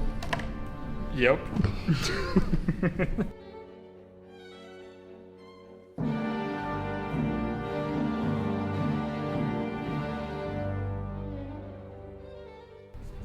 I'm feeling this one, I'm gonna be honest. If you beat me on this one, there's absolutely going to be corruption at play, because this is a great elephant. I don't want to say it, but my elephant's kind of hot. That's good. Well, I don't want to say it. What else comes with an elephant? Maybe a little like shading or something. Yeah, you have time. You can improve upon your Alright. quality. If you say so, I'll color it in. I'm done. I bet your stupid thing is turned to its side, isn't it? It's not turned to its side, it's just the way it was standing. All right, I think Bet let's. your stupid thing is Who head wants on, to isn't it? show theirs first? I'll show mine first. Yeah. Hold it up for me. Is that flames coming out of his trunk? It's water. No, it's Oh, water. shooting water. Charlie's also only has 2 legs. Well, because the perspective. yeah, he's Well, I think. Oh, I Yeah. see. Okay. Like most elephants stand like this. Like, get me head on. Ready? Yeah, no, I got you. yeah, you can't see his Can you legs. see my legs? No, I can't. Well, I mean, yeah, but no. you couldn't. No, okay. Great work. Thank That's you. a huge improvement from the I echidna. agree. Mine is a lady elephant. You can tell by the bows. You're not even taking this seriously. What do you mean? Are we not supposed to draw female animals? Not in this house. All right, I'm sorry. I broke rule 1. All right, come Stan. What's the council's decision? I really wanted to go with Charlie, but then when Matt flipped that around and I saw the bows, that's just precious. I mean, not everybody can be blessed with junk in the trunk, so. Yeah, I gotta go Matt again. Oh, Matt wins round 2 as well. Okay, I see. I've never won anything with They art. they don't appreciate perspective art. Perhaps I'm going too highbrow. I think it was lost on them, you know? Yeah, I'm on your side. I would have voted for you.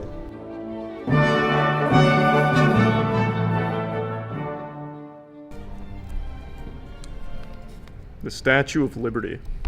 Oh, that's so patriotic. No, No, it's from they memory. should know. They're true Americans. They should know. It's the right arm. Yeah. She's got the book. But you could be saying that and then you're going to draw the left arm. Yeah, I could be lying to you. Maybe she doesn't have a book. Maybe Why she would doesn't she? have arms. Why would you have a book? Maybe she's armless.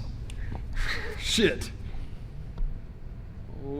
What does she wear? Just remember the Schoolhouse Rock. Yep. Lovely Lady Liberty. Yep. With And then- her book of recipes. Thank you. And the only one she's got, the Great American Melting Pot. You can simply fit right in.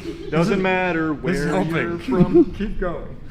She's pretty curvy, right? Like she kind of had it going on.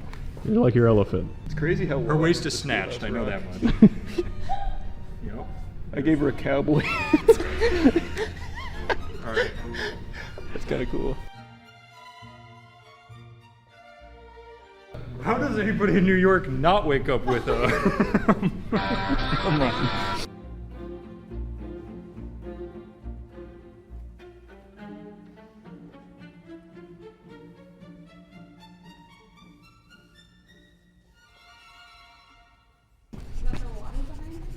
Yes. In the sky. Well, you're looking at her. Yeah, that would. From the shore looking out. So you're looking out, Yep. you're seeing down. Typically, when I'm on the shore looking up at a statue, there's water. Well, we're in a helicopter. Oh, I see. Okay. From the shore. They started shooting water into the sky. Nope. No. I've never been to New York because Charlie always tells me it's shit. I've also never been to New York because we don't. Yeah, that'd be a fun drive. Fuck New York. Pop quiz: where did we get the Statue of Liberty? Ellis Island. It is France, but Ellis Island is a cool spot. I think Charles is about finished, Matt. How you coming along? Does she have eyes? I'm not gonna help you. I mean, she did. Till the goddamn Liberals. communists poke him out. Yep. She probably has blue hair now.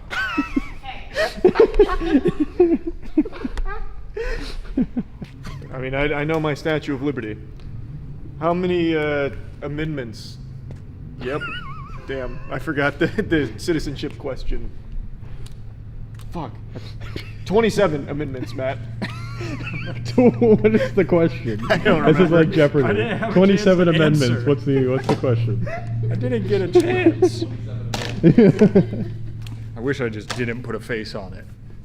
Stop. Faces are hard, okay? The rest of it was perfect. That's Are why you I did done? Simple face. Yeah, she's pretty curvaceous. All right. I think. Are you done as well, Charles? Yeah, I'm done. All right. Let's The have. second better than Yeah, Charlie can show his off first. Yeah, here's my girl.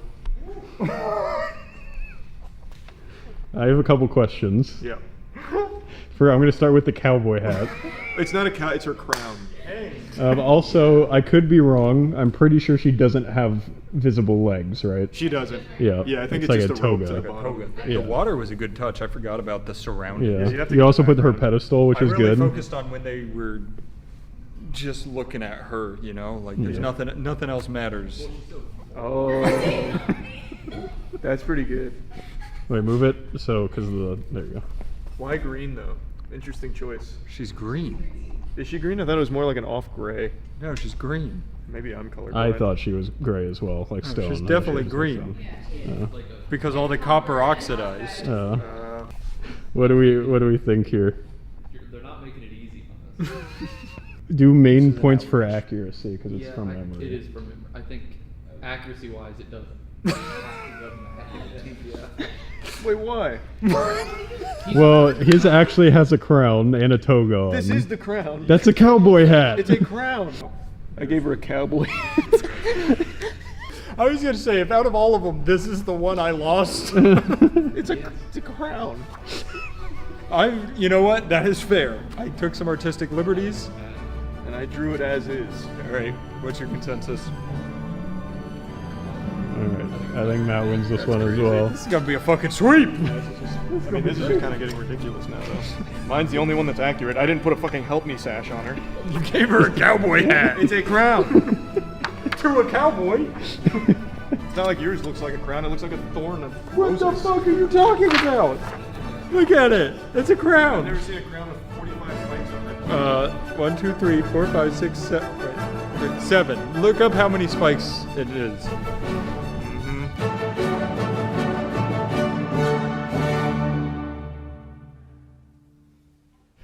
The Eiffel Tower. We're going to the other side of the ocean. I only know this one because Lizzie McGuire. No, she didn't. She went to Spain. When I pulled this one, I thought it was going to be easy. This is really bad. What if I do, like, looking up? Charlie's just trying to lose at this point. Oh, that's a good perspective piece. I like that. Have you been underneath the Eiffel Tower before? No, I saw a Mr. Beast video once, though. It is from memory, so. You think Charlie's been under the Eiffel Tower? Yeah, I don't know why you would think that. Okay. Is that the ground? This is, so you know all those Instagram pictures people take from the, I don't know, park nearby or whatever, where they look on at the Eiffel Tower and they all stand on it and do this on it? Yeah. That's what I'm doing. Okay, yeah, but what is that? This is the grass. I That is it is the Leaning Tower of Pisa, No, they but did it's it- fine. Is it? They do, yeah. Or is it that? I don't remember what they do with it, but yeah. They do something with it in the park nearby.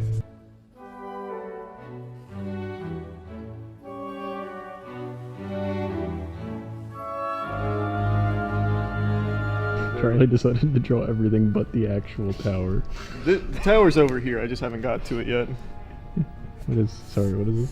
Buildings. It's buildings? Yeah, Okay. I just haven't finished No, it no, yet. that's fair. I just wasn't sure what you were like going for.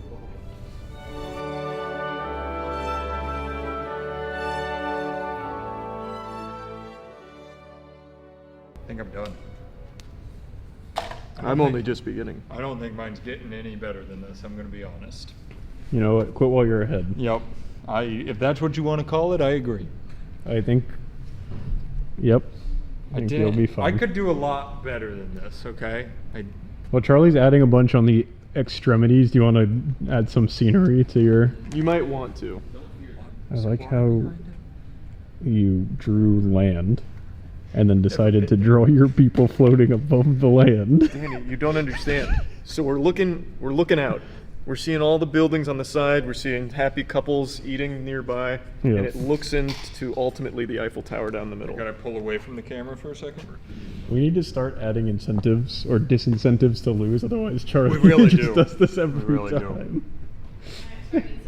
There needs I to was be. gonna say, Well, there could be. He has no reason to not just go off the rails every time. Let's just do. I do real art. Something happens in the next video that we do together. I do. I mean, I don't know what to say. I do actual art. Yeah. And if that's a what crime, do you mean actual? What did that word mean there? I mean, you just in uninspired carbon copies. He's calling you a conformist. Yeah. Interesting. Yeah, all right. And I'm done Let's too. let's show Matt's first this time. Yeah. Read them and weep. Yeah, whatever. Ooh. So I have never been to the Eiffel Tower. Is there not like a beam and then there an is. opening in the There top? is. It's also it would be lower and then an opening here. But I think and then it overall comes it's pretty back good. up. Yeah, the beginning really fucked me up. I like how are those arrows? Showing the elevator goes up. Yeah. It's working. All right, let's see Let's see Charlie. yours, Mr. Artiste. That's mine.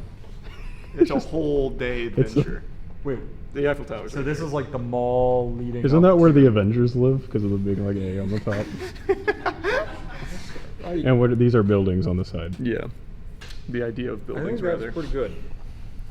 All right, let's come stand in the middle. It is abstract. It is. Well, mine's a day at the Eiffel Tower. Yeah, mine's a whole scene. Mine is. We were also told to draw the Eiffel Tower. Which I did. Yeah. It is right there. You, okay, on that same token, you drew a female elephant with bows all over it. That's kind of the same thing. Wait, but the elephant was there. And my Eiffel Tower's there.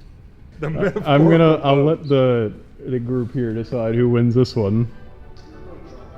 Yeah, Caleb, you have to leave the room now. Someone with taste. All right, what is the consensus? Yeah, who's the winner? Charlie didn't even draw the tower. It's right there, Danny. Chelsea, step in. Take control. No, Right, you know what? It just goes simple, to Peyton.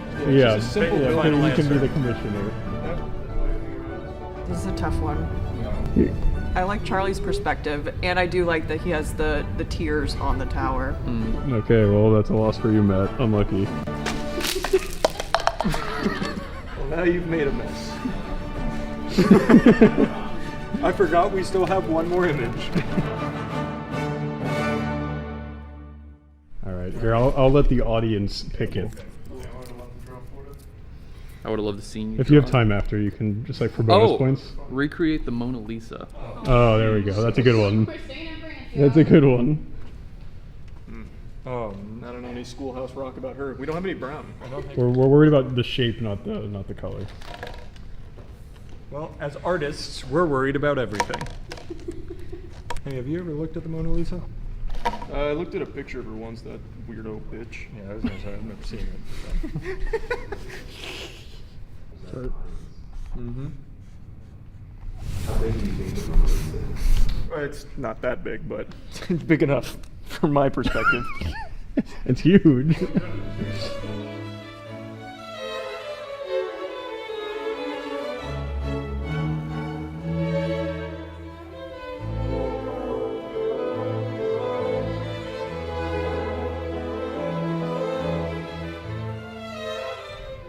There's a theory that it was actually the artist doing a self-portrait. Did you know that, Matt? Who did the Mona Lisa? Oh, holy shit, who did the Mona Lisa? I was gonna say, wasn't it a guy? Yeah, it was. What was Michelangelo or whatever? No. It was definitely, I know it was Michelangelo. Leonardo DiCaprio? Oh, yeah, Da Vinci. Nice. Yeah, that makes sense. Yeah, I knew it was one of the Ninja Turtles. I think I know what you're doing. 5 minutes? Man, time is We've flying. barely begun. You want to know how long it took that guy to make the real one? At least 12 minutes. Yeah, there's scenery. Yeah, there's a whole scene behind Yeah. her. There's like rolling hills and houses, I think, right? Like in the background. Is there? Like, I think she's on isn't she like on a bridge and there's like hills No, and she's stuff in the like she's on background? like an open balcony, isn't she? That's So what I think is there's- gonna happen. There's stars in the sky, I'm sure. Yeah, it's like Starry Night. Is what it's called. Yeah, there's like a little moon. Because that's how they get the view She behind wasn't a her. super nosy girl, was she? Yeah, what does that mean? Like she's got like the right, just a middle amount of nose. The right amount of nose. Yeah. What's the Do you right see my schnoz? Okay, I'm okay with big noses. I think this is a strong one from Matt. I'm gonna be honest. Just comparatively. I'm just filling it up with activity. Yeah, I just need to. Charlie's taking this one more seriously. I can feel it. Yeah. Oh God. Are you done? You got a minute left if you want to make any final Nah, touches. no. When something's perfect, you don't touch it anymore. That's fair. What was I thinking? Are you done too? Yeah, I'm done. I think Charlie should show his first Okay. because I think you have a special presentation. Oh, okay. Yeah, mine's just like the Mona Lisa as she Let me currently see it. sits. Oh, wait, is she sitting? Yeah, she's got her Is hands. it not just a bust? No, she has her hands on her lap. Oh. Yeah. Those are the environment protests going on. Oh yeah, the climate, this Just Stop Oil campaign getting rolled through. Let me get the eyes following. Pretty good. Yeah, it's right? uncanny actually. Whoa, that's pretty good. All right, ready? So let's see if the eyes follow. They do. That's crazy. That is so nuts. Shall we? You guys want to show them the actual picture? Yeah, it's. If you guys had combined the two, you'd actually have Yeah. like a perfect painting right Oh wow, Oh, she does yeah. have arms. Charlie Oh, that's zoomed the in a Mona little bit and Lisa. Matt zoomed out a little bit. What's the council's ruling on this one? I think I like Charlie's. I think he did a good job with the face. Charlie got hurt. Mine is just my face, so that's really hurtful. Yeah, this is I feel like we have another situation where Matt did a complete one and Charlie is not. Boy, how is Matt's the only thing not complete about mine is the background. He didn't even put her fucking arms on it. What's the final decision? I like Charlie. Yeah. Sounds like Charlie's the winner of this This is one. the only one I would have sided with Charlie on. The fucking Mrs. Lightyear, whatever the hell it's called, Statue of Liberty, was some bullshit. Hey, I didn't win on the Mrs. Lightyear. It was the Eiffel Tower. Wow. But I was frustrated. Art really takes it out of you. What a good fight, though. Great game. Great game. Crazy. Oh, that was fun. That was fun. I like Art.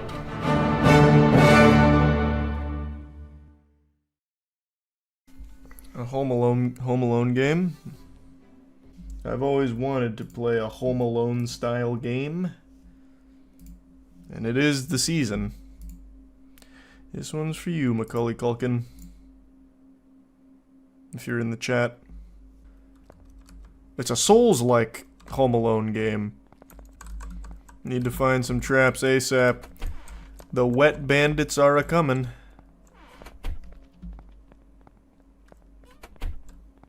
It said the gun was in the attic, right? I'm not stupid. Oh, it's not a real gun. Damn. Well, who's this gonna defeat? There we go. Curse has been broken. Oh, never mind. The curse has only just begun. It's a supernatural burglar! Did you even do anything to me? Oh, okay. I did not expect that. I wouldn't have guessed that's how demons fight. Can you even hit me up here?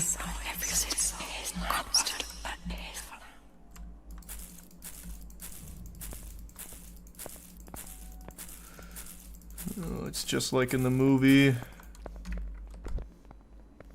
I need some traps. Need like a can of beans for her to slip on.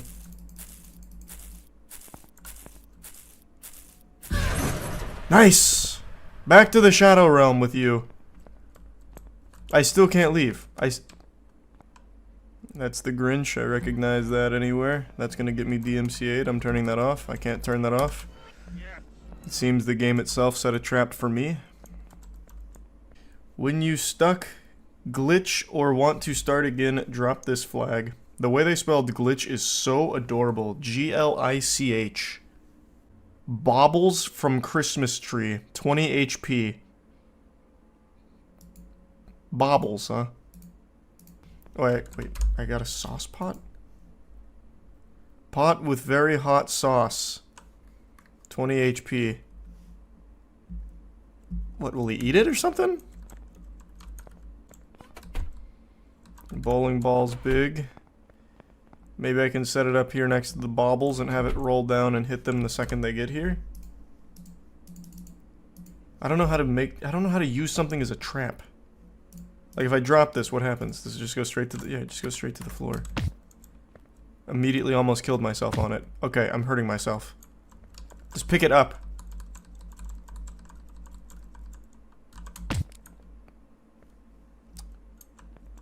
I just want to... Oh my god. The bandits never even showed up and I fucking killed myself.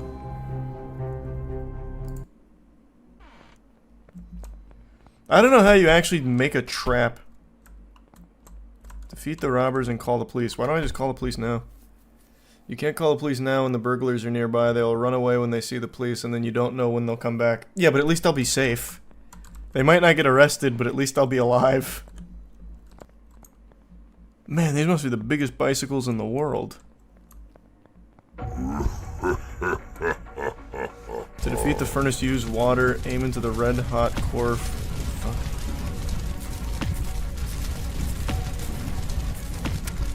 I'm trying! What? God damn it!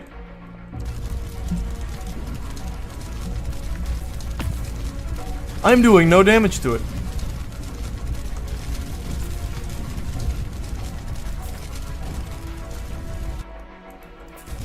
Well. Oh my god, it can go upwards. How? Yeah, I was holding the button to shoot when I beat the demon upstairs in the attic. When do the fucking bandits show up? God, I just want to fucking fight the bandits now. It takes so long for them to get here. Their van is right there.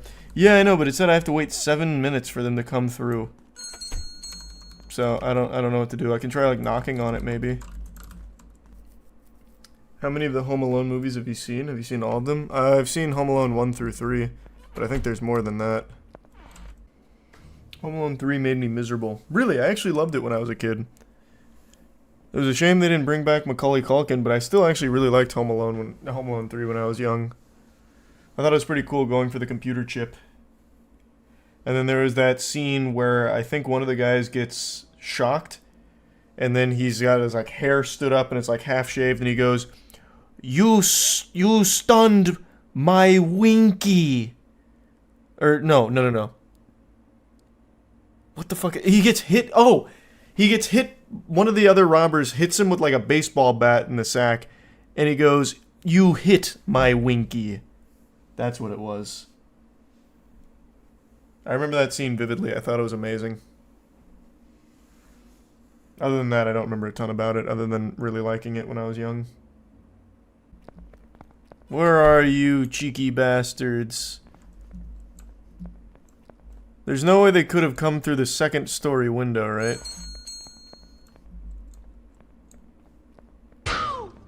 What? What did he hit? Oh, there he is! He fell for my spider trap. He fell for my toy car trap. Outsmarted again. Got him with the baubles, too. This guy's... he's eating all of it. He's taking no damage. Maybe my bowling ball. He avoided that masterfully. Oh, that almost fucking killed him with that. Ow! No! My own trap. Oh, nice. Bowling ball got him.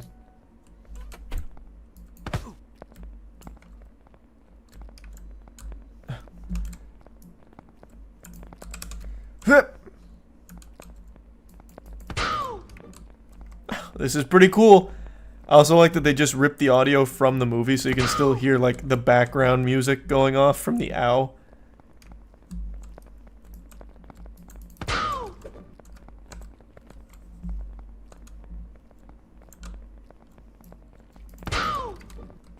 I'm almost out of slingshot ammo. Shit. I needed that one to hit. I gotta make these count.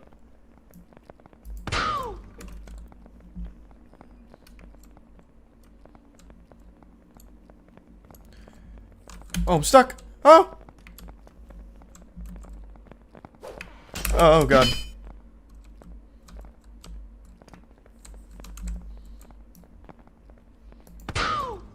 I killed one! He's dead! Let's go! Can I pick up his crowbar and beat the other one to death? I'll try and get him with the hot sauce pot. That's an awfully hot, saucy pot. What? Hey, what the fuck? What a surprise attack. Alright, first I want to see if falling down the stairs does more damage. Then I want to see if they can fight the furnace demon. Oh, good stealth. And he avoided the trap. Wait, does he not see me? What are you doing?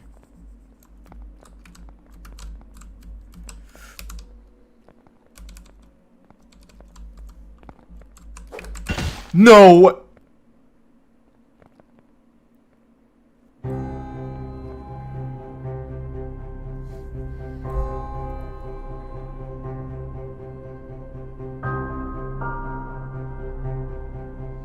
Oh.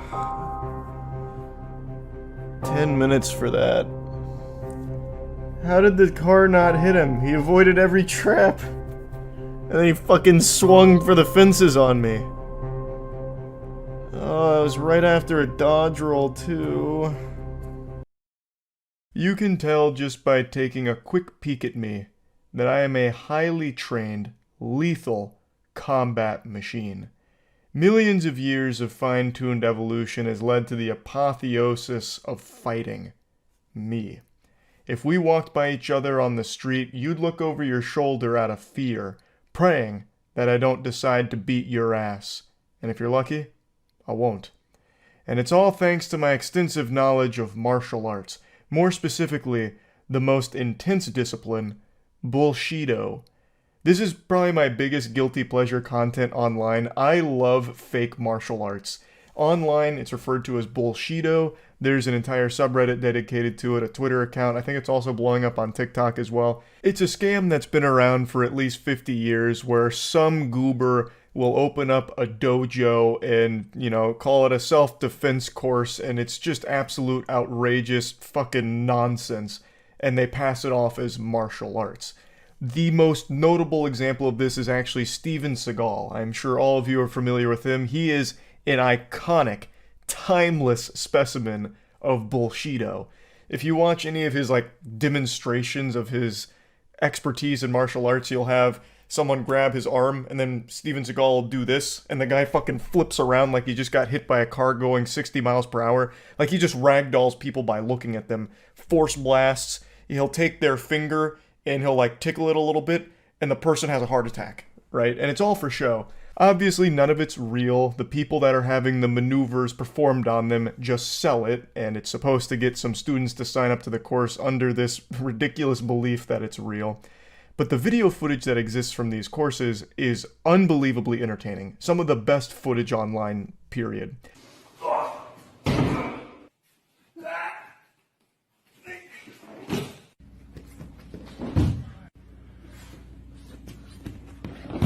This old-timer's looking extremely powerful. He could probably beat up a tech support scammer through the telephone. He gets a phone call from the scammer's like, hey, you got a virus on your computer, pay us and we'll fix it. And he just says, you're already dead.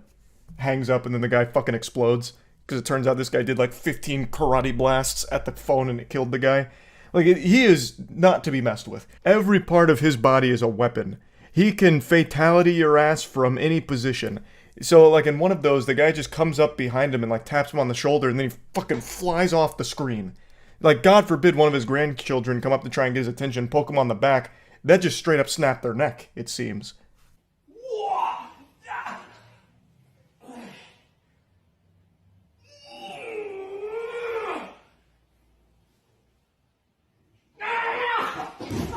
If he doesn't want to be moved, there's not a force in this universe that can make him move. Not even God. It's like pulling the sword from the stone here. The guy trying to lift him even tries biting on his ear a little bit to no avail. He won't budge. And then eventually, he sends him flying thanks to his overwhelming spiritual pressure. This old-timer's got such powerful aura, he could probably kill people just by entering the same room as them.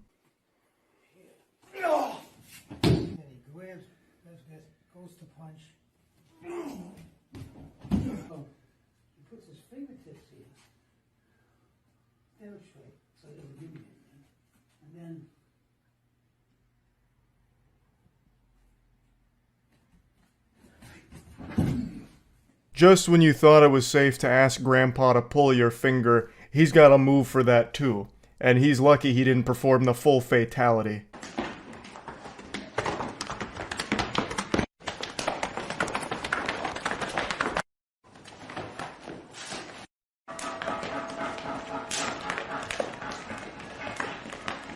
This one's one of my favorites. This is an older video. I've seen it at least 20 times. Every time this gets posted somewhere, I can't help but watch the entire thing. So obviously I've been doing a bit of a deep dive through Bullshido subreddit because it's got not only the classic bangers, but also some new ones. So it's just a nice array of things that I'd like to showcase today from the subreddit. I legitimately love this technique, the fucking forbidden turbo slap jutsu here. I've tried it myself every time I watch this, and it's legitimately painful on the entirety of my arm. It's kind of impressive how quickly they're able to throw the slaps out, and if you watch them do it, they're hitting themselves more often than they're even throwing something out. So they keep slapping themselves in the face and on the chest, but they make such a good sound. And it's really cool to just watch the fucking phalanges fly around like this. I don't know, it's very satisfying. Especially when he's running around doing it.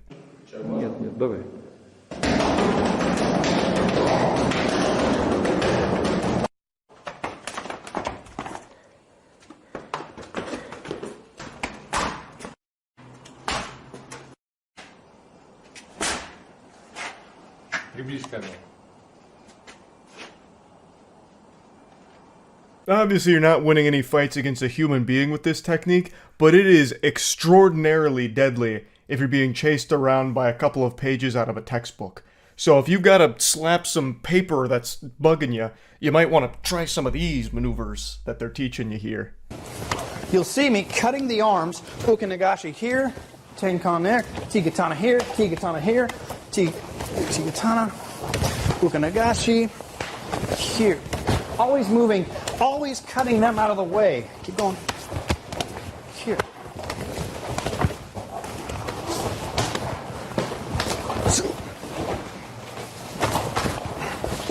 This class, I believe, is just being taught in his living room. They just push the couch back and then bring the students in. So he's teaching this very elegant, majestic maneuver about how to fight multiple opponents, and you clearly can't argue with the results here. Highly effective against a group of opponents that also happen to lack object permanence, so when you brush them off, they lose all their steam, and they have to like relocate you and try and remember where they are. It may not work very well against people grounded in reality and are actually trying to hurt you in a fight, but who knows, maybe it's worth giving a try. Just give them one of these, tap them on the back, and, I don't know, maybe run away. Like, maybe that could be more effective than trying to just keep, like, doing some of this. Though I do really like the clothesline at the end. I don't know why he decided to clothesline them. That seems like it wasn't even part of the lesson. He was just improvising there and thought it'd be a nice cherry on top of the cake. But I appreciate it. This one had DMCA music, so I'll just talk you through it. This is the Finger Master. He's an expert of all things related to finger-based combat. I mean, and just look at him. He's built like a killer. He looks like Executioner Smog from Dark Souls. So you can't even get near him, really. He's super slippery, super powerful. Just an all-around elite warrior. You can see his guard is never down, and no matter what you do, you're not penetrating his defenses here. Like, and look at it, again, look at the power he's able to exert through just a single finger. And then he gives him the old, the washing machine twist, and there's just nothing you can do about it. Now, I know what you're thinking. Charlie, I'll just wait to strike him when he's sitting down. That way I have the advantage and he has no way of fighting back. You absolute imbecile. You think an elite warrior like that wouldn't also be able to beat your ass 1,000 ways to Sunday while also in the seated position? You absolute fool. Some say he's even more powerful while sitting down. You can see that his opponent's really out for blood, trying to hurt him, but just can't. Every time he makes contact with a human body, he sends excruciating pain into his victim, causing the entire body to shut down. I believe he calls it the cheese touch technique. He just is able to do anything he wants. Look at this, wrapping him up like a fucking pretzel. Hurting people is as easy as breathing for him. Just look at how much fun he's having. Even while sitting down, there is just no one that can match his expertise in martial arts.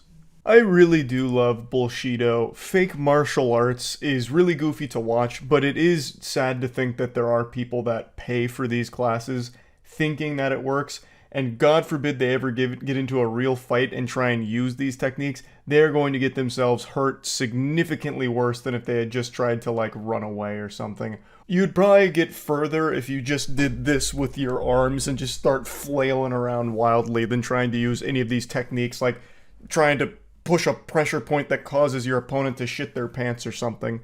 So it is sad to think about the people that get scammed into believing this and paying for it. But man, is it fun to watch.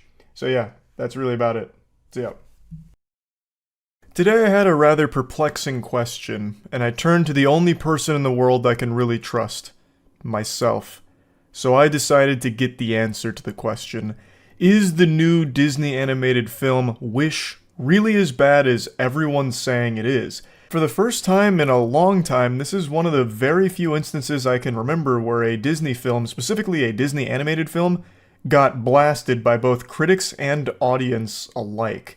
And I think a lot of you out there probably didn't even know Disney had a new animated film on the horizon, let alone out right now, because this movie, Wish, received less advertising than my secret TikTok account I made 3 years ago, It's Shade, where I was doing like awful fucking Doja Cat say-so dances and shit to see if I could organically grow a TikTok account wearing a mask. Spoiler alert, the answer was no. But this movie had no hype around it, legitimately no buzz, and unsurprisingly, it's not performing super well in the box office, but where it's really floundering is in the reception to it, where people are saying it's just genuinely not very good. Initially, I didn't have any plans of seeing this film, I just really wasn't interested in it. It didn't seem like a movie I'd really want to go put my ass in a theater for and watch. But after reading the reception to it and what people were saying about it, my curiosity was piqued. And all of you know that I'm drawn to bad movies like a fly to a pile of dog shit. I can't help myself. So, I went to see it last night, and I had to confirm for myself whether or not it really is the super stinker that it's made out to be. And before the intellectuals come in swarms to wiggle their finger and say, well, actually, Charles, this is a movie designed for children. It's ridiculous to try and critique it as an adult. Bah humbug. SpongeBob was designed for kids, but it's enjoyable for all ages. If you're making a quality product, even if its intended demographic is children, it should still be enjoyable to anyone of any age, if it's a good product. Disney used to understand this and be extremely good at it. Something like The Incredibles, I still think is an unbelievable masterpiece of a movie, even at 29 years old, and that movie is designed for a young demographic, but I still appreciate it as an adult because it's just a fucking good movie. I want to go into Wish a little bit here. I'm going to try and avoid spoilers. I wasn't really interested in seeing it, but after all of the reviews and everything, and somehow it got shredded by most people, which I would have never expected from like a pretty safe Disney animation, I got curious if it's actually bad. So right now it has, I think, the lowest Disney animation opening rating on Rotten Tomatoes ever or something. And I just saw it. And it's not bad, but I see why no one really likes it. It's really, really painfully generic. It is legitimately just a full-blown marketing campaign that could have been used as like a commercial, but stretched to a feature-length film. I don't understand why they'd even make it. It doesn't really make sense. They took every element of good Disney animations and like roped it into this haphazardly.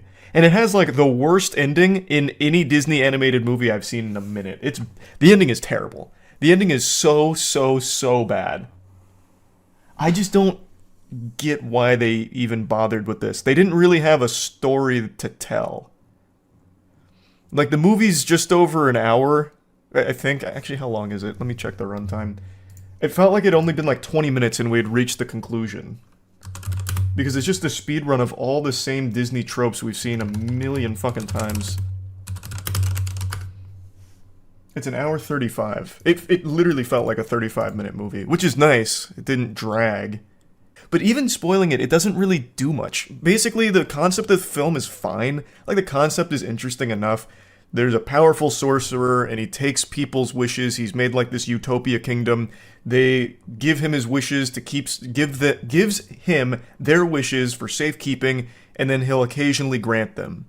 And the big plot twist, well, it's not a big plot twist, it's actually established within the first 10 minutes of the film. Turns out he's not a great guy. Who could have seen it coming? He takes their wishes because he wants to ensure that they're not going to be a danger to his kingdom. So what he does is he takes all of these wishes and he only grants the safest ones. Like the most throwaway safe wishes. And Jeremy made a really interesting point that the film itself unintentionally serves as an allegory for modern Disney, where all of these fans have all of these wishes and expectations that they'd love to see Disney act on, and Disney doesn't. Instead, they just grant you the safest, most insignificant garbage content, like the safest shit. And I was like, damn, that's actually kind of profound. Like, this movie really is an allegory for how Disney handles what the fans want. Yeah, Jeremy Jans. Is it Johns or Jans? I really like his reviews. I think he does a good job. It's very concise, it's fun. But I never know if it's Jeremy Johns or Jans. Like, there's nothing objectively horrible about the film. It's just so derivative of every other Disney film ever made. You just get nothing out of it. Like, even the musical numbers are pretty uninspired. There's only one that stood out to me as being pretty good, and it's the second song in the film. Like, the second song is the only one that I was like, oh, that's kind of a banger.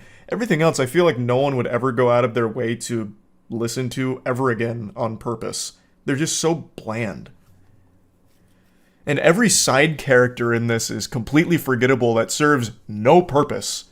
And really, even the main character herself doesn't do anything. She does the most important thing, which is making a wish of her own on a star, which is why you get Luma here. But outside of that, she does nothing. The star does everything until the end of the movie, where it just completely blows its ass wide open with nonsense. There's been a trend on TikTok to compare it to older Disney movies and their music to show how generic it is. Oh, I believe it, because it is painfully generic. A lot of Disney fans on TikTok really don't like the music. Some of them even accuse Disney of using AI to make them. I wouldn't be surprised. Like I said, this feels so derivative of everything good from Disney movies of the past tried to, like, make something new out of. Like, it does feel like you would plug all of this into ChatGPT and have it spit out a script. It's uninspired. The jokes in it, like, I don't even know if you could classify them as jokes. They barely even try in that department. There's nothing. It has nothing. But the thing is, like, it's not a bad movie per se, I suppose. It's just so uninteresting, so forgettable, and just nothing. I just don't know why they'd even bother with it. No, it's just boring. Like, it's not fun bad or anything. It is just a boring movie. It has nothing to it. There's no meat on its bones. I'll talk about the ending real quick, I guess, because the ending really is like the most egregious, like, hey, let's just wrap this shit up and be done, okay? So basically what happens at the end... Okay, big spoiler warning if anyone gives a fuck. Huge spoiler warning. Sound the alarms. Wee woo, wee woo, wee woo. Big spoilers. At the very end, it's the final showdown between the main character and the main bad guy. And he's this all-powerful sorcerer. Our main character, she doesn't have any powers of her own. Like I said, she herself doesn't really do anything aside from summon Luma, who does everything. It's character's not actually named Luma, it's Star, but it's basically like Rosa and Luma. And he captures Star, and everything looks lost, because it is. He is now all-powerful, all undefeatable, just this fucking monster now. And the way they defeat him is she starts singing a song. So then every citizen of the kingdom joins in the musical number, and he's already, like, bound them.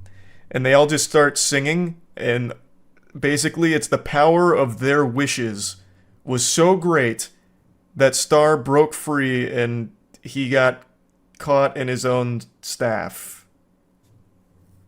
Somehow. So they unionized. I mean, I guess. Yeah, kinda. But he's defeated through the power of song and everyone wanting to make wishes. But I don't, like, there's no reason that should have beat him at all. Like, it shouldn't, he should have just listened to that and been like, alright, can you stop wishing? This is fucking cringe. And then he just starts blasting them all again. Like, there's no reason it should have done shit to him. Doesn't the main character become a fairy godmother? Kind of, but until then she doesn't do anything. And even after that, they don't show her doing anything. You actually watched this? Yeah, I was curious why it was getting shredded so much. I couldn't imagine it actually being that bad. And like I said, objectively it's not horrible, but it's just a complete waste of time. There's no reason to see this movie. It's just this amalgamation, this fucking chimera of Disney greatness from the past thrown in here really shittily. Disney's just tanking all over. Disney's had a rough year. In terms of, like, the reception to their work. Financially speaking, I don't know how they're faring, but the reception to a lot of the Disney work this year has been rough. So you know what to expect then? I just don't know, like, what I'm supposed to do. All I know is, like, the bad guys out there. Yeah. Yeah, but you're still collecting scrap. I want you to focus on that element, because that's what makes us the money. Yeah, I can be scrap bitch. It's fine. Yeah, sweet. I have absolutely zero understanding of this game. Are we getting shot at? Oh yeah, this is new Call of Duty, man. Okay. Yeah, there's a lot of bad guys with guns out there. You're gonna want to be careful. Alright, cool.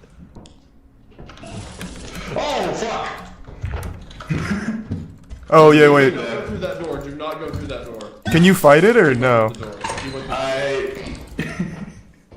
I think you can like use stop signs to hit things or shovels, but we haven't found one. Can I hit it with the dustpan? I guess. You can try. You can very well try. Charlie's gonna fight it with the dustpan. Oh no, he ran away. We're good. He saw the dustpan and said, "I don't want any part of that."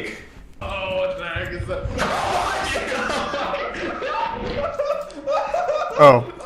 Oh. Okay. Wait. All right. All right. Unlucky. Was it? Okay. So can I fight that?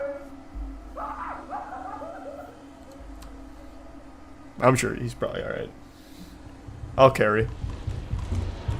Can he open doors? Okay. Yeah, I love that. That went well. I didn't think he could open doors. Still alive? Oh, it's an eclipse. It's an eclipse. It's bad. We need to get in there. Well, it's like. What? Get up! What even hit me? Get up the ladder! A giant dune sandworm just came out of the ground and got us both. You're the only one that survived. Killed both Okay. of them. Oh, fuck. Oh, Jesus Christ. No, it's over. That thing's slow enough. He'll be fine. Leave me alone! Oh, that's so much faster all of a sudden. Run! Oh, what the fuck? Wait, this guy's nuts. Vote to leave now! Vote to leave now! I already voted. It's on you, Connor. Terminal. It's me. Okay. I gotta please. Ship leaving in 1 hour. Fuck. Okay, hold on. Do I drop it? Do I just drop it? Drop it. Drop it. Please. Close the door.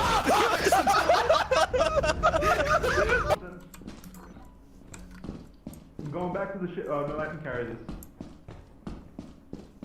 There's a thing near me. I saw like an arm. What, like a bad guy? I mean, I didn't talk to him. Probably a bad guy. Let's get to know him. Where is he? He was, I don't know, somewhere over here. Which way? This. Are you taking him outside? Yeah, just set his body by the scrap. Well, his body is worth some money. We can sell his body. Yeah. I still have room for scrap. We've got a fan out, boys. Oh, there's a thing here. Immediately. Hello. Wait. Oh wait. Okay, what? Okay. What do you do against him? I don't know. Well, this is good. Yeah, wait, $100 for the pumpkin. Oh god, what the fuck? Okay, just go outside. Help! I am critically injured immediately.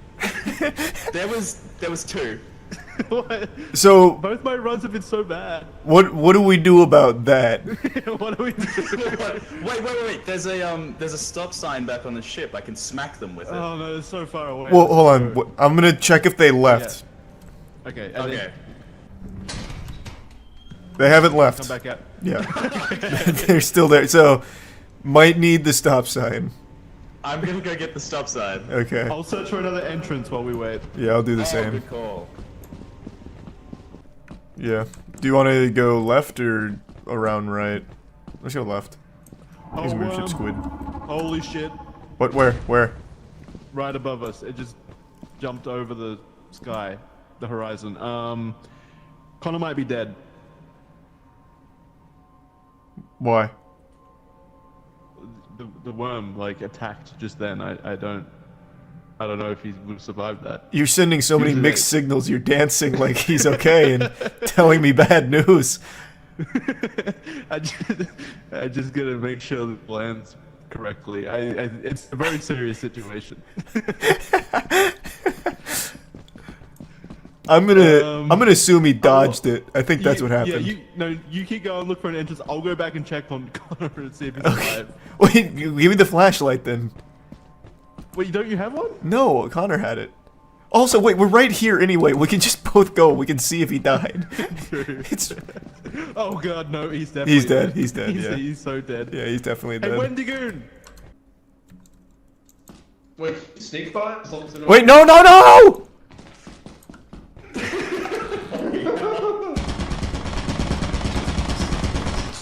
That was horrifying. Who's dead? Wait, he died? Let's just.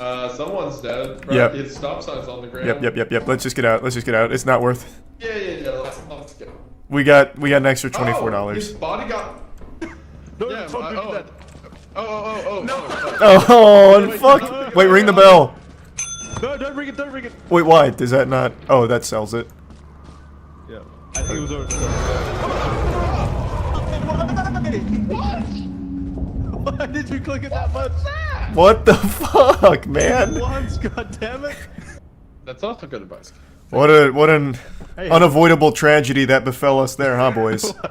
How many times did you press the bell? I only pressed it once. One of you went up there and fucking slapped the shit out of it 1,000 times. Ooh. We found beer bottles and a bell. Nope. What? Oh.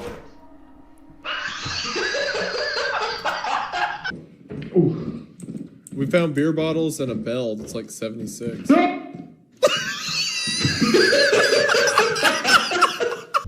What is that? He's about to die. Can you dodge it?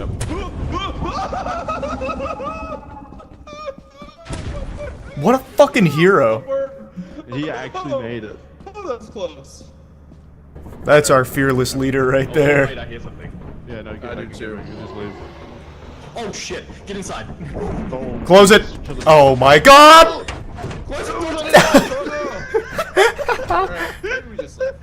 Yeah, maybe we leave. This is you falling off the cliff. Okay, alright. It could have happened to anyone. It happened to Jackson literally like 2 runs ago, instantly. But no one saw it. No one saw it. Noise when he died. Yeah. Yeah. That's even worse. He went out sad. We didn't even know he died. Yeah, on my own. On my own. People are. Oh, watch out for lightning. If you're holding a metal object, you will get zapped. Wait, like I have to like drop it? That would be so fun. No, I think as long as it's in your inventory. Wait, is it zapping? Yeah. Watch Yeah, out. it's zapping. Maybe go put it back in the ship. No. Yep, okay. Oh, it's still going. What the fuck? How many times is it gonna strike that? No. Okay. No, you're good. No, you're good. I'll do it. Oh, you got it. I got it. If you hear it zapping, put it down.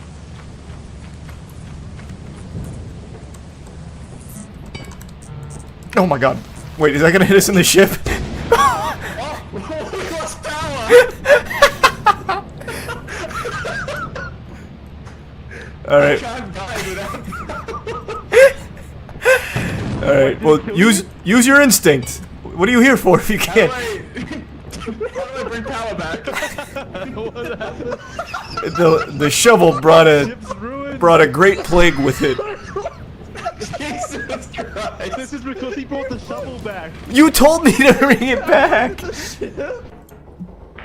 Are you good? Well, if Connor stops talking all of a sudden, let us know. Oh, don't look at it. Don't look at it. Don't look at it. Turn your flashlights on. What? No, you don't want to look at it, right? Yeah, turn your flashlights off. Are you saying on or off? Your accent's confusing me. Off. Okay. The thing that made logical sense. That's why I was so fucking confused. Where you at? What's that? I'm right behind you. I'm in this corner. I'm you're both here. You're right behind me. I'm so scared. Run! What? Why are we running? Connor said that it took someone. No. I don't hear Wendigoon. Oh wait, how did it get him? We were right next to him. I don't know. Oh god, it's over. We're good to go? Alright, go. Okay. We need to get out.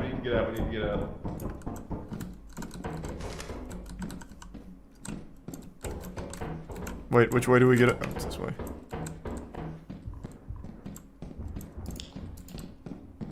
I hear it's fine. Charlie. Yeah. Quick, get to me. I'm here.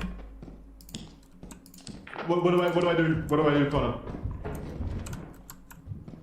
Oh god, run! Oh my god, you made me sprint here. I'm out of stamina. Are you good? No, I'm not good, Jackson. I'm fucking winded because of you. Oh. Imagine I survived this. I dodged him. What? You brought him to me! I'm out. Fuck you, pussy. Where do I go?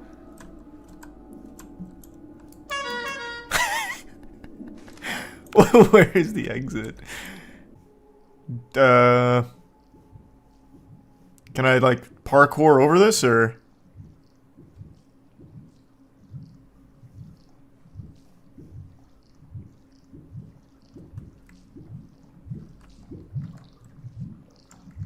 God, my brain is too big. And now he gets left behind. What the fuck? Now he's dead. Connor said, "Fuck that." I was gonna make it. What? No, but from his perspective, you were in front of a red dot and staying still, so he thought you were dead. Connor, I was gonna survive. I was fine. I saw an enormous red dot and you were standing still. Yeah. Yeah, I went over it. Like, But he can't I did tell the you. math on what we have versus Ugh. you dying, and I wanted the profit. You gotta believe in me, Connor. When I'm the last one alive, then it's a fair fight. At least spin around or something so he knows you're alive. Really does it. Oh, here, there's a bad demon. Oh my god! Oh my god, no! What do you do with him?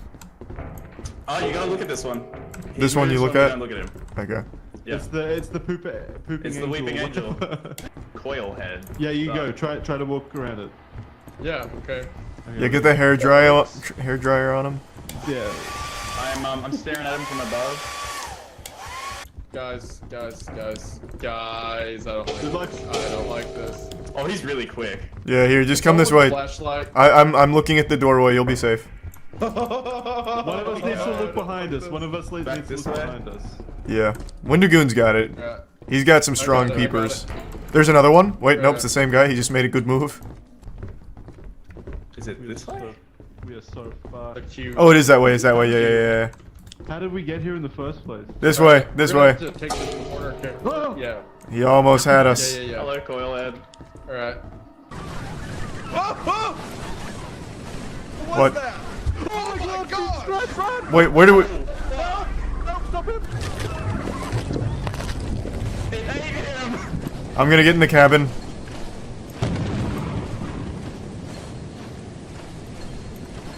Oh fuck!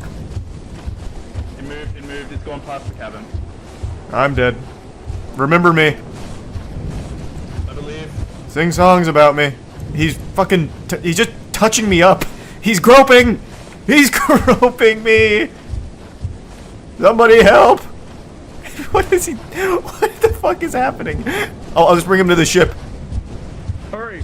He's actually super friendly. You guys are gonna really like him, I think. Yeah. Run! He's like a super nice guy, believe it or not.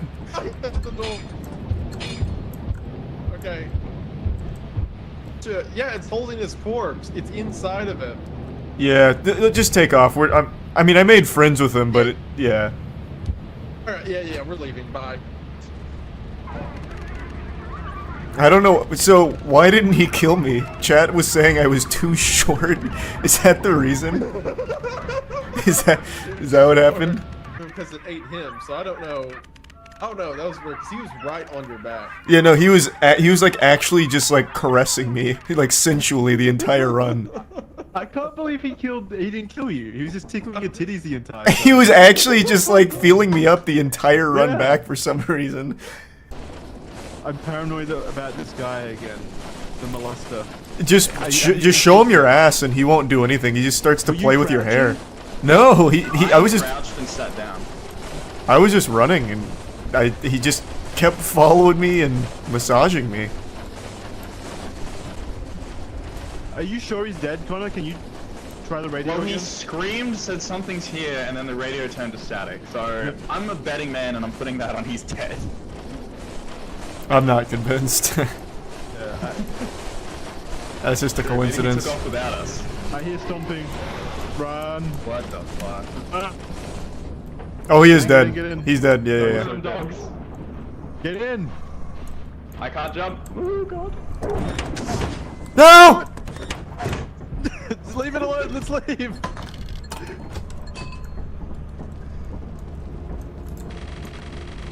Hey, 600. Not bad. So we sell and then we go to the new plan. Yes. I wonder what happened here. Jackson, we got the bloods all on the computer. He was probably too busy communicating with you through the walkie-talkie, and the door opened. Yeah. At least to like, it's like. Oh wait, I forgot to charge my light. Yeah. Aesthetic and everything.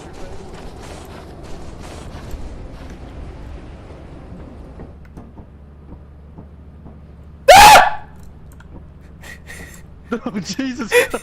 Did that scare you? No, I thought so. You came all the way back just. Oh no, you're charged. I thought someone replayed a clip of Wendy Good streaming before. That's why I was confused more than anything. Damn, unlucky. All right, bye bye. Okay, I saw one of those guys. But not there. Where you? There's a neck breaking guy behind me. I'm here. There we go. You can try hitting him with the shovel if you want. Yeah, I'll do that. Sure. No, there's no. Oh, fuck. Do you want to? Anyone? You want to smack that? Yeah, go hit him, Wendigoon. Can I? Will I win? There's an enormous spider in the main room. I think. Here we go. I think you have a fighting chance. Did you? Are you? Scare it off. Scare it off. Okay. Oh no.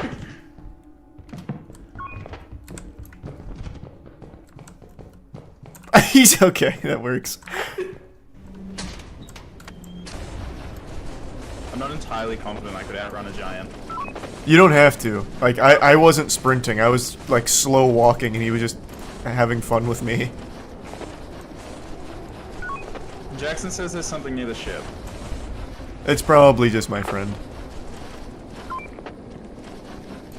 It's your friend? Okay, well, do you want to go first and introduce yourself? Yeah. I'll let him know that you're good.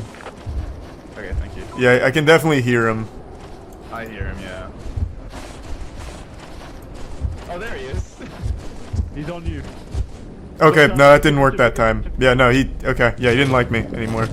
He didn't recognize me. Yeah, well, I'm trying. Yeah, he said combat just as I bought the shower. Wait, you bought the shower? Yeah. Why? What the fuck? You threw. I didn't. How much did this cost? Like 180. That's like 20 flashlights.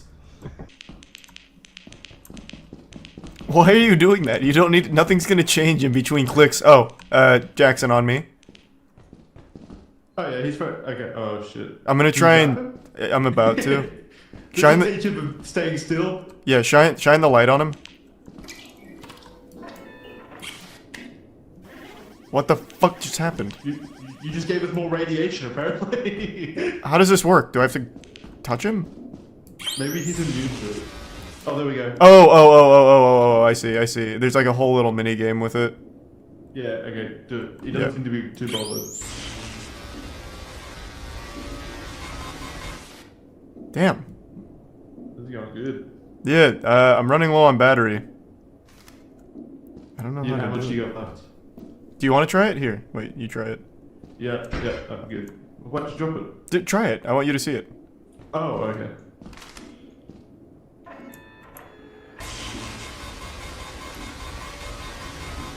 How do you... I don't know. I don't understand if... Maybe he's immune. He might be, I don't understand the fucking mechanic here, like, what's the input? You're supposed to be moving your mouse with it, kind of like fishing. It's probably like a Ghostbusters thing. I'm lacking. Oh, you follow the beam, maybe, but maybe he's immune, and we just don't know. Yeah. Here, I'll try to stun gun him. I mean, stun grenade him. Oh, maybe that makes him.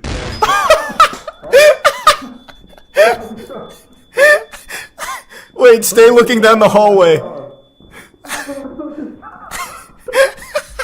That was such a shock news. What happened? Be careful, he's throwing stun grenades at us. You throw stun grenades. Does anyone have a stun grenade? Yeah, I'm not gonna waste it though. It's not gonna do anything to him. He's not even looking at us. It might make him vulnerable. It might make him vulnerable. will teach you not to move. He regrets this now. Can we just stun gun him? Stun gun him and then I'll zap him. Just try it. No, I'm not gonna waste a stun grenade on him. Fine. Oh my god, that's so much. Well, okay, so we found Jackson. We found something called an apparatus that the value has a question mark next to it. Yeah, it's that's increased the radiation. Yeah. I saw that. How much is that worth? I don't know. The room over here has 2 fancy lamps and some other stuff. Which one? Through this way. Okay. Alright, well, I'll keep an eye on him still. Yeah, I'll stay here and watch him. I can't see him, but I'm going to assume he's not moving over there. I don't have a flashlight. That's kind of creepy. I'm sure he's standing still. He knows. He knows I'm on patrol. Just leg it. Wait. That lamp blinds. I can't see. Oh my god. I'm just gonna. Can't see through the lamp. Wait, no, sprint. It's short. Oh wait. Let's go. Let's go. Charge my torch. Where the, is it No! I can't see. Why? Dog. Welcome to the I can't see through the lamp. Guys. No. What? Wait, did he just die? He's leaving with it, bro. What the fuck was that? Wait, that corpse is gonna be worth so much. No! Why did he just die? Wait, get my body! Get my body! Jackson! I gotta wash the blood off. That's the door, bro. Grab his corpse. No. Well, we got one left, I guess. Charlie, did that get you right outside? Yeah, he was right outside when I turned the corner. Fuck, rough. Yeah, did you guys see? He just like died. In front Yeah, of me. well, you scared him to death. Yeah, I jumped. If I came in up. Why is the apparatus worth question mark? What does that mean? Let's try and sell it. I'm very curious now. That could be like a huge secret thing. Oh, actually, no, because then we can't come back to Titan right away. Wait till last day, yeah. Yeah. So. Oh my god, what the fuck is that? How do you guys miss this? Oh! Wait, here, hold on. I'm gonna zap him. I've got him! Ah! I don't want to know what happens when he finishes that song. I've stopped him. Everybody run! Hit him with a shovel! Yeah, wait, where's Windigoon with the shovel? Alright, I'm just locking him down. Does anyone have a shovel? He's never gonna finish his song. I need to know what happened. You'll never know with me on patrol.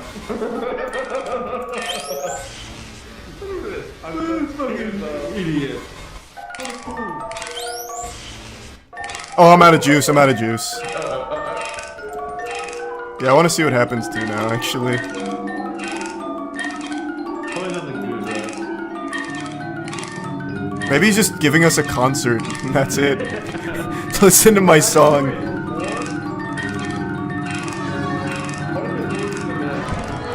Oh my god! Oh, I'm stuck. Oh, this is a hole.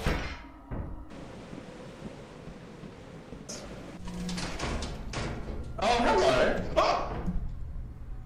Oh, he's a nice fellow. Wait, why is he so calm now? Was I just like the sacrifice? I hear something else.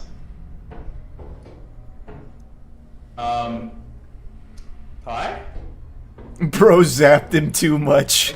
Yeah, I reset his brain, the electroshock therapy. Made him docile. I hear something really. Now he's just like a greeter. Oh, no, not anymore. Is that a giant eyeless dog? Oh god. Oh god, they're on the stairs. What do you mean? Parkour! Oh, what a move! Wait, what a move! Alright. Holy shit, no, critical idea! Get in. I can't run, my legs are broken! No! Oh! He's dead. Wait, that was almost the most heroic shit I've ever seen. I can't run, my legs broke! He cut out as well. Washing the blood of my friends up. Ominous. Oh my god, there's another. Oh, there's a cute little bug guy over there. Oh, I saw Wait, is he welcoming us? Yeah, what the fuck? Answer this. It's the hoarding bug. Oh, He's moving and grooving now. Alright, maybe I should. It didn't like the dancing. Yeah, which one of you insulted it with your boogie? God, hey, it just took Yeah, no. Just What went back happened? to where it came from. So I picked up the bolt that was in front of him and he started running. When I dropped it, he took the bolt and went away. So he just doesn't want you to take his thing. Oh, okay. Okay, that's reasonable. Severely injured. It wasn't the dancing then. Thanks for It was like the boulder in Indiana. Yeah, thanks for Hey, resubscribing. buddy. What the fuck? No, he's happy. He's happy. Oh, there's multiple. Yeah, hey, back Wait, up. maybe he wants my key. Hold on, here, look. I'll feed him. No, I didn't like that. There's so much loot right there. Does anyone have a shovel? You've asked that 6 times. You just want to go club him to death? Yes. I can throw things at him, I guess. Alright, we can just go back. Oh, there's something down that hallway. Oh, wait, is it them again? That's them, I think. Yeah, Oh, we're they back were where we they were hugging each other. The fuck is that? Oh, he just got taken. He got taken. He got taken. Yeah, just let's get out. Let's go. What did he get taken by? I don't know. Slender Man? Yeah, I think it was that like eyeball guy that you have to like glance at and shoot a mean look at or something. I see. Do we know how to get out? Shower's still running. Shower's on. God, so much fucking loot. Alright, take us home for Jackson. I could buy a jetpack. Yeah. Do it. Oh, fuck yeah, do it. Oh, bro. Jetpack time. We all get to They're take a coming go. in. We all get to take a go with it though, so that we can save During the the. eclipse. Yeah, everyone trade off on the jetpack. Don't hog it. Alright, ready? Is it what is it left or right from the ship? Oh. Yo. Holy shit. Straight to heaven. Bro. That was insane. Did you see him? Yeah, I saw like the outline of it. Dude, blasted. He's never gonna find us now. Good question. Yeah, just run around with the boombox, he'll hear it. Yeah. Jackson, find me. Hold on. If we run around, we will never find that ship. I will tell you, it looked like he ran out of fuel or something and just plummeted. What? Wait, what? Oh. What'd you say? His body's right here. Oh yeah, here we Never go. see the floor. Alright, ready? Is it left or right from the ship? Oh. Oh! Where am I going? Holy shit. Straight to heaven. Bro. That was insane. Did you see him? Yeah, I saw like the outline of it. Dude, blasted. He's never gonna find us now. Yeah, what's he going? I'm dead right in front of them. Can they not see that? How do we find him? Yeah, how do we get back in contact with our boy? Jackson, come for the music. Question. Yeah, just run around with the boombox. You'll hear it. Yeah. Funny. Jackson, find me. Hold on. If we run around, we will never find that ship. I will tell you, it looked like he ran out of fuel or something. Where's his body? I got that movement. I'm running around him though. He's right where you all are. Oh, behind you, behind you. Behind you, behind you. Oh, hello. So what do you do against them? You look at them and then look away? Because he's about to kill you. Well, Okay, let's just leave. I'll grab his Let's boombox. actually... Yeah. Oh, we're right next to the door. We can just drop it out.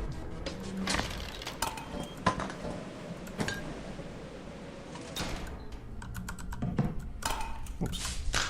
What the fuck?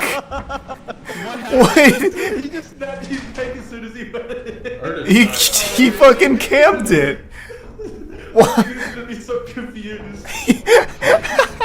Well, he's gonna have no idea. Oh, Charlie. So funny. He's still looking for me. Thanks for the resub, cereal. The one that left his boombox. Putting it together. You've left it. Anything in a long I time. flew up. I used the jetpack to fly up. I died in the air, and then while you guys were still looking up at the air, looking for me, I was at your feet dead the entire time. No one looked down. Wait, that's so fire. Why? That's awesome. I really want. Did you get to have any fun? Was it cool? I just died. Why do you keep looking up when you're telling the story like you're RPing it? Imagining what's up there. Anyone remember the rise of Sigma males? While many of you may have forgotten about them, they haven't gone quietly into the night. There's still a very active community of Sigma males that continue to post content reaffirming that they are the best, the top of the food chain. And sometimes I'll occasionally peek my curious little head in there and see what's going on in the Sigma male community. And there's a channel that does a lot of it, and they recently posted a video called Why Sigma Males Are Seriously Dangerous. And it's the same standard shit where it just spouts a bunch of nonsense that's supposed to sound hard. Like, the Sigma male community treats each other like they're all secretly James Bond. Number 5. Why a Sigma male is seriously dangerous? Well, he'll pour a bowl of cereal without ever adding the milk, because the milk is a hindrance to his cold, calculating mind. His slight lactose intolerance isn't a weakness, it's a strength that he uses to get the best of his enemies, and they never see it coming. That kind of stuff. And there's nothing overly interesting about the video itself. I'll just go ahead and play like a couple clips real fast. What I want to focus on is actually the comments. Many people mistake the Sigma male as the shy guy, thinking he knows nothing. Little do they know that this is how he wants it to be perceived. He is not shy, he just doesn't want to be seen. He knows exactly what he's doing and is not one to be underestimated. He is the quiet one who absorbs everything. It's just 13 minutes of this with footage from a bunch of popular movies, and it sounds like they're either describing a stalker or Batman. And what's really weird to me is it's not really motivational. If I was someone who self-identified as a Sigma, hearing this stuff would make me feel really bad about it, actually. While the Sigma man may seem like a harmless introvert, he is actually a dangerous opponent you don't want to mess with. He may not have big muscles or a loud voice, but his sharp mind and strategy are his most valuable weapons. I just don't really get what kind of fantasy world this is trying to appeal to, where everyone is trying to pick on and kill the Sigma male or something. So this is like talking about, well, you don't want to do that. You don't want to poke the sleeping bear that is the Sigma male. They act like Sigma males are being hunted, rounded up in the streets, piles of corpses of Sigma males.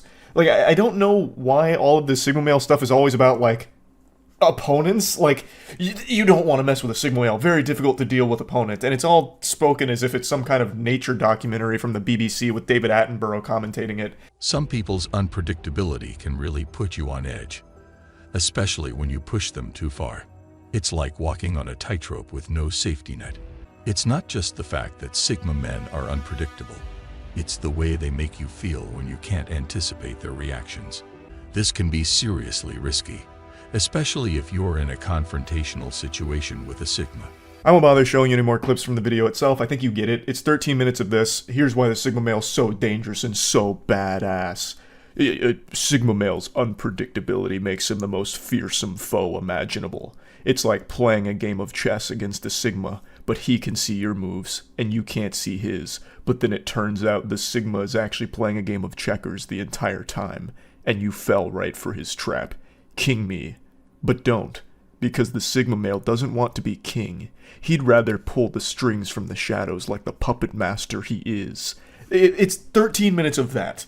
And for some reason I don't fully understand, this kind of stuff is exactly what the Sigma male community loves to hear and endlessly consume like some junk food.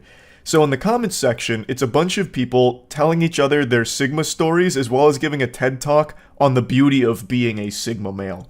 It is amazing. So right now, this is one of the top comments. You don't need to fear Sigma males, which immediately to me seems like it should be a red flag if people are afraid of you in general. Like, maybe there's some self-reflection that should be done to not make people feel on edge around you. That would be my perception of it. But again, I think it's kind of just diving into like playing this Sigma character. I don't know if people fully believe in it. I think it's just kind of a for fun thing. It's just that if you harass him, be it on the workplace, the neighborhood, verbally or physically, he is likely to knock you down in one way or another and when you least expect it. Normal people will usually interpret him as being a little shy, while aggressive, dominant people will take him for being an easy prey, and they won't even know what hit them. It may take them a considerable amount of time to put the pieces together and figure out what actually happened. Sigma males are not some kind of dangerous James Bond people. They are first and foremost characterized by going their own way, and as a consequence, dominant, aggressive people will seriously underestimate them. This is what I'm talking about, though, where a lot of them seem to be living in this world where they feel as though everyone's out to get them. So then they retreat into these corners where they, like, prop each other up like they're underestimating us.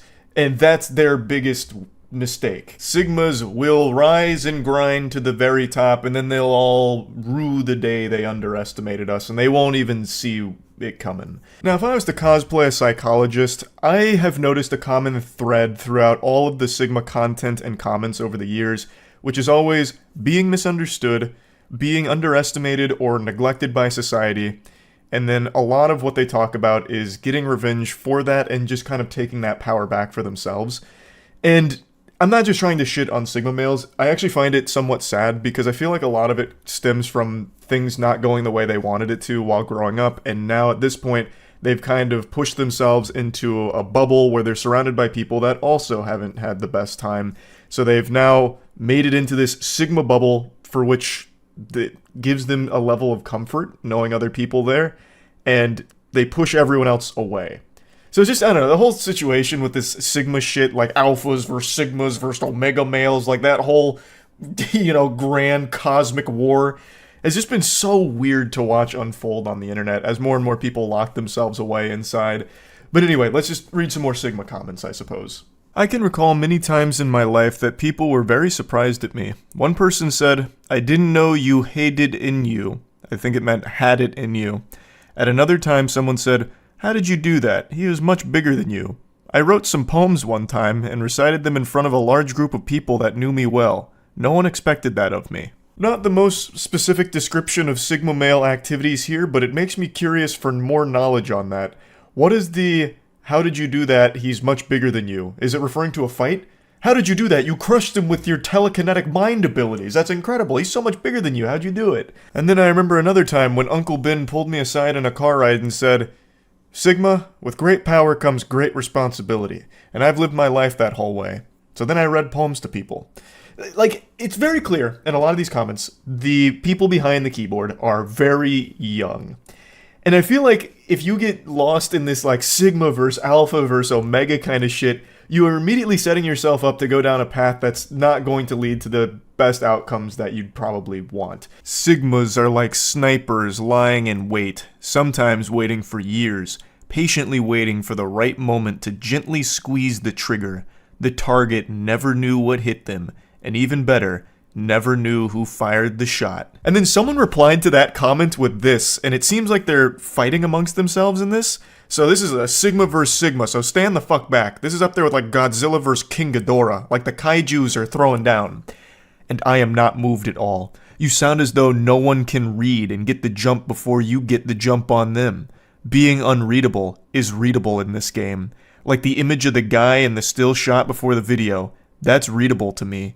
Unless you have a divine nature, you will give an indication somewhere. And then someone else replied to that, "You would have to basically be a mind reader, and even then, you are likely still 2 steps behind." I feel like they just watched a really cheesy 80s action movie, heard a line similar to this, and decided to drop it in response to the sniper line. Like, what? I don't even understand what that's supposed to mean. Being unreadable is readable in this game. What game? What game is being played right now? What is going on? It's just this really desperate desire to be like a secret badass or be like super special. And I think an important lesson that extends well beyond just Sigmas exclusively is to accept that there's nothing wrong with just being normal. Like, you don't need to have some kind of quirky, special personality trait that defines you. You can just be normal and enjoy life that way. It just seems like the internet's corrupted everyone's brain into believing that being average is boring and a bad way of living, when I just totally disagree. I don't know how many times that I've been accused of being unassuming. It almost gets boring. I immediately have to interject. Who's accusing you of being unassuming? I've never met anyone in the world that would come up to a stranger and be like, "Hey, geez, you're like really unassuming, you know that, bud?" Like, I just can't imagine that being common. But anyway, however, a lot is true. Sigmas hit you like a cobra and are very strategic in their thinking. We are considered to be weak when we avoid confrontation, but when we can, we do not let go and hit back when the moment is right. The effects are devastating. The opponents do not know what has hit them. At work, I have colleagues who think they have the upper hand, but no, it is me manipulating them. They still think they are winning. Once again, just another example of how all of this is putting you against everyone else, making everything a you versus them mentality, which I think is the most unhealthy way of living life. Constantly being in this imaginary, invisible competition with all of the strangers around you is a recipe for just making yourself miserable. Sigma males know what will happen sometimes years in advance, when no one else has any clue, not because they're psychic, but because their different perspective allows them to see things that are obvious, but which are usually hidden in everyone else's blind spot. Alphas march uninformed into battle. They declare a war and fight until the conflict is resolved by military means. Sigmas hide in plain sight. They observe everything that is going on and plan 10 steps ahead with extreme precision. They are a one-man army. But they rarely have to fire a single shot, because they know exactly when to strike and how to avoid getting caught. Sigmas are the saboteurs. They break the enemy by silently creating circumstances that make his life hell, and makes his victory impossible to attain. What in tarnation? Listen, many do not even see their part in the cause of why the Sigma is what they are, but others just become a crybaby and about nothing, which is so disturbing and so shallow, and then they project their inner mess on the Sigma, and I have had so many cases that mechanism was projected and falsely assumed, and wrong conclusions are being made that it is healthy and perfectly normal that they will get hit because they ask for it. If someone keeps kicking your legs, for instance, it is normal that at some point you will get a huge shitload of a predictable kickback, and they even dare to feel surprised that kicking someone continuously leads to retribution, especially when you set boundaries in clear and decent manner. Is anyone understanding this huge blind spot of some that are deliberately attacking Sigmas? Because I would like to learn why many people would behave like that. I think that says all that needs to be said. I don't know what was said there, but it was words for sure. I don't know who's attacking Sigmas. Maybe like making jokes occasionally, but like a lot of what they describe feels like they're about to commit an act of violence or something in the comment section. Like some of it feels genuinely a bit unhinged. Anyway, though, again, there is nothing wrong with being quiet or anything like that. You don't need to be like lashing out for that or trying to find reasons for why you might be quiet. Well, it's actually because I'm a secret badass who's always cold and calculating, planning my next move to overthrow the alphas. It doesn't need to get into fanfic. There's nothing wrong with just being average and normal. There's nothing wrong with it. There really isn't. Just calm down. There's not this big war with alphas against omegas versus betas versus sigmas and all of this. It's just not that deep. But, I just wanted to talk about this a little bit because I've been back on that sigma rabbit hole, and it's getting weirder than it was like a year or two ago. So that's really about it. See ya. No doubt the first thing that pops into your mind when you think of me is fashion. I really am one of the most probably well-dressed people on the internet. I'm kind of a fashion icon, I would say. And it's nice to finally be recognized for my contributions in that industry because Matt and myself were invited to do a fashion shoot catwalk for charity. And we said, absolutely, you bet your sweet Bippy will be there. I'll see you tomorrow. And by that I mean, I'll see you in 21 hours because I'm afraid of flying. So it was a nice, casual, serene 21-hour road trip. And it felt even better when I got damn near alcohol poisoning on the way home and was uncontrollably sobbing in the backseat, worried about being drunk forever. But the point is, we went to this fashion walk for a company called David Allen. We were supposed to be modeling suits, and we thought, well, we could do more than that. So we came up with one of the most foul, rancid routines we could cook up and decided to let it rip. We didn't really tell them too much about what we were doing. I think they expected us to just walk it, but we wanted to like fucking shut that shit down. We wanted to go hog wild with it. So there was quite a few people there that made it clear we had no business being amongst them. Like Wiz Khalifa was one of the people there. And man, did we make incredible fools out of ourselves. I couldn't be more proud. So we did a fucking goofy vlog style video going through this entire journey, as well as the performance, of course. So I'm just gonna let that whole thing play. Hey. Oh, you moved away. My jump scare didn't work. Wow, we're a vlog channel You want to give us a room tour?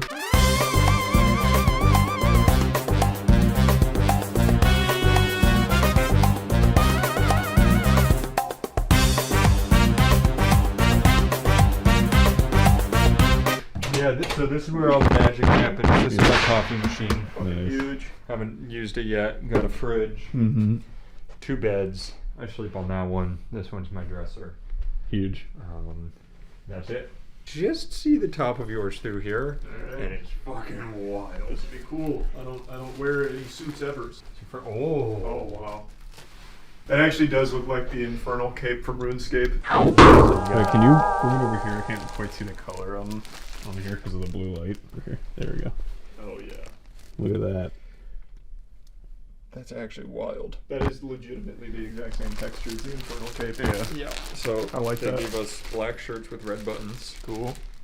And damn, that's crazy. Now let's see your fit. Black shirt, red buttons. Ooh, black tux with red accents. Whoa. Kind of nice. And then there's my pants, baby. Those pants go fucking hard. Those pants are fucking crazy. If you combine the two of these, you make like a sacred treasure. We're gonna go. No, really, the fusion hoe dance at the end. The world's not ready for what's gonna happen. It's gonna be disgusting. Right? Yeah. Oh, welcome.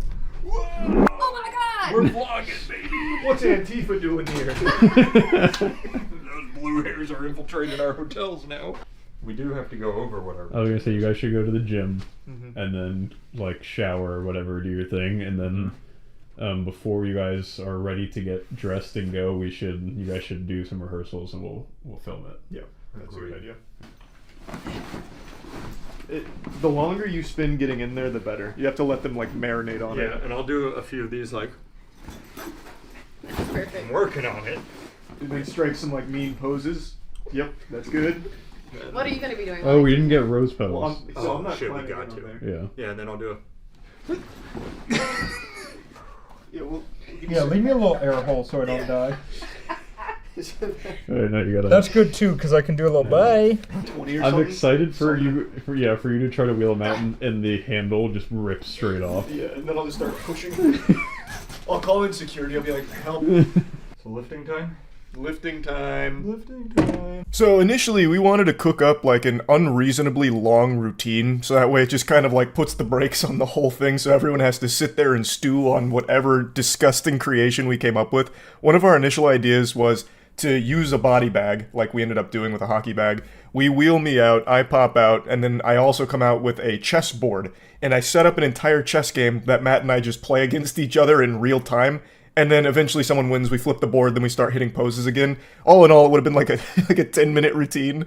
Just some like really stupid shit that we were going to do here, but we decided to have a little mercy and make it a bit more brief, though it was still longer than actually every single other performance. I'll use performance lightly, because they didn't pull out all the stops like we did. We had props, we had posing training, like we went all out for this.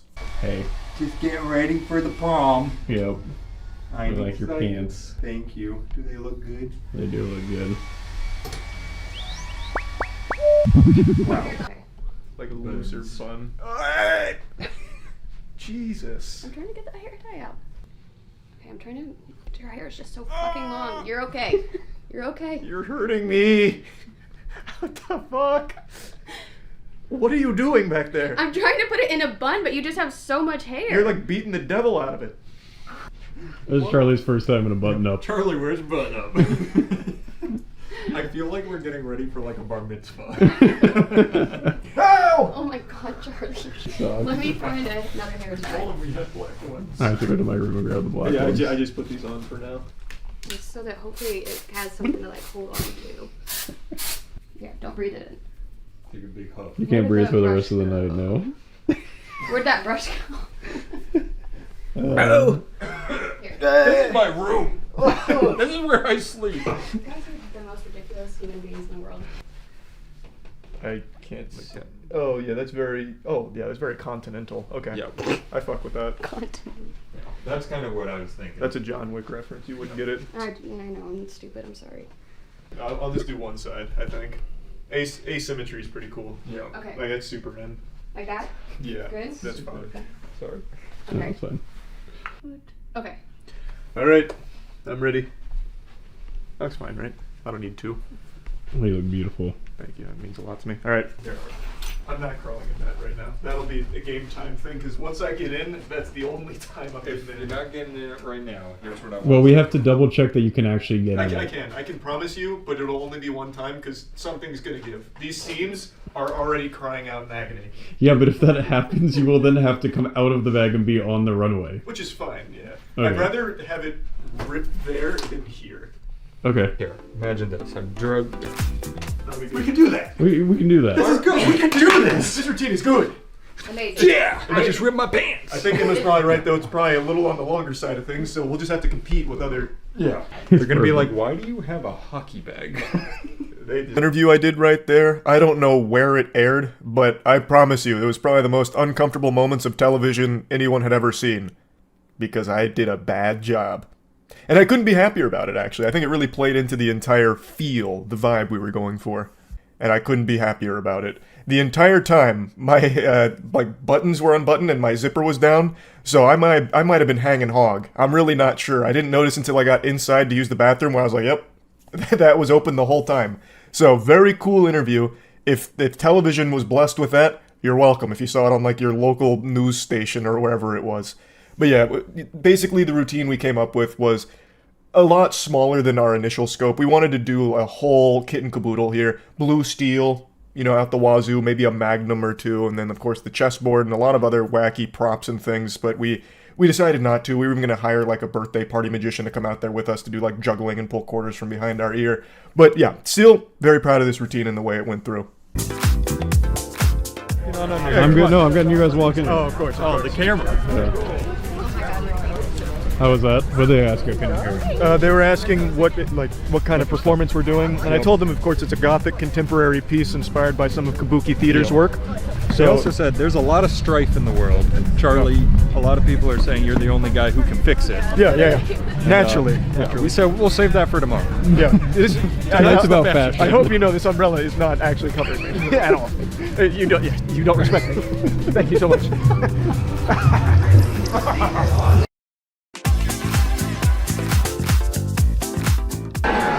Alright, so I'm just gonna have these. Holy shit!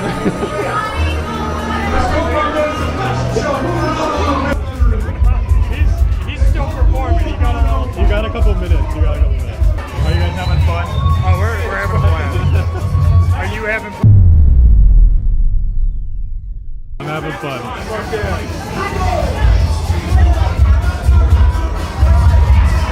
I want to see the cookie.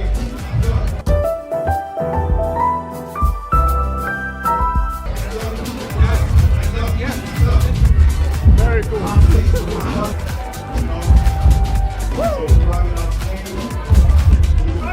Leave your breathing hole by your head. Make some noise for Matt Phillips! Exactly how we drew it up. Yeah. Except we over the bag. Yeah, the bag got the bag was right in the way. I think you guys enjoyed it. That was good? They really liked the reveal of Charlie. Yeah, that was good. The specifications of the catwalk were different than what they told us. So. We were working under old diagrams, so we had to adapt on the fly. I'm sweating my ass off. Oh my god. Hey, come on. Let's go get a You guys look fucking great. drink. Let's go get a drink. Yeah.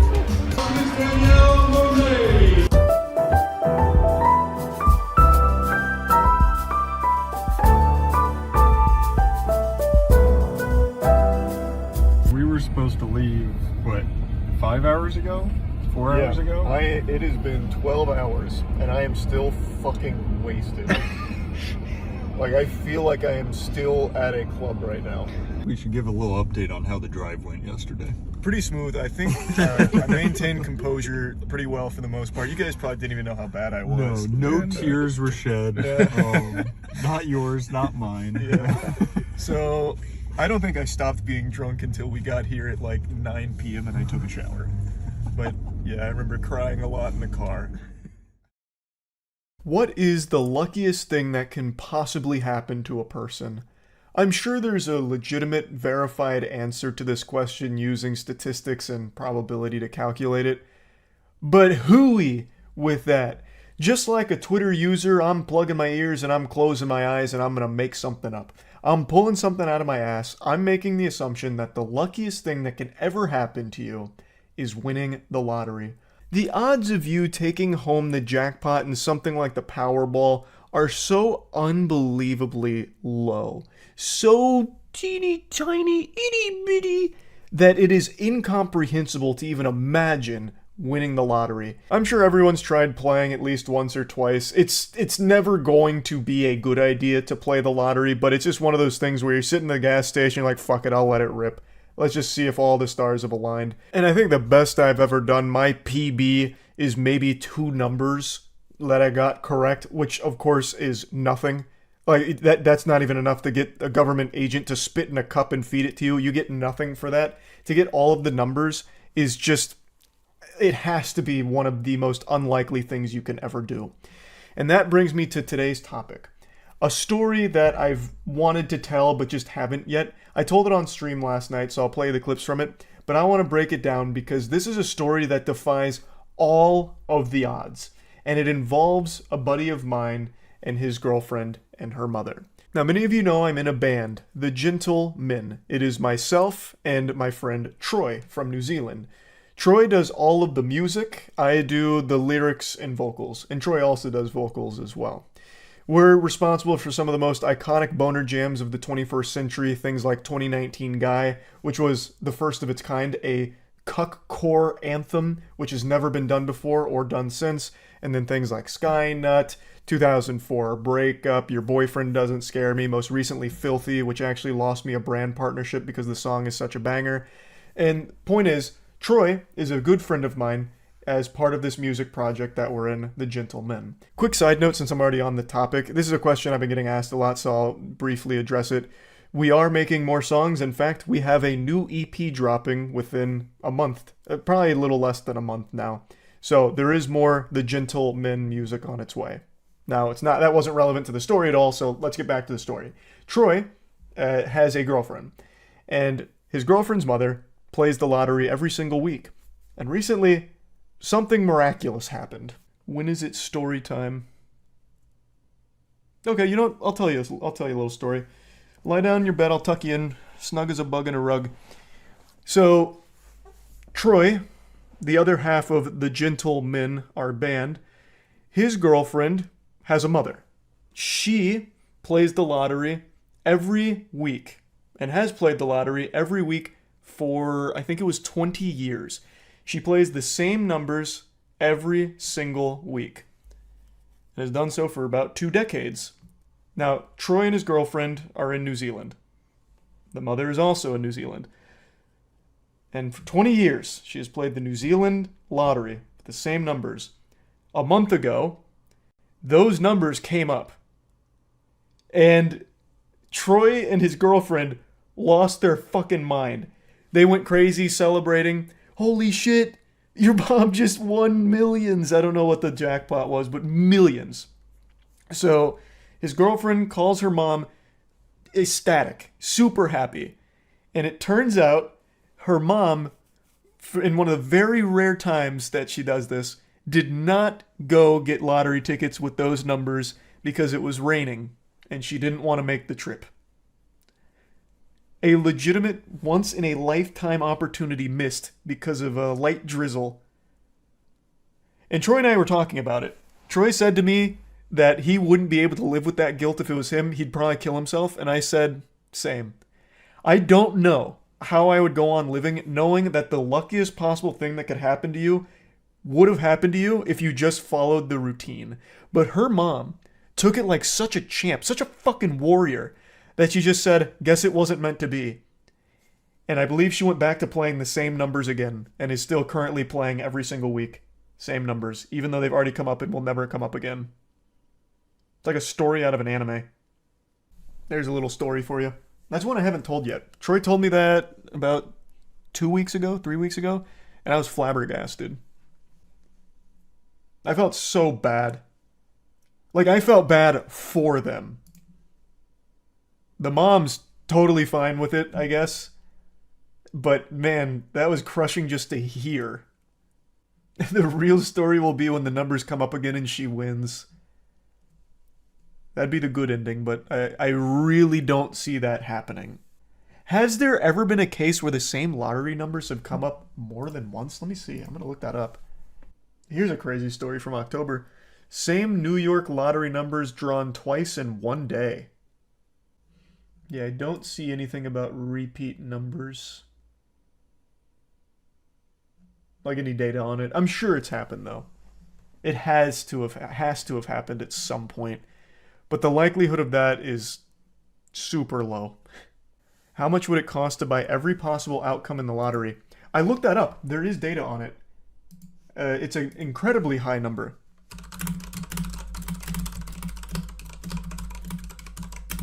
But the biggest thing actually isn't buying every number. Let's assume you had the wealth for it.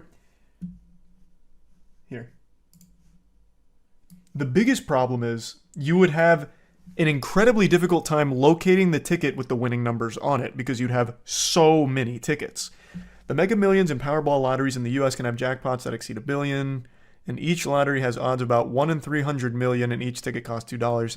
Theoretically, you could buy all combinations of numbers for 600 million and guarantee that you will win $1 billion for a profit of 400 million. Wait, but you already know that's not how it works, which they're about to get into.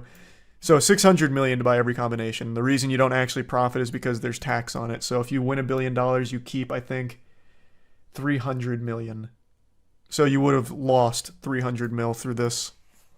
Mr. Beast did something similar. He bought scratch-offs, but he didn't make money. He lost money. He had some winners, sure, but he still ended up losing more than he won. 70%. I think so. Did I get the math wrong? Let me double check.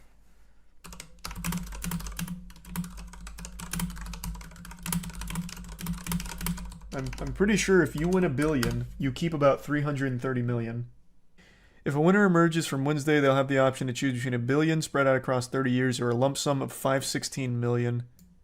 The lump sum will face the mandatory federal tax withholding of 24%, leaving the winner 392 million. And depending on the winner's taxable income, their winnings could drop to as low as 325 million. So yeah, you'd lose money if you bought every possible combination. 325 million is still good. Hey, she ain't bad, but the reason we're talking about that is because we were looking up how much it would cost to buy every combination, and it's roughly 600 million. So you'd lose money. You'd lose a lot of money. Oh, another great point. Also, more than one person can win, and then you'd have to split it further. So yeah, you would just lose money. A ton. You're so wrong. I am looking at the numbers. What are you talking about? What am I wrong about? What? It's all right here on what you take home on $1 billion win. Let's just assume you get the lump sum and for some reason they say, you know what? Listen here, Bubba. I'm not taxing that. Uncle Sam said, you keep that 516 million, not subject to tax. You'd still lose $100 million. So if you buy all the combinations here, you would need the jackpot to be well north of $1 billion, because $1 billion wouldn't be enough to cover what you spent. Yesterday, there was a fight that almost happened that had more hype than Mayweather versus Pacquiao, than Muhammad Ali versus Tyson, than Joey Chestnut versus a plate of 60 hot dogs.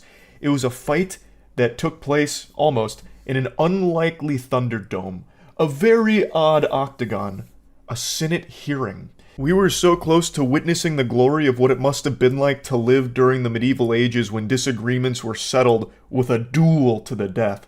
2 consenting adults, a challenge was issued, a challenge was accepted, but unfortunately, they didn't get to exchange knuckle sandwiches. Their tummies were left empty because they put the kibosh on it. They weren't allowed to scrap. They weren't allowed to get after it, unfortunately. And damn it, what a shame. Somewhere out there in the multiverse, there is a dimension where this did happen, and it broke all of the viewership records for fights.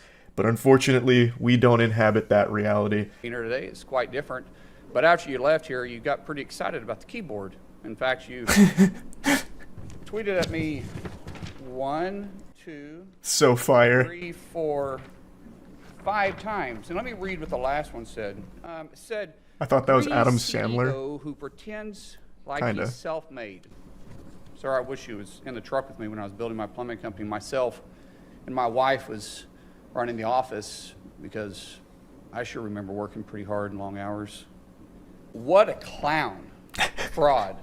Always has been, always will be. Quit the tough guy act in these Senate hearings. You know where to find me. Any place, anytime, cowboy. And the gauntlet's getting dropped. Sir, this is a time, this is a place. If you want to run your mouth, we can be two consenting adults. We can finish it here. Okay, that's fine. Perfect. You want to do it now? I'd love to do it right now. Well, stand your butt. You stand your butt up. Oh, hold on. Big Oh, guy. oh, stop it. Is that your All right. solution, everybody? Hold it. No, no, sit down. Sit down. Okay. Oh, boo! Let him fight. Active. Oh, okay. Sit down, please. Let him fight. Hold it. Hold it. Oh, Jesus. The gavel comes out, and that's where it ends, unfortunately. They should have settled it the old-fashioned way. Pugilistic fisticuffs. Let it ride. Stronger man wins. God, it could have been so hype. There's also a guy in the background here whose expression really sums it all up. This guy right here. Biggest fucking smile on his face. Just like all of us, he wants to see this unfold. That's hardcore, though. This is a time. This is a place. Do you want to settle it now? He starts taking his wedding ring off. That actually was hard. Armstrong, is that you? Yeah, fucking nanomachine, son. Seemed like a consensual duel. Exactly! It was a consensual duel. Like, there's gotta be some kind of, like, old rhetoric in the Constitution somewhere that still exists, because, I mean, there's still shit in there from, like, the 1700s, that says if 2 senators or 2 men in a Senate hearing agree to a fight, it must unfold. And it's illegal to break it up. There's gotta be something in there like that. Never thought we'd see a on-site moment at a Senate hearing. Dude brought the receipts, too. He came in with the fucking tweets, and he's like, let's just do it. Let's run it. Stand the fuck up. Or, excuse me, stand your butt up. I like how they keep saying butt. Like, you're about to fight, you can at least say ass. I think that's warranted. I do hope they schedule some kind of fight. Like, shit. I'll host a boxing event for them or something, or cage fight, street fight, I don't know. I want to see this happen now. I don't know shit about Mr. O'Brien, and I also don't know shit about Senator Mullen, but man, this would be a crazy fight to see. They look like they got that old man muscle. Put them in a real MWL fight. Oh, that's kind of fire. Yeah, wait, that's pretty good. Our first Senator match. Actually do it. Do either one of them have their DMs open? They're clearly very active on Twitter since this is where it all stemmed from. Let me see.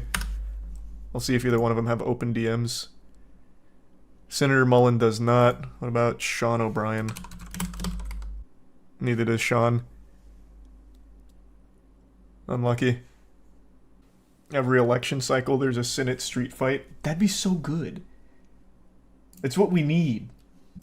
You did not want to feel the burn here, unfortunately. Let them fight. They both agreed to it. Everyone was excited. Just let it happen. This guy's excited. This guy's excited. He's kind of indifferent. You missed the best part. He challenged him to a charity match at the end. Of this? Wait, did he? Oh, hold on. Big Oh, guy. oh, stop it. I have the mic. said. I'm sorry. I don't Take like- it. Mike, Yeah. you have time. All right. Make your statement. Then let's do this, because I did challenge you, and I accepted your challenge, and you went quiet. No, I didn't go quiet. I was Okay, in my defense, this is where the Twitter clip ended, like when Bernie broke it up. So I assumed nothing happened here except Bernie lecturing. This is big. Wait, huge development.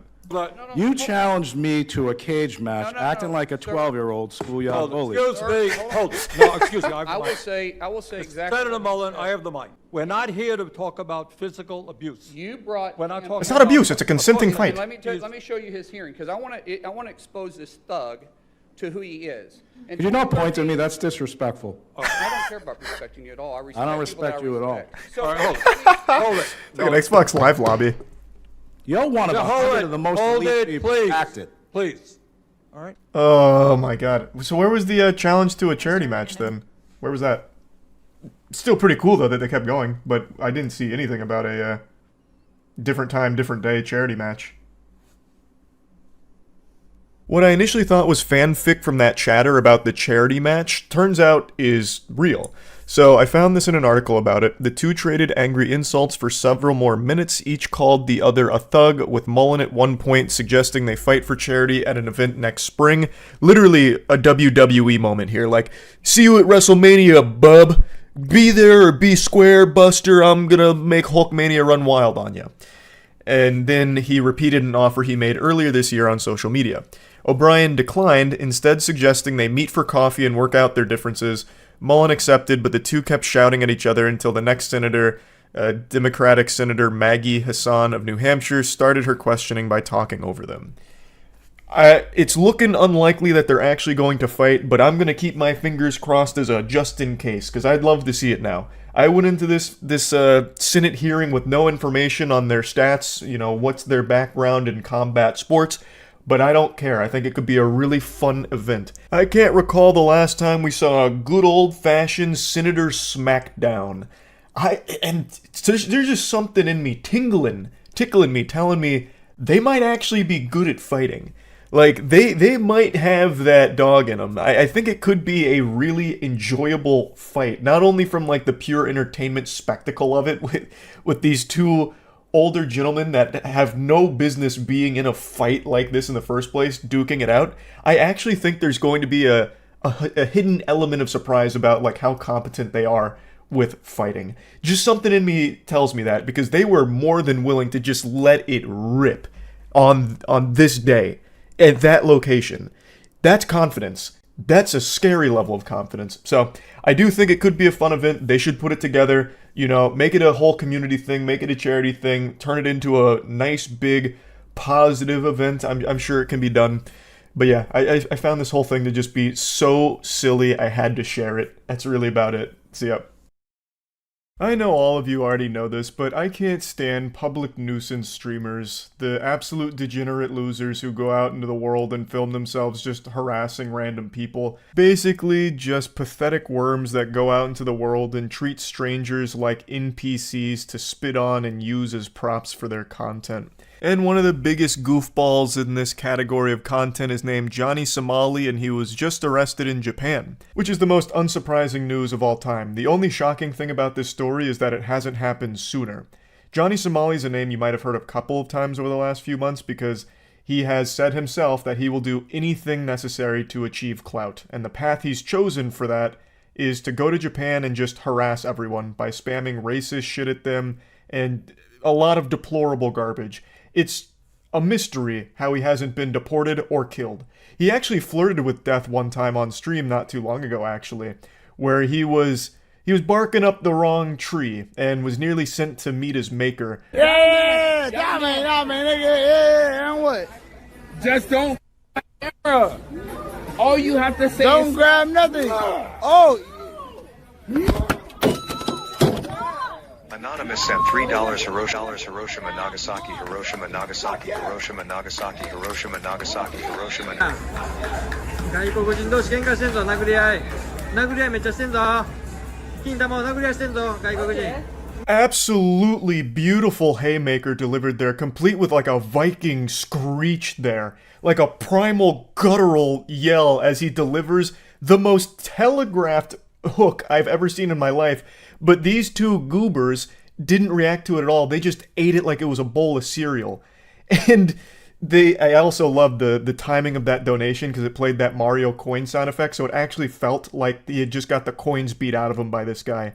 And I love that we also have another camera angle here to capture the aftermath because they tried to play it off like it barely hit them, but you can actually see one of them pooled blood a little bit on the ground because they got knocked out, like briefly.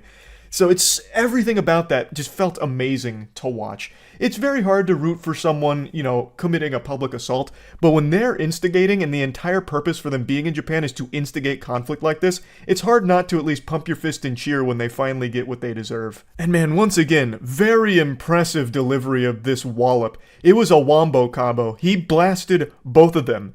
Fucking Johnny Somali watched his friend get clobbered, and then he said, "Excuse me, what about second breakfast? May I have one? I want what he's having." And then he also gets blasted too. Like, he did nothing to prevent it at all. He just sat there and took it. on the camera angle where we can see what happened after they get dropped, and like all of their like belongings are scattered. I guess their fanny pack blew up when they fell over. It actually seems like they got the loot beat out of them in Diablo. Like when you defeat a mob and there's like loot left on the ground. That's what happened here. And they completely deserved it. They started that whole thing. That clapping really sums up this whole situation. When these two goofballs got dropped, everyone who witnessed it clapped. They celebrated. Like they had just watched their favorite sports team win a big game. They were happy to see them finally get dropped. Now, I'm not here just to go through memory lane of all of Johnny Somali's worst moments. There's plenty of videos that go over his history on why he's just an absolute degenerate loser. But he has now been arrested, and that's what I want to talk about, because that is a huge W. That is long overdue. So he got arrested because he broke into a construction site on stream, and there's footage of him being arrested because he films everything that happens there because it's all content. And this might actually be the happiest moment of his life because he knows this is another article about to be written about him, which means maybe a couple extra viewers there to point and laugh at him like the clown he is.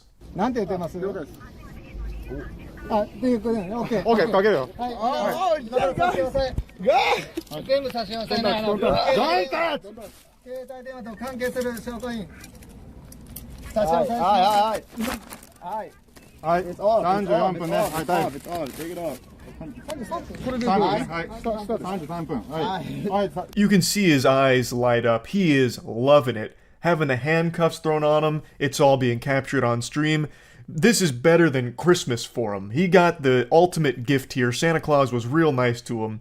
And he got like a 72-hour ban on Kick, which was lifted, because obviously Kick doesn't ban anyone for fucking anything. Someone could go on Kick Live right now and execute a man in cold blood, and they'd probably just ban him for 24 hours and be like, well, he's probably learned his lesson by now. But anyway, even as Johnny was being arrested, he did not go quietly into the night. He made sure to deliver more high-quality, gut-busting comedy that he's become known for, by mentioning nuclear disasters. Because that's all he fucking says there. He mentions the nuclear bombs during World War II and the Fukushima nuclear power plant disaster as jokes.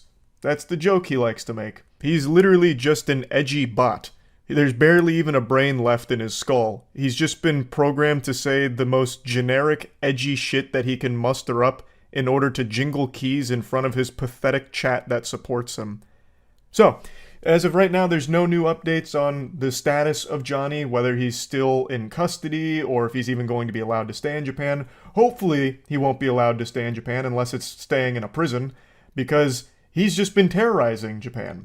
And after months of documented evidence of his behavior and the deplorable shit he's done over there, I don't understand why they'd let him stay there with no problem at all. But I guess we'll see. I want to give you a bonus clip though, give you a little dessert here on top of all this, because there's another public nuisance streamer who just found himself in some hot water, with his life flashing before his eyes off of problems that he created for himself. He's sitting right over fucking there and no one's paying attention. You know why? Because of racism. Yep. That's not funny. Funny. No. It's very funny. Why is that funny? Because I said it's funny. Alright, you and me, Central Park, tomorrow. Don't be late, motherfucker. Do it now. Ain't no reason to wait. What happened? Yeah, what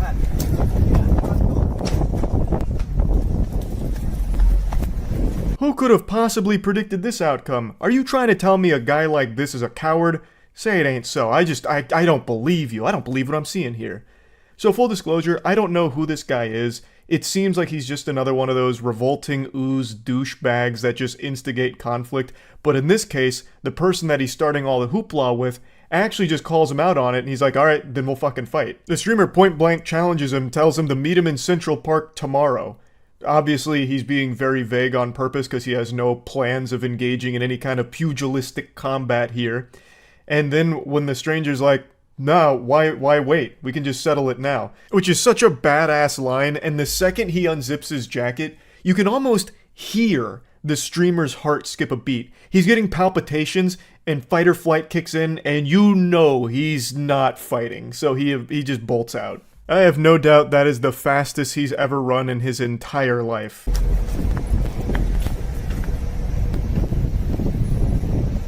Alright. I hope he doesn't chase me, because I don't want to fight him.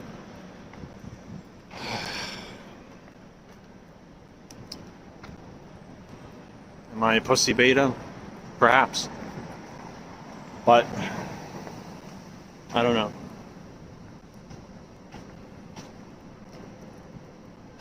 I'd legitimately feel bad for him if he wasn't such a scumbag. You can hear the size of realization where he comes to terms with actually just being a fucking loser. He couldn't even cobble together some kind of loose defense of his actions here. He goes, am I a pussy beta? Perhaps, but I don't know. Like, he's starting to get some self-realization here at the pathetic specimen that he's become. You can also tell from the chat what kind of community he's fostered over there, so not exactly someone to feel really bad for here. The only one to feel bad for is the guy that was being harassed because he didn't even get the closure of being able to get a few good shots in on this fucking loser. But anyway, I just wanted to share all of this information with you. Great news with Johnny Somali being arrested. Great news with this guy having a very embarrassing clip of him being a coward come out. And yeah, that's really about it. See ya.